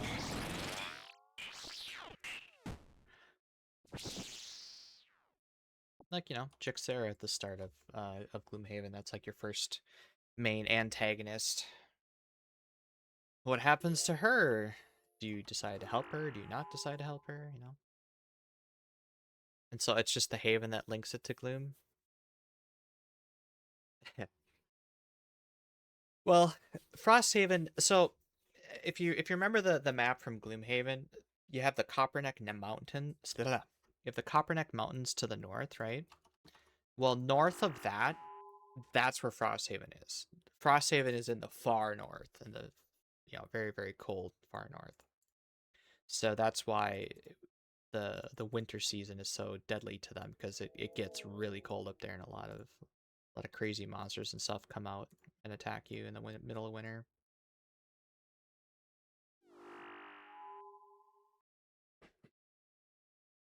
So one of our first objectives was cutting a path through the Copperneck Mountains so that we can open up supply routes from Gloomhaven and White Oak and all the other cities that are south of those mountains. Frosthaven is just like an outpost up in the far north. It's not really a city yet.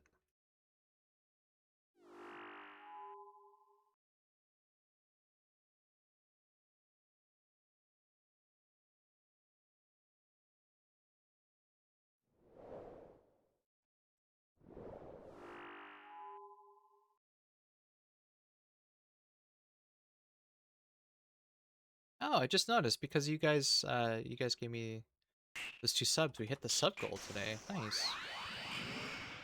We hit that 30 mark. Just having a glance at that. Woo! Sammy Bruce for everyone. I have enough to go around, that's for sure.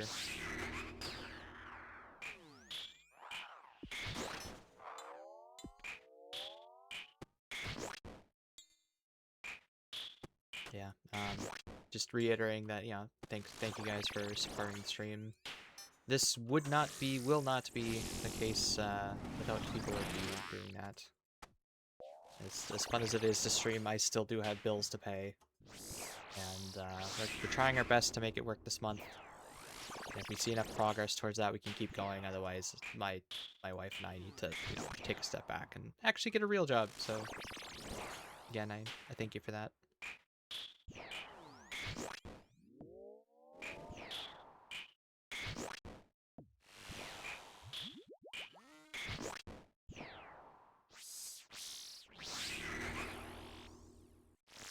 Here's hoping it goes well.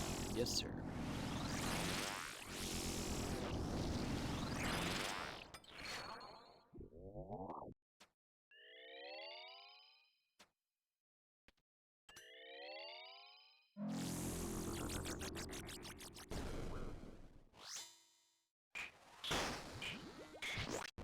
I gotta look for a bit now.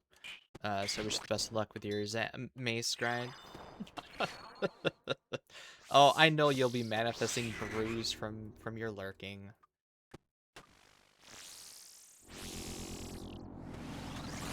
Every time I see a Zammy brew drop, I'm gonna think of you now.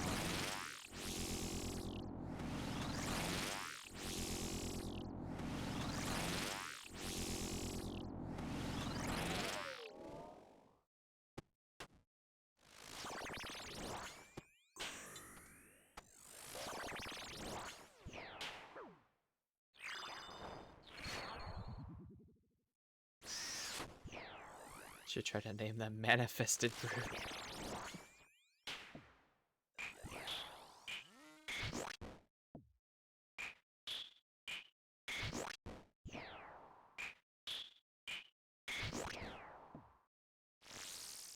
Well, a lot of content creators have left their mark on this game.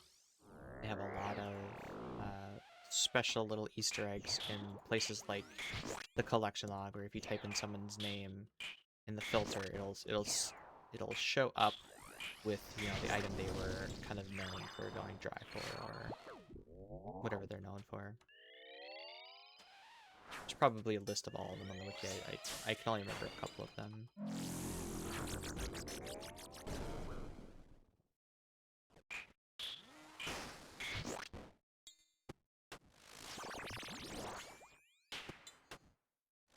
So what I'm trying to say is, hopefully we can leave our mark on this game in some way someday. My vote is the pub in Berthrop. There's a person in there named Penda, and you have to kill him for a clue step occasionally. If we can get another NPC in that area named Raku, call that a win.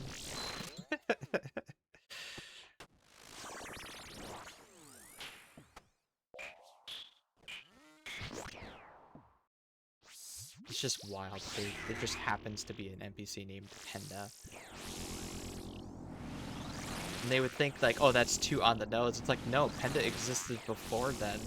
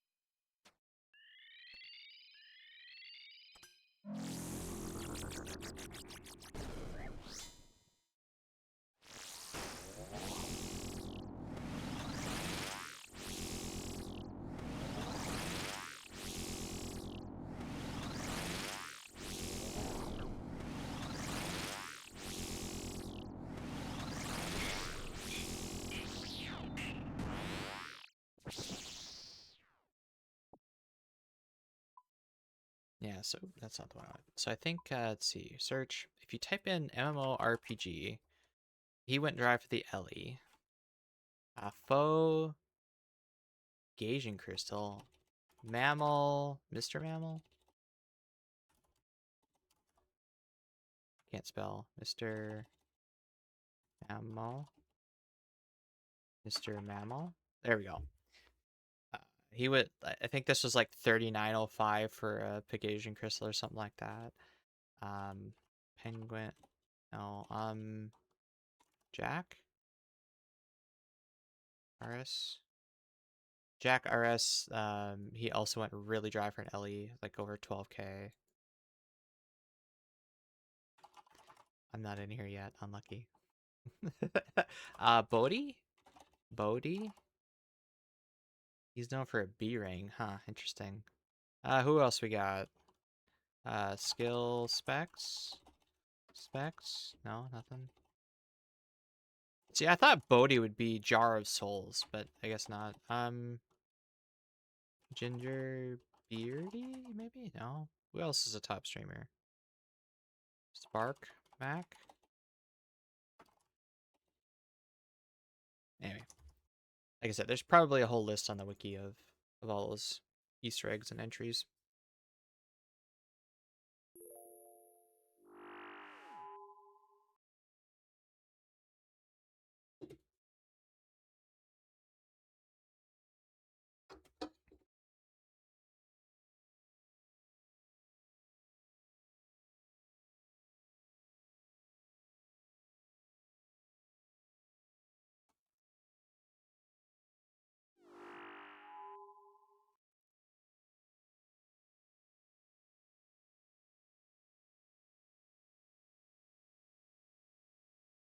Wait, what? Sneak has root beer flavor. Wait a minute. Wait a minute. Wait a minute. Wait a minute. Am I buying Sneak today? Is that what's going on? My stock has been getting kind of low, and I need caffeine.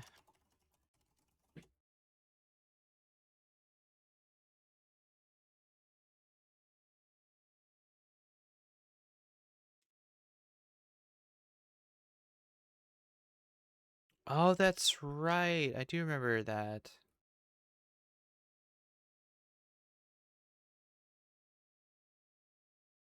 They had like soda flavors a while back. Must have brought them back. Is it available on the US side?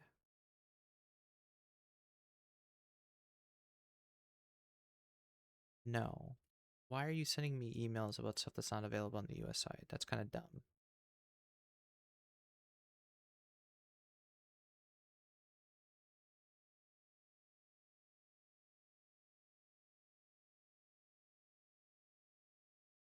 Or is it just like upcoming?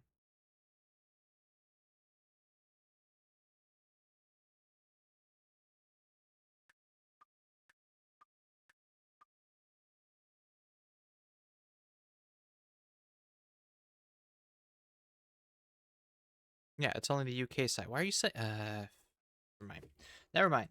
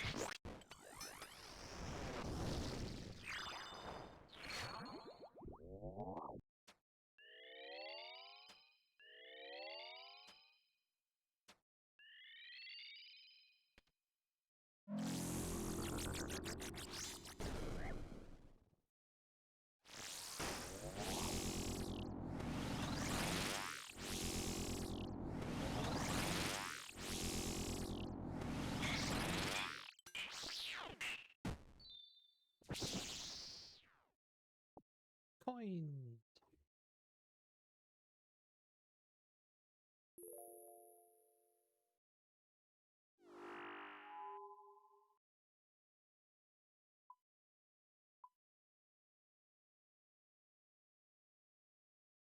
Interesting.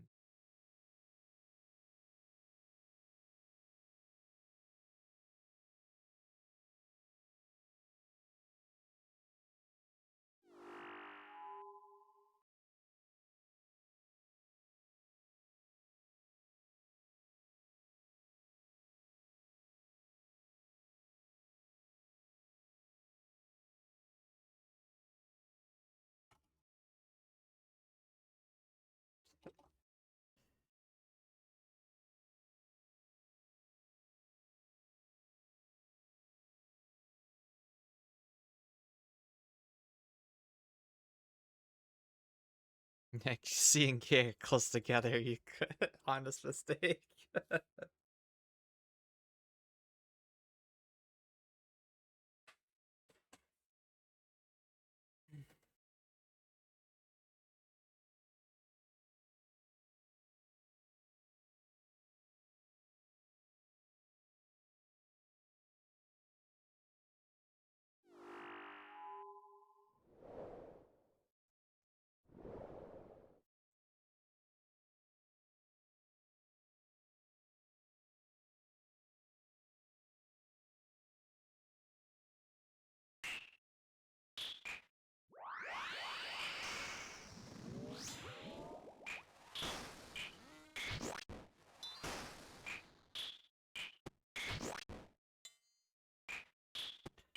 Side catalog on.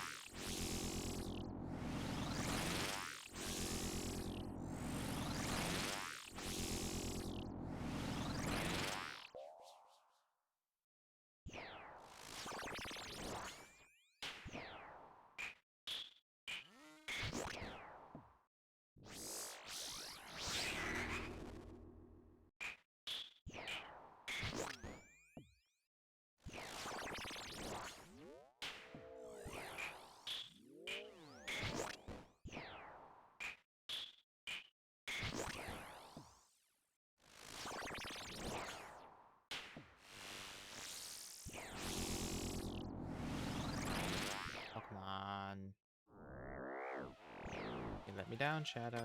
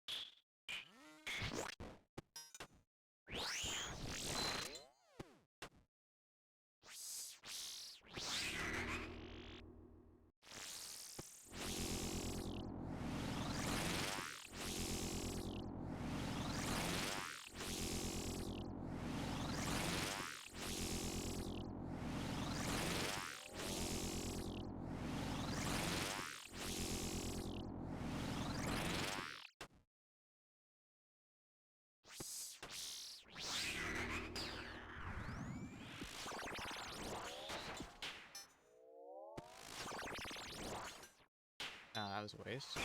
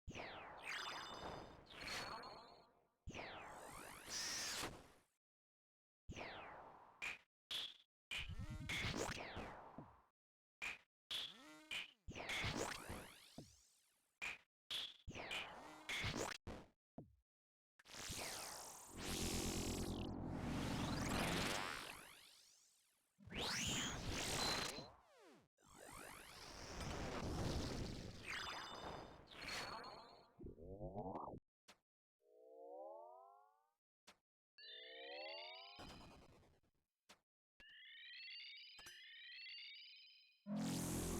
hate ending on a weird number like this, but last kill of the morning, I guess.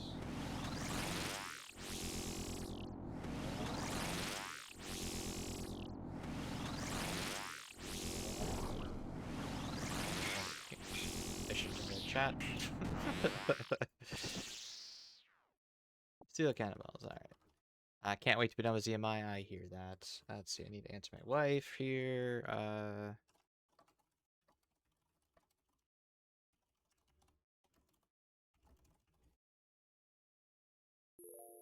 Alright, so we are going to conclude the RuneScape part of the stream today. Stick my buddy Pat's on and got Frosthaven going. Frosthaven is a dungeon crawler esque tabletop board game that's been translated into a digital version on Steam. My favorite tabletop game of all time is Gloomhaven, and soon becoming Frosthaven. So if you guys want to stick around and see that, great. If not, no hard feelings. Tomorrow we'll be right back at Pisani. And same thing as yesterday. I might do another 10 or so KC tonight if I'm feeling up to it. So just if you're around then, feel free to stop by. Otherwise, I will see you guys tomorrow. So I'll be back a little bit while we switch over.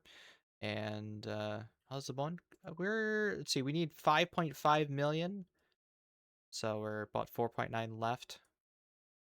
Still roughly 1,500 hours or 1,300 hours to go. Yeah, we'll be back after I switch over the games. And yep. So back in a bit.